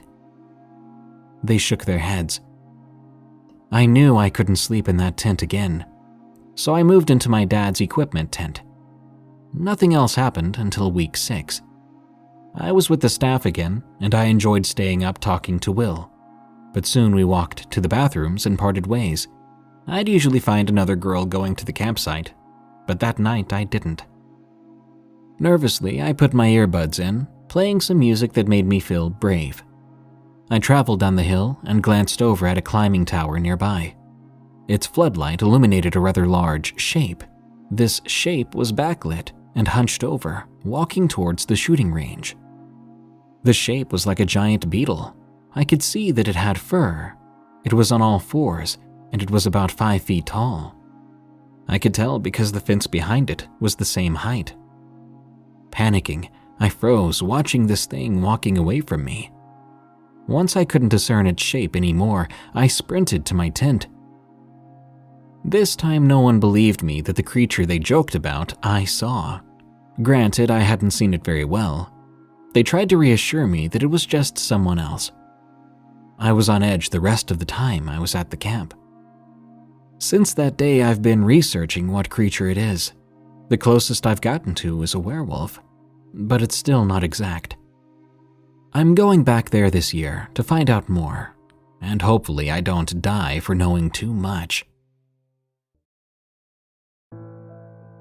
Possible werewolf encounter in Jamestown, Colorado. Collected by C. Philly 100. First off, I'd just like to say it's fascinating how many of these types of stories come out of Colorado. But I think the reasons for that are twofold. One, the high human population density living so close to vast wilderness areas. And two, the percentage of that population whose hobbies and passions take them deep out into the backcountry of this beautiful wild state that is Colorado. This story happened to two of my best friends, C and P, out on the old Bar K Ranch, where we all used to live up in Jamestown, Colorado. But don't be fooled by the name. This isn't your grandfather's cattle ranch. No, the old Bar K covers thousands of acres of rugged mountain terrain, steep rocky cliffs and jagged granite spires like citadels or sentries standing guard to either side of James Creek as it snakes its way down the unforgiving canyon. It's such a wild place. You can almost imagine the Native Americans living and hunting out here, as truly very little has changed since then. We used to have mock battles, whereupon we would try to sneak up on each other with snowballs, which probably wasn't the wisest idea after all, as we later spoke with a forest ranger who told us that there is a rather robust mountain lion population living in that area, and that they've evolved to live in prides of sorts, similar to those of African lions. And we would see lots of tracks too, including cougar, bobcat, coyote, and bear tracks, not to mention scat. Wolves have also made their way back down into northern Colorado as well, and there's a known pack not too far away from there. The town of James itself, originally called Jamestown after Jim Smith, an early pioneer, is an old gold mining town and modern home to the Mercantile Cafe, a super cool bar and restaurant that features delicious home-cooked meals and live music almost every night of the week. Dogs and roving packs of wild mountain children roam the streets, and the river flows right through a picturesque mountain park smack in the middle of town. Jamestown is about 30 minutes northwest of Boulder, and the Bar K is maybe about 7 to 10 miles west of that. But on to the story, which will be from C's perspective, then follow up with P's 2 cents. It was late one night that P and I decided to hike up the canyon from Jamestown to the property, as it were, to pay our friend Jay a surprise visit. Well, we got up there and Jay was already asleep in bed with his lady, so we felt pretty foolish and started making our way back down the canyon. Only we thought we'd take a shortcut back through the cliffs. It was quite dark and we didn't have any flashlights, but there was just enough moonlight to guide our way. It was deathly quiet, and I figured there must be a big cat or maybe even a bear stalking around. But we didn't pay it much mind. The wildlife here is rather reticent, and it's typically only young cats that will attack, then run away as they're just learning to interact with the environment around them. But that's when we heard a very peculiar sound. It sounded like bones breaking, like these really loud snapping and popping sounds. I looked around but couldn't see anything, and again I figured it must be a cougar enjoying the bloody spoils of her late-night hunt. We kept going maybe another 50 yards into the central cliff section, and were discussing whether to go right or left around the central spires, when something caught my eye. There were these 2 yellow lights, a good 100 yards or so down the gully to the left, and at first I thought it was 2 hikers, or maybe forest rangers out looking for us. This would be pretty random though, I thought, as although you're but a stone's throw from civilization by car, this is a truly remote and isolated location. Suddenly, a sound I can only describe as a guttural roar erupted up the gully, shattering the eerie silence and shaking me to my core. I felt paralyzed with shock and fear, and I could literally feel the vibrations penetrate my body. P snapped me out of my trance, grabbing me by the back of my shirt and pulling me back up around to the right of the spires. "What the heck was that?" I whispered, shakily. "I don't know, man. We need to build a fire, fast." P was already gathering small twigs and sticks, raking his hands through the dirt, building a crude pile of leaves and small sticks and things like that. I began grabbing some larger sticks and branches, while P lit the pile with his lighter, blowing gently to stoke the small nascent flame. I was nervously checking over my shoulder, and I thought I saw something moving in the shadows, but I couldn't really tell if it was just my mind playing tricks on me. "Come on, put those sticks here like this." P began building a teepee around the still smoldering brush pile. We both began blowing on it, and before long, the fire sprung to life. Just then, we were hit with a smell that reminded me of dog scat that's been left to sit out in the sun for too long. We kept blowing on the fire, adding more and more larger sticks, anything we could find. The flames were rising higher and higher, and sap-fueled sparks were flying off into the night around us. I felt the hairs on the back of my neck stand up, and I grabbed a burning branch, whipping it around, only to see these two yellow eyes glaring back at me. This thing was only about 20 yards out now, and the eyes were a solid 8 feet off the ground. It was just staring at me, but I could sense a highly evolved sense of intelligence in its gaze, that and a piercing, spiteful malice. You could almost feel the pure, unadulterated hatred emanating off of this thing. That's when I heard what sounded like a branch breaking behind us. We whipped around to see another pair of yellow eyes behind us. The two sets of eyes started moving counterclockwise around the outer rim of light cast from the now burning fire. P was frantically throwing more and more fodder on the fire, and I was low-key nervous about starting a forest fire. I was running around the fire with my makeshift torch, but the light it cast was weak at best. We heard, or rather felt, another ear-piercing roar, which almost knocked me to the ground this time, followed by a low, wolf-like growl. Then there was a deep huffing sound, before the eyes seemed to peel off into the darkness. We heard heavy bipedal footfall fading away up the mountain canyon. We continued throwing dried-out timber onto the fire until the wee hours of the morning, when I think we may have actually dozed off. We got up and kicked a bunch of rocks and dirt onto the fire, and boy, when I tell you, we straight up sprinted down the canyon back into town, where we hopped in my truck, which had coincidentally been broken into by a bear, because I was an idiot and had left a freshly caught brook trout in there. We drove our tails back down to Gold Hill. End of the encounter. On to P's 2 cents. We were obviously very curious as to just what we had encountered that night. This was back before the days of Reddit and all those YouTube horror channels. But when we did Google it, we kept seeing the same thing pop up over and over again. DOGMAN. The name itself sounded sort of silly to me, as it invokes an image of some sort of half-man, half-dog monstrosity, with a human face and dog ears or something like that, reminiscent of Stanley Kubrick's The Shining. If you know, you know. Whereas whatever we had encountered was clearly a true apex predator. Nothing funny about it. And ultimately, we didn't even really see it. We just saw the eyes, so there's really no telling what it was. To be fair, it could have been a bear for all we knew. But there are no bears in this region that are that big and aggressive, or that have glowing yellow eyes like that. At least, not that I'm aware of anyway. These beasts or entities, whatever you want to call them, seem to be more territorial than anything.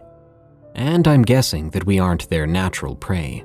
Though there are a staggering number of missing persons reports in the Colorado Rockies, heck, the American West in general, and there's gotta be something behind it, right? Warning. The following story contains depictions of violence against animals, specifically a stray cat. It followed me home. From D. Allen. I was 13 at the time. My parents were divorced, and I'd often spend weekends with my dad. He and I usually went out on Saturday evenings, so we'd come back pretty late. However, this Saturday evening would stop me from wanting to go out late for a while. That Saturday night, my dad and I stayed out relatively late. We were driving back to the house. My dad lives in a small house around the edge of town surrounded by woods and our vegetable garden. We were about 5 miles away or so from the house. We were driving through a heavily forested area, so you would expect to see some wildlife. I was looking out the passenger window when I saw out of the corner of my eye a large black figure. It approached quickly, and soon it darted right in front of the car. It ran from the passenger side to the driver's side, so I knew my dad saw it as well. He immediately hit the brakes. As soon as we stopped, I looked over at my dad. "What the heck was that?" I asked. "I don't know, Danny. Whatever it was, it's gone now," my dad replied. Shaken, he pressed his foot on the gas again. After we were back on the road, my dad and I began to discuss what the thing that ran across the road may have been. He suggested it could have been a deer or a bear.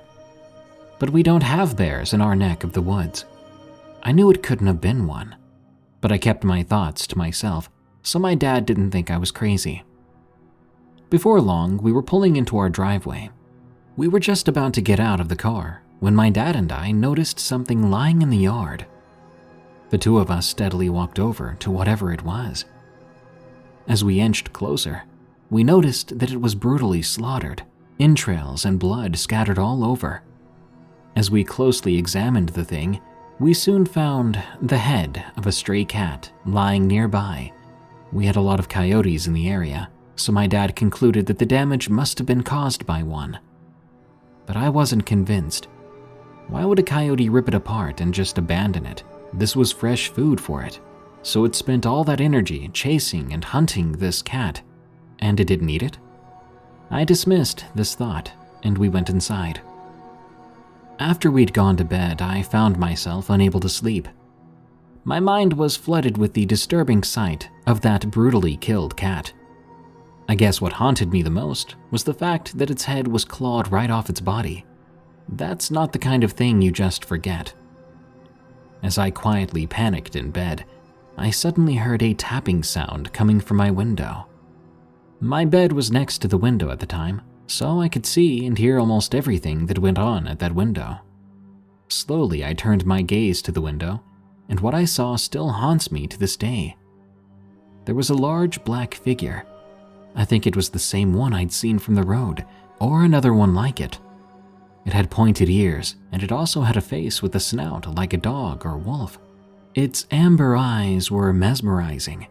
It felt as if it was staring right into my very soul. It had large paws, but they looked more like hands with long clawed fingers.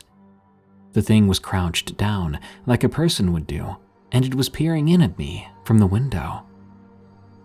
I was horrified, but curious. I wanted to know what this thing was. But then a familiar word came into my head. The one word I knew that could describe this thing. Dogman. I'd read and heard stories about them online, but I never actually thought I'd see one. They were just fiction, right? What I was seeing couldn't possibly be a real-life dogman. I stared at it for a while before it suddenly raised its hand. It put its hand on the glass as if measuring the thickness of it. It began to scratch on the window, and my blood ran cold as I realized it was trying to find a way to get in. I felt like screaming, but I couldn't. I wanted to jump out of my bed and run to the next room and get my dad, but I couldn't, and I knew he probably wouldn't believe me if this thing was gone. So I stayed there, paralyzed with fear. It must have been hours, or at least felt like it, as that thing kept clawing at the window. Eventually it grew bored, I guess, and it stopped. It rose to a startling height of 7 or 8 feet. It then turned to me, baring those teeth in frustration, as if to say, "I could have gotten you." Then it turned around and ran off towards the tree line. I tried to sleep after that, but the howling and screeching coming from the woods kept me awake. After the longest wait of my life, morning finally came. I'll never forget that night, no matter how many times I try. Sometimes I still wonder what could have happened to me if that window broke while that thing was tapping on it. I haven't seen that thing since or anything like it, and I hope I never do. Be careful, anybody who goes out into the woods after dark. A cryptid crossed my path near Mount Adams. From Chewok, 79. This happened between 2003 and 2004. I had been working for a gravel company off and on for about 1 to 2 years. My second year, I was promoted from working underneath a rock crusher, shoveling gravel, and keeping the belts clear for the rock crushing machine. It was the dirtiest job, but built character and humbled me deeply. The following year, 2004, around late summer or early fall, my boss had obtained a job up in the mountains on my res. We were crushing rock and layering it over the back roads for logging trucks. Timber is one of the main moneymakers for my tribe, aside from the Indian Casino, aka Legends Casino. But back to the job. We started in Old Maids Canyon. I had my shovel ready, but my boss told me to come with him and set the shovel down. I had been promoted to roller operator. Not only was I not working the dirtiest job I'd ever worked, but my boss gave me a $2 raise for running the roller. It took me about a week to feel comfortable operating it on my own, and I was on my own by the second day, but stuck close to the rock crusher and trucks to get more familiar with the roller. About 3 weeks into this job, I'd rolled ahead so far from the crushing site, I'd rarely see the trucks. This meant I was farther into the mountains on my own. I had a CD Walkman to listen to music and drown out the very loud roller. I was deep into Old Maids Canyon. A truck had passed me and dumped the gravel. The backhoe came in and leveled it out, and now it was my turn to pack it down with the roller. The vibration was turned on, and I put the roller into gear to move forward. The truck and backhoe were gone by then. With my headphones in, I went to work.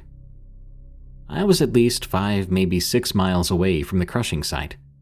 The roller runs slow regardless, so I can't necessarily kick the sucker into fifth and run out of there in a hurry. I was in an area where the canyon and tree line were butted up against the road I was rolling. The wind had picked up and blew in my direction. It was then that I picked up the stench of something that seemed like rotted meat and 7-year-strong body odor. It literally made me want to vomit. The smell was that bad. I figured maybe a dead deer or elk was nearby.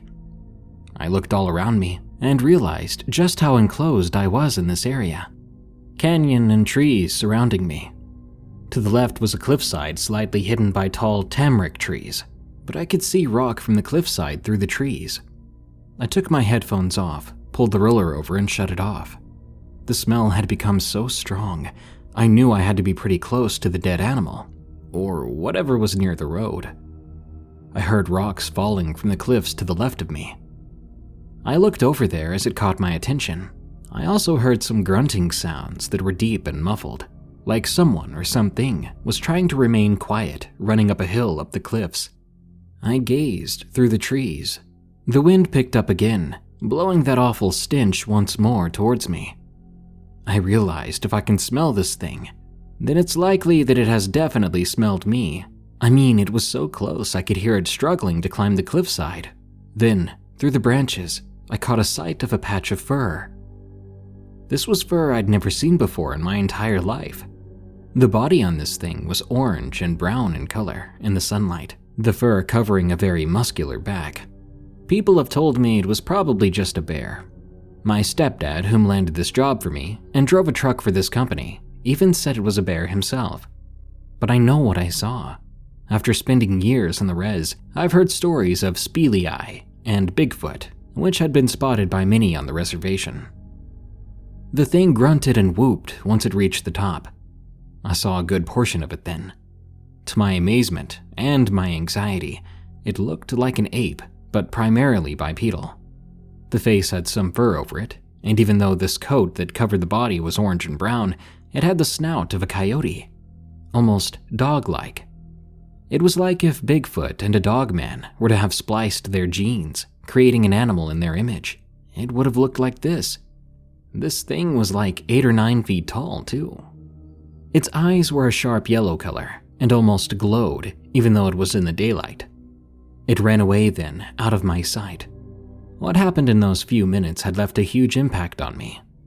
Realizing I was alone and miles away from people, I put the roller in reverse, backing it up and starting my way back to the crushing site. Soon the smell was gone. Everything seemed to return to normal. I might add, before it happened, I didn't realize no birds or owls or anything were around. They would usually fly past me and chirp along the trees, into their nests. I noticed this wasn't happening at all then. No one believed what I saw. I tried to tell my coworkers and my now ex-stepdad.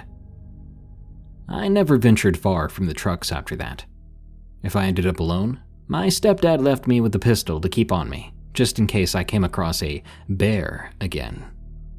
I think the reason people didn't want to believe me was because they didn't want to fear anything while working so far and deep in the mountains, near Mount Adams. I believe I saw a trickster, or speleai, and it scared me to the point that I couldn't wait for this job in the mountains to be done. Once we laid gravel on all the logging roads, I never returned to the job. My mom and stepdad ended up divorcing not long after.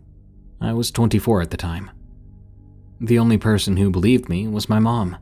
Her brother, my uncle, had seen a Sasquatch while he was young.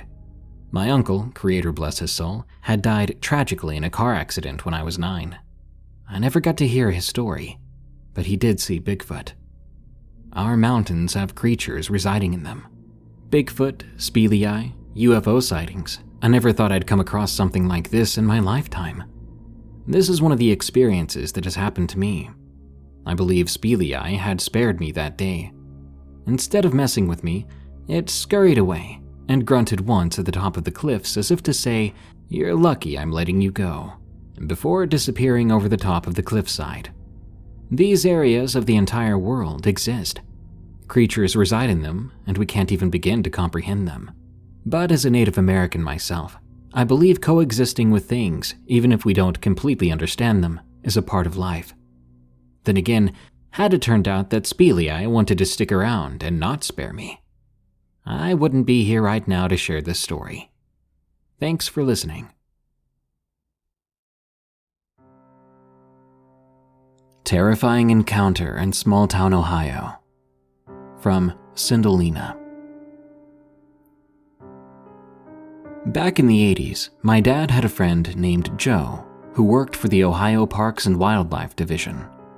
He normally worked in the Columbus area. However, on this occasion, he was in a town called Defiance, where the Independence Dam State Park is located. Joe described the park as being well hidden, nestled between a wide river and a thick forest of tall trees. Once inside, it was long and narrow, with a small camping area in the back. One way in, one way out, and nothing but dense, deep forest behind it. This is his story. Joe met with the sheriff, David, I believe, at his office. The day was pretty much uneventful until around 9 p.m., when a call came in requesting the sheriff and Joe respond to a couple camping out at the dam. After about a 15-minute drive through the park, they arrived at the very last campsite where an older silver RV sat. A couple in their mid to late 40s was standing outside waiting. The sheriff addressed the couple while Joe began looking around. The first thing he noticed was how everything had been thrown about. Lawn chairs upside down or broken, a smashed-up picnic table, a heavy-duty grill that was cemented into a concrete slab had been bent in half. The couple said they had arrived earlier in the day to get everything set up, ready for a relaxing weekend of camping. They decided to catch some fresh fish for dinner, and that's when they said they felt as if they were being watched. A heavy uneasiness came over them as they realized the nature around them had gone silent. No birds singing, crickets chirping, nothing.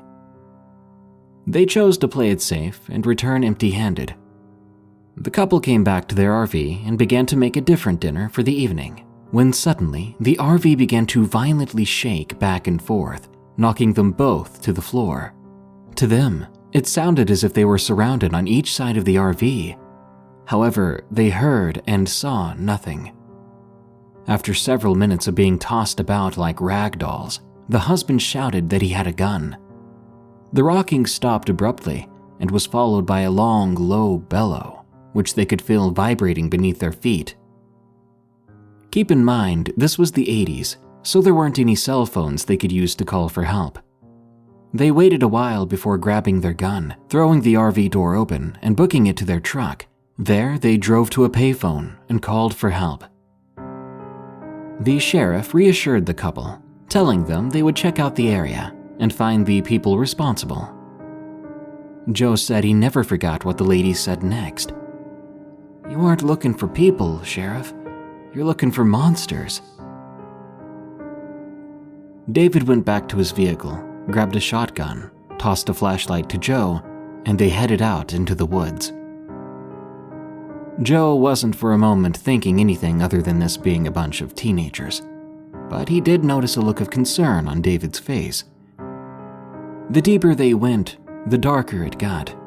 It became so dark that Joe could only see maybe a couple of feet in front of him. At one point, he realized that David had stopped walking. When he turned to say something to him, he was met with a quick, "Hush." He watched David point his finger towards the darkness. Joe shined his flashlight where he was pointing, which was about 15 feet away or so. The area was thick with tall, wide trees packed tightly together. "Between the trees," David whispered. Joe began moving the flashlight slowly up, then down, when he saw something. Pressed up against a tree was a leg. A man's leg, but larger and hairier. He then saw a long, oddly shaped hand, which reminded him of what a man's hand might look like if it had been broken and never healed properly. It had claws instead of nails, which were long, sharp, and wide. Joe felt his heart drop into his stomach as his legs weakened. Then he felt it.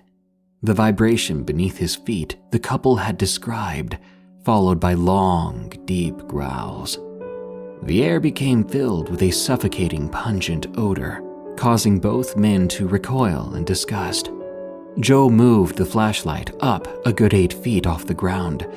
There he saw a face. It was covered in thick brownish-gray hair and had the muzzle and teeth of a large canine. The eyes looked like two dancing orange flames, and they were looking right at them. "Shoot it," Joe whispered to David. As soon as those words left his mouth, several of the same type of creature began slowly creeping out from behind the trees. "We have to get out of here," David said softly while slowly walking backwards. Joe was the most terrified he'd ever been in his life, and he could not get his legs to move. He couldn't see them, but he could feel them moving in closer and closer with every passing second.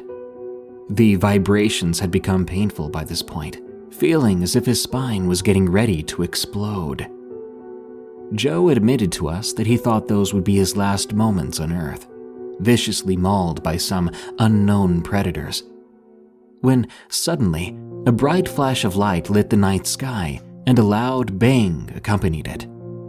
Horrific screams filled the air, and Joe ran for his life. Later on, Joe found out that David had saw movement behind him.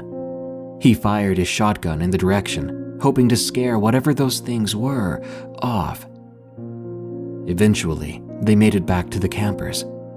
Both men were black and blue, with scratches from head to toe from running blind, and the sheriff made them vacate the area immediately. The park was closed for a few weeks after that incident, telling the public it was for repairs. Before Joe left to come back home, he asked the sheriff what he thought it was they saw that night. Without hesitation, he said, "Werewolf." He then went on to tell him about the Defiance werewolf spotted back in the 70s. Apparently, a railway worker had an encounter with one, which had been stalking the tracks late one night. Even many years later, Joe says it's one of his most vivid memories. He'll never understand what they were exactly, or what caused those crazy vibrations, but he does know that they're real, and he'll never return to that part of Ohio again. Dogman of Texas. From Kirk. I live in the countryside of Austin, Texas, I worked as a ranch owner, and my job was to just take care of livestock like cows, longhorn bulls, and horses. Basically, a cowboy.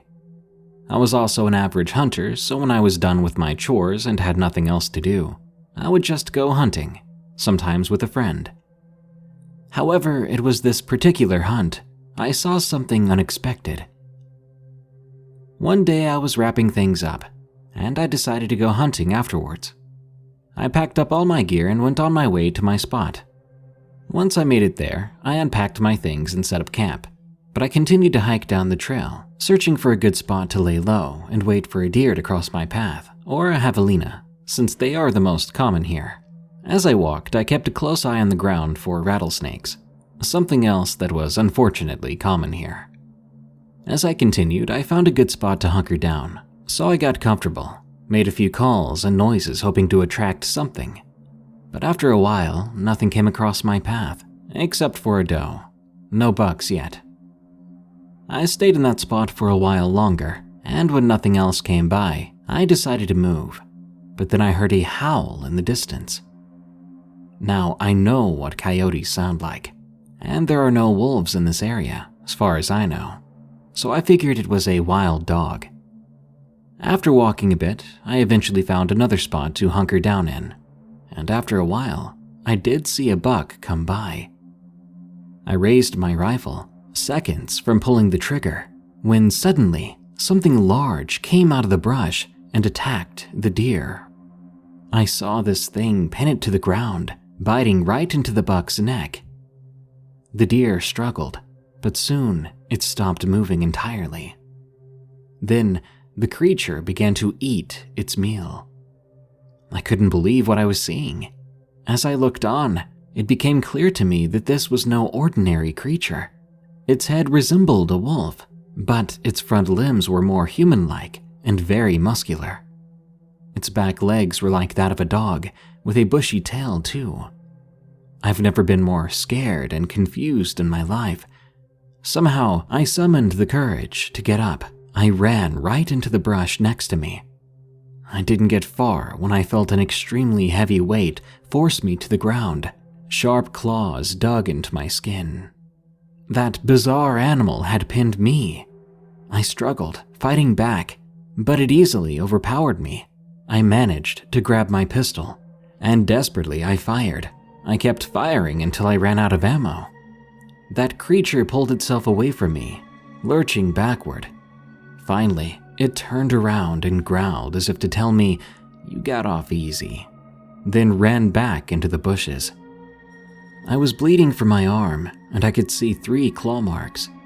Immediately, I got up and ran for my truck as fast as I could. When I made it back to it, I called the sheriff's department, telling the operator what had happened.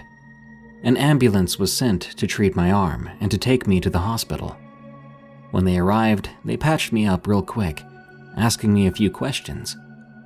I gave them my best description, trying to be honest, even if it did sound crazy. One of them commented, "You're gonna have a heck of a scar there, pal, but you'll pull through." I thanked him. I saw a few officers searching the brush, probably to find some trace of the animal that attacked me, but I have a feeling they didn't have any luck. Over the next few days, nothing happened, and my arm did recover. Unfortunately, after that, the hunting spot became off limits. That day still haunts me, and I believe what attacked me may have been a dogman. I wasn't the only one who encountered one either. I am grateful that I didn't see it again, but sometimes at night I swear I can hear it howling out there, and I was always cautious around the woods. Now I'm even more cautious than ever. Be careful if you decide to hunt in the woods of Texas.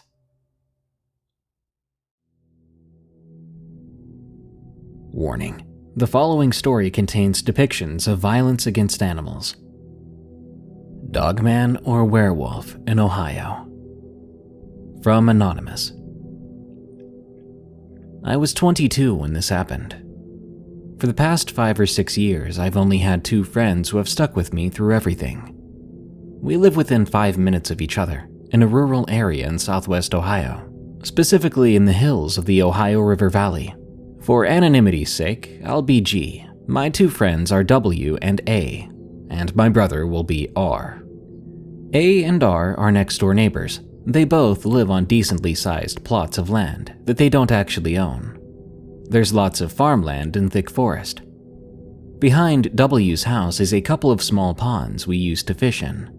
His house was pretty small and not in the best condition, and A lived in a medium-sized brick house.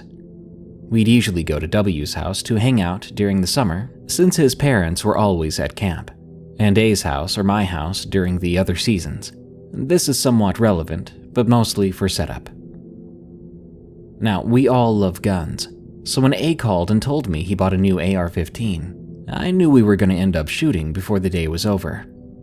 I grabbed my SKS Paratrooper carbine and Glock 19, and R grabbed his AK-47 and his SIG P230. We got in my Jeep and drove to A's house. It was still early, about 3 in the afternoon.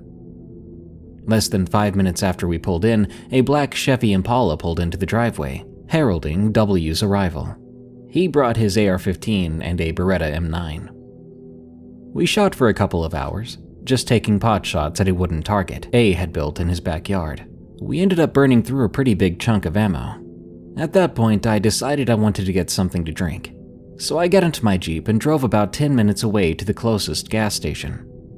After getting to the station and getting a few cans of the Nectar of the Gods, by which I of course mean Monster, I headed back to A's house. When I came back, I saw W, A, and R standing by the door at the side of the house. A had a look of unease on his face. I exited the Jeep and walked over, asking what was going on. We heard some weird sounds in the woods a few minutes ago, W told me. I asked him what exactly he was talking about and what he meant by weird sounds. A began to explain. We heard some sort of loud vocalization that sounded like a mix between a coyote's yelping and a howl. None of us had any idea what it could have been, so we decided to forget about it. We went inside and played some games.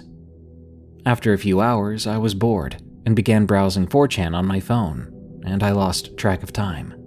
But it was getting pretty late. W had walked outside to smoke a cigarette. A was in the bathroom, and R's girlfriend came and picked him up. Then A's dogs began to bark all of a sudden. This startled me. That's when I heard W come back inside the house rather quickly. I asked what was going on, and if something was wrong. Step outside. Check for yourself, he told me. I stepped outside, curious about what the dogs were barking at, and the second I opened the door, the smell hit me. It was the worst smell I've ever smelled in my entire life. Imagine the scent of a wet dog, the reek of a dead deer rotting in the sun, and the smell of a landfill. Combine those together, and you've got what I can best describe it as. Repulsed by the smell, I went back inside, telling W I can see why he came in so quickly. The dogs were still barking, and they seemed to be getting more aggressive. A finally came out of the bathroom, wondering what the commotion was about. W explained the smell, and A seemed more curious than anything. He was also angry about the prospect of someone trespassing. He grabbed his guns and walked outside to look around. He told us to stay inside until he got back. Not thinking much of it, I began to browse more of 4chan. I was startled when I heard the sound of a dog yelping, followed by 5 gunshots in rapid succession. A couple of minutes later, A busted through the door, yelling, "Get your guns," he said in a panicked voice. "Some dude in a ghillie suit just killed one of the dogs." We grabbed our guns and followed him outside, staying close the entire time. Sure enough, in the backyard, we found one of the dogs, dead. His throat had been torn up. This wasn't a small dog either. It was a rather large poodle mix of some kind, and I mean one of the really big ones. Close by, we saw the other dog cowering in his house.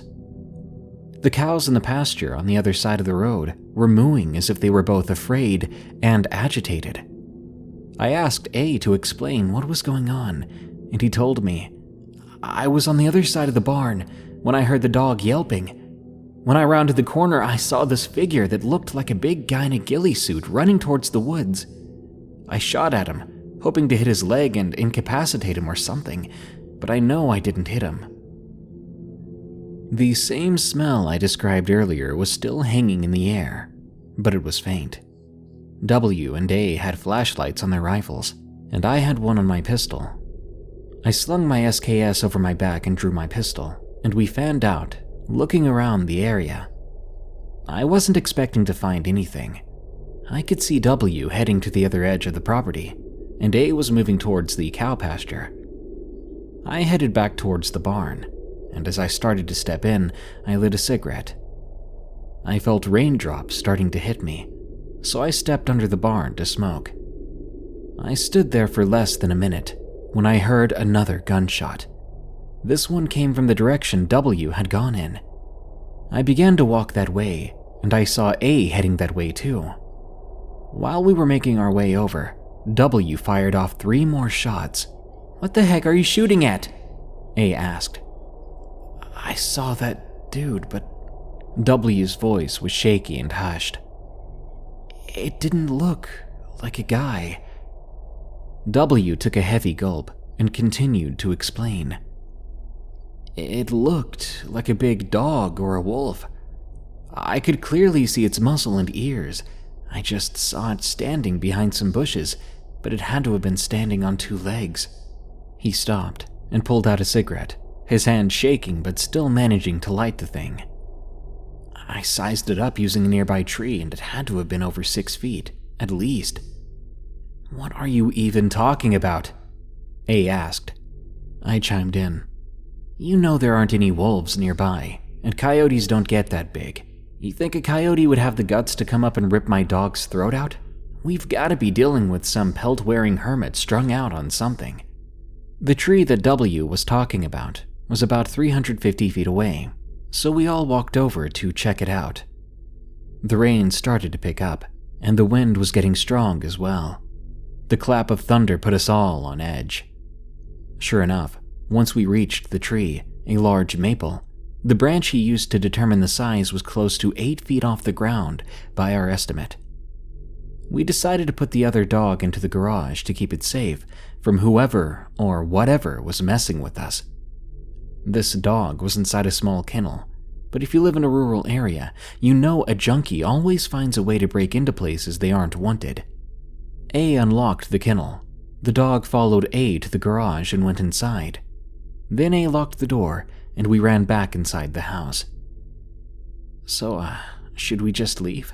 We can just crash at G's house until morning," W said. I reminded him that R and his girlfriend were there. His face instantly shifted to that of disgust. We all hated R's girlfriend because she wasn't very nice. None of us wanted to deal with her at the time, so we unanimously decided to just hunker down with our guns and stay awake in shifts. It was past midnight at that point, and I volunteered to take the first shift, from midnight to 2 a.m. W and A soon passed out, and I sat there watching out the window. I became bored after a while, my adrenaline from earlier wearing off. I reached into my backpack and pulled out a finely crafted Gurkha cigar. I stepped out onto the back porch, lit my stogie, and began to smoke and unwind. I had been standing there for about 10 minutes when I heard the cows beginning to make a lot of noise again, and I could hear the other dog barking aggressively inside the garage. Once more, I was on edge. I set my cigar in the ashtray, and I unslung my rifle, holding it with the safety off. I made sure not to stray too far off out of the porch light, but I got far enough into the field to see movement in the tree line. I couldn't see what it was, but in a gap in the trees and undergrowth, I saw a quick flash of a gray figure. I began feeling very uneasy, so I started backing into the house. I could hear rustling over the breeze. It sounded like it was moving towards me. I pointed my rifle in that direction. If you aren't familiar with guns, a typical SKS has a 10-round fixed magazine. That means I would have 10 shots to defend myself before I'd have to reach for my pistol if something were to happen. But then, the rustling stopped. I still couldn't see anything. I was about halfway between the porch and tree line. Time felt as if it had stopped, and I felt as if I'd been standing there for hours. I turned and ran, hearing something burst from the undergrowth behind me. I reached the back door and threw the door open, struggling to catch my breath, likely due to years of smoking. W and A had awakened, and W's shift started soon. I told them about what happened, and they told me to go lie down for a bit, that when I woke up we could all sit up until sunrise. So I lay down on the couch, managing to somehow doze off. I woke up not long after by W shaking me. "We have to go now," he said in a panicked tone. "A went outside over half an hour ago, and he hasn't come back yet." I was still half asleep, so it took me a moment to let that sink in. "A is gone?" I asked, trying to make sense of what I was hearing. I sat up, asking W to explain things. "We heard the cows outside acting agitated again, but then they started to sound like they were afraid. Then some of them managed to trample through the fence. A went to see what scared them and told me if he wasn't back in 10 minutes to call the cops." By then, I was lacing up my boots. "To heck with that," W began to say. "A's our brother. We can't just leave him out there. We're gonna go out there and find him." I agreed without hesitation. We grabbed guns, my backpack full of extra ammo, and W grabbed a machete. We walked out the door and locked it behind us. I could see the spot in the fence where the cows had broken through. We crossed the road and walked into the pasture. This pasture is huge. Part of it is just grass. It also has a small pond, but most of it is forest, flat forest, the kind with not much undergrowth and where the trees are spaced out more. A great place for cattle and a great place to hunt as well. If I had to guess, I would say it was at least 200 acres. W used to hunt on this farmer's land as well. He was leading the way when we heard a long string of rapid gunshots, followed by a short pause, then 9 more shots. It was clearly A emptying his rifle, grabbing his pistol, and emptying it as well. We sprinted in that direction even though it sounded far off. We reached the wooden part of the property and started to call for A. We kept making our way in the direction we heard the shots. Panic began to set in with each passing moment. W was losing his cool, and I wasn't far behind. Then W just took off, sprinting. He yelled, "There he is! That's gotta be him!" I gave chase, but I was having trouble keeping up. "Yo, slow down!" I yelled, trying to get W to listen to me. "We need to stick together here." But he didn't listen. His light was bobbing back and forth as he ran, and I continued to follow. I slipped in a mud puddle at one point. At least, I hoped it was just mud, and I ate the ground. I looked up and started trying to regain my bearings. But when I did, I saw this silhouette standing about 50 feet away. It looked like a big German Shepherd type dog standing on its back legs. Its ears were up, and I could see its muzzle as it was looking in a different direction. I looked down, and I saw that it didn't have typical front legs. Instead, it had what looked to be arms with hands and fingers, tipped with claws. It seemed to be covered in gray, matted fur. But what stood out the most to me were the piercing yellow eyes. I saw it take off running in the direction W was going. I stood up as quickly as I could, giving chase in the same direction. If W was in danger, I had to do something to try to help. I ran and ran, starting to hear more gunshots, and eventually I saw W's light in the distance. He stopped shooting, and I saw the light pointing at the ground like he was reloading. I caught up and asked him if he saw it. I looked over and noticed A was on the ground, his back against a tree. I started to panic, asking if he was okay. "He's breathing, just unconscious," W explained. "We've got to get him home." We both picked him up and slung one arm around our shoulders. We began to make our way back to the house. but we knew we were being watched, and even worse, followed. We could hear it moving when we moved, stopping when we stopped. I drew my pistol with my free hand and switched on the light attached to it. My eyes stung as sweat made its way inside. W and I were both out of breath, and we still had quite a long way back to go. After walking for about 20 minutes, A finally woke up. We stopped and asked him to explain what happened, but we were cut off by the sound of a branch snapping.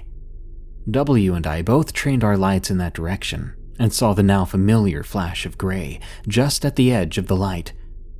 I turned in that direction and fired off 3 shots. We heard a growl and the sound of something big running away. We took that opportunity and booked it. If I had kept track of time and direction as well as I thought, we should be breaking through the trees in about 10 minutes. Then we should be able to see the light from the house. We ran through the pasture and made it to the fence. We crossed the street. I asked A to unlock the door to the house, and he frantically searched his pockets for the key, but couldn't find it. He began to panic. W calmed him down and suggested he try a window. A, being the smallest of us, agreed. We went to the back of the house and managed to remove the AC from a window, which A then climbed through. He let us in, and the rest of the night was uneventful. I'm sorry for the anticlimactic ending to the actual story, but I do have more to say. The next day, we talked to the owner of the pasture where this happened. He found 3 of his cows dead and partially eaten. He also found a blood trail in the wooded area that led towards the house, then the opposite direction to the edge of his property. He also found A's keys on the ground where he had been knocked out and where we'd found him. The farmer explained that blood trail led to the land owned by an old hermit who lived in a trailer in the woods. He apparently never leaves and has relatives bringing him food. It's rumored that he messed with the occult in his younger days. We told the farmer what we experienced, but he didn't believe us, thinking we instead encountered a pack of rabid coyotes or feral dogs. None of us agree with that. So what could it have been? Was it a wolf-like cryptid? Was it a werewolf? A still lives in the same house, but he hasn't seen or heard anything like it since. Once again, sorry for the anticlimactic ending. The Thing That Followed the Truck. From Ninabug, 1998. This happened when I was on a family road trip from Iowa to Texas. It was me, my grandpa, my aunts Sam and Ash, and my uncle Lee. This was when they were all teens and I was living with my grandpa. We took my grandpa's truck. The back had a top and we put a mattress in the back for the trip. I was in the back of the truck pretty much the whole time, talking to the others through the little window. At night, my aunts slept in the back with me, while Lee and Grandpa slept in the front. Grandpa would drive until really late, and sometimes Lee would drive to give Grandpa a break. I'm not sure which state we were in at the time, but it was getting dark, and it was raining. I felt like I was in some horror story or something. So we were at a gas station or truck stop, and I stayed in the truck. I think I was reading or writing at the time. I had a flashlight so I could see what I was doing. This was before I ever had anything like a phone or a DS, and at the time my Game Boy was dead. I looked up, my neck was really stiff. I tried to pop it to make it feel better. You know how you turn your head enough to make it go pop? Well, that's what I did, and when I did, I looked out the window and saw something. I don't know what it was. It was dark, stormy, and it was like across a parking lot and a road. At first, I thought my eyes were playing tricks on me because I was tired. Then I got an uneasy feeling, and I tried to ignore it. My family came back out, passing through the window a drink and snacks. I didn't think about saying anything. Like I said, I thought it was just my mind playing tricks on me in the dark. I ate my snacks and eventually went to sleep. We were on the road for 3 or 4 days there and 3 or 4 days back. There were a lot of storms. I wasn't sure what state we were in, but I saw it a lot at night. It was like it was following the truck. To make it creepier, I didn't see it when we were in a town or city, just on the dark back roads. I never knew for sure if my mind was playing tricks on me, or if something really did follow us. What I remember of it was that it was big, like a little bigger than a man in height, but wide, really wide. I'm 4 foot 11.5 inches, and it was wider than I am tall. I never got a better look at it.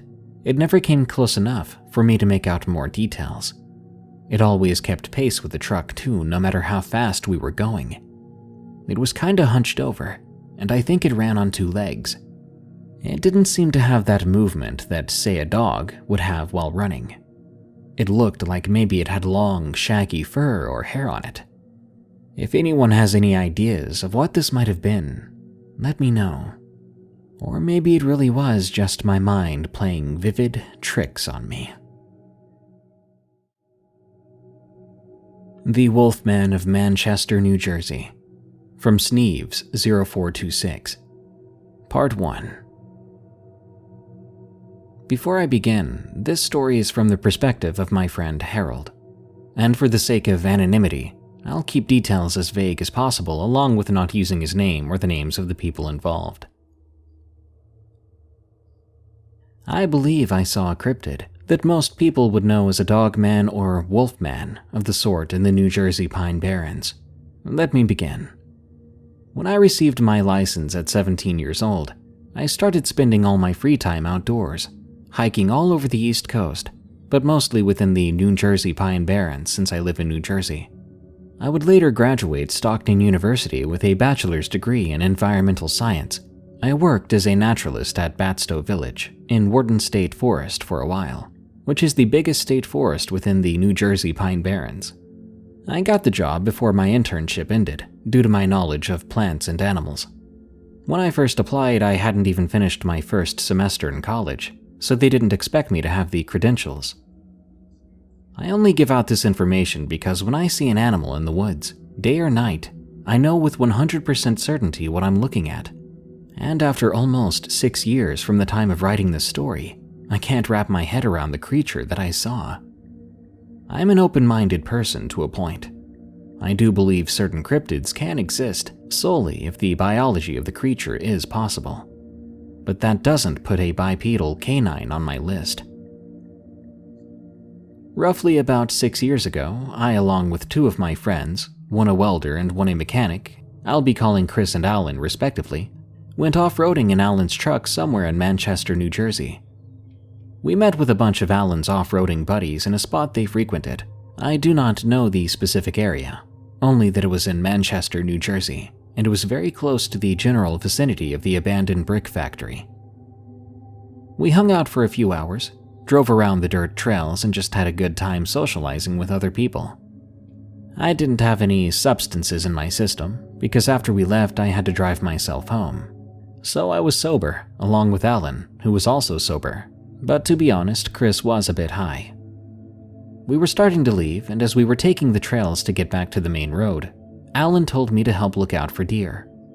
He was driving only 35 miles per hour because the dirt path we were on was pretty open, about 30-ish feet wide, and we were dead in the middle in case he did have to respond to a deer jumping out of nowhere. A few minutes go by, and my sharp eyes spot a deer running alongside the truck, but within the tree line, so the view of it wasn't more than a dark brown patch of fur. As I'm about to say something to my friend Alan, thinking that this is a deer about to run in front of the car, the animal speeds up its pace significantly and gets about 20 feet ahead of the truck still in the tree line. Then it proceeds to jump out in front of the truck. For as long as I live, I'll never forget what I saw that night. It ran on its 2 back legs, looked right up at us, and to our horror, it ran across this 30-foot wide dirt road in 2 to 3 steps, then went into the opposite tree line. In those few seconds, I saw this dogman or wolfman. It was roughly 7 feet tall, estimating its height using Alan's lifted truck as a reference. It was covered in dark brown fur. Every inch of its body was covered, but the chest and stomach area had less fur and a lighter colored fur than the rest of the body. But even under all this fur, you could make out extreme muscle definition, very similar to an Olympic bodybuilder.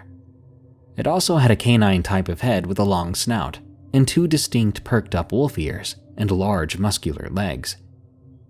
The torso and arms were similar to that of a very muscular man with large hands. These hands had visible claws that looked like they could do some real damage, and its eyes reflected an unnatural color of light that I haven't seen in the animal kingdom. As soon as it jumped into the opposing tree line, my friend Alan slammed on the brakes, and Chris said, "I know I'm high, but what the actual heck was that?" My friends, puzzled by what we just saw, looked at me and went, "Okay, nature boy, please tell us that was something explainable." I sat there dumbfounded, telling them I didn't have an answer, not one based in reason or science, nothing I could logically think of, and my friend Alan hightailed it out of there. To this day, my friend Chris has convinced himself that it wasn't a hallucination because of the pot, and my other friend Alan, who doesn't believe in the supernatural and absolutely refuses to have an open mind, doesn't speak about this event, pretending it never happened. To this day, I still have no logical explanation for what I saw. I do not believe that a bipedal canine creature could biologically exist, but what I saw was something matching that description with my own eyes, and it was very real. Part 2. My name is George, and I believe I had a similar encounter to Harold's. It was close to where his first encounter was, which was near the abandoned brick factory in Manchester. To start off, my brother has taken me to this place before with Harold, and I thought it was pretty cool, so I decided to go back there with a group of friends one night. To my horror, we encountered something that I never thought could be real. Like I stated above, my friends and I came back to the abandoned brick factory to explore it shortly after my brother took me with his friend Harold. He warned us never to come back there at night, but we didn't heed Harold's warning. We were told by Harold that he had some other experiences there that haunted him for a long time, but we thought he was joking around or exaggerating. Anyway, on to the story. As soon as we got there, we felt as if we were being watched, as if there was some kind of eerie presence about the place. My friends and I were a little spooked early on, and as our eyes darted all around the woodline, I spotted something. In the woodline up ahead, I saw something that shouldn't be possible. There was what looked to be, well, a werewolf. Its piercing yellow eyes were staring into my soul, it felt like, and it gave me the creeps when I was looking at it. It was abnormally tall, maybe 9 or 10 feet. It had large wolf-like or dog-like perked ears and a long snout. Its body was similar to a bodybuilder, with large muscles that were visible through its fur. But its head was similar to a German shepherd or a wolf, and its hands ended in claw-like digits. I blinked to make sure that it wasn't my imagination. To my terror, my friends reacted to this thing as well. They were startled. To me, it felt like it was beckoning me to come closer, and its stare was so quiet yet soul-piercing. I felt like a deer in the headlights. The way it looked also reminded me of an Egyptian jackal, except this could not be real. It didn't do anything but stare at us and make us feel intimidated. But when it walked away, we ran out of the area. To this day, I'm still not exactly sure what we saw, but when my brother showed me an illustration of a dogman, it made me shudder. Whatever I saw that night looked just like the illustration my brother showed me. To this day, I'm still in disbelief about it. I'll never go back there. The entire time I thought my life was in danger. Maybe the way it stared at us was a warning to never come back.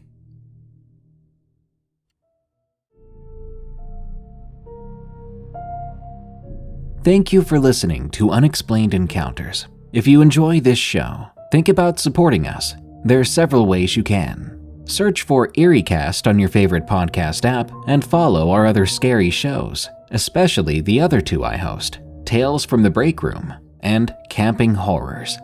Leave Unexplained Encounters a rating on Spotify and a review on Apple Podcasts.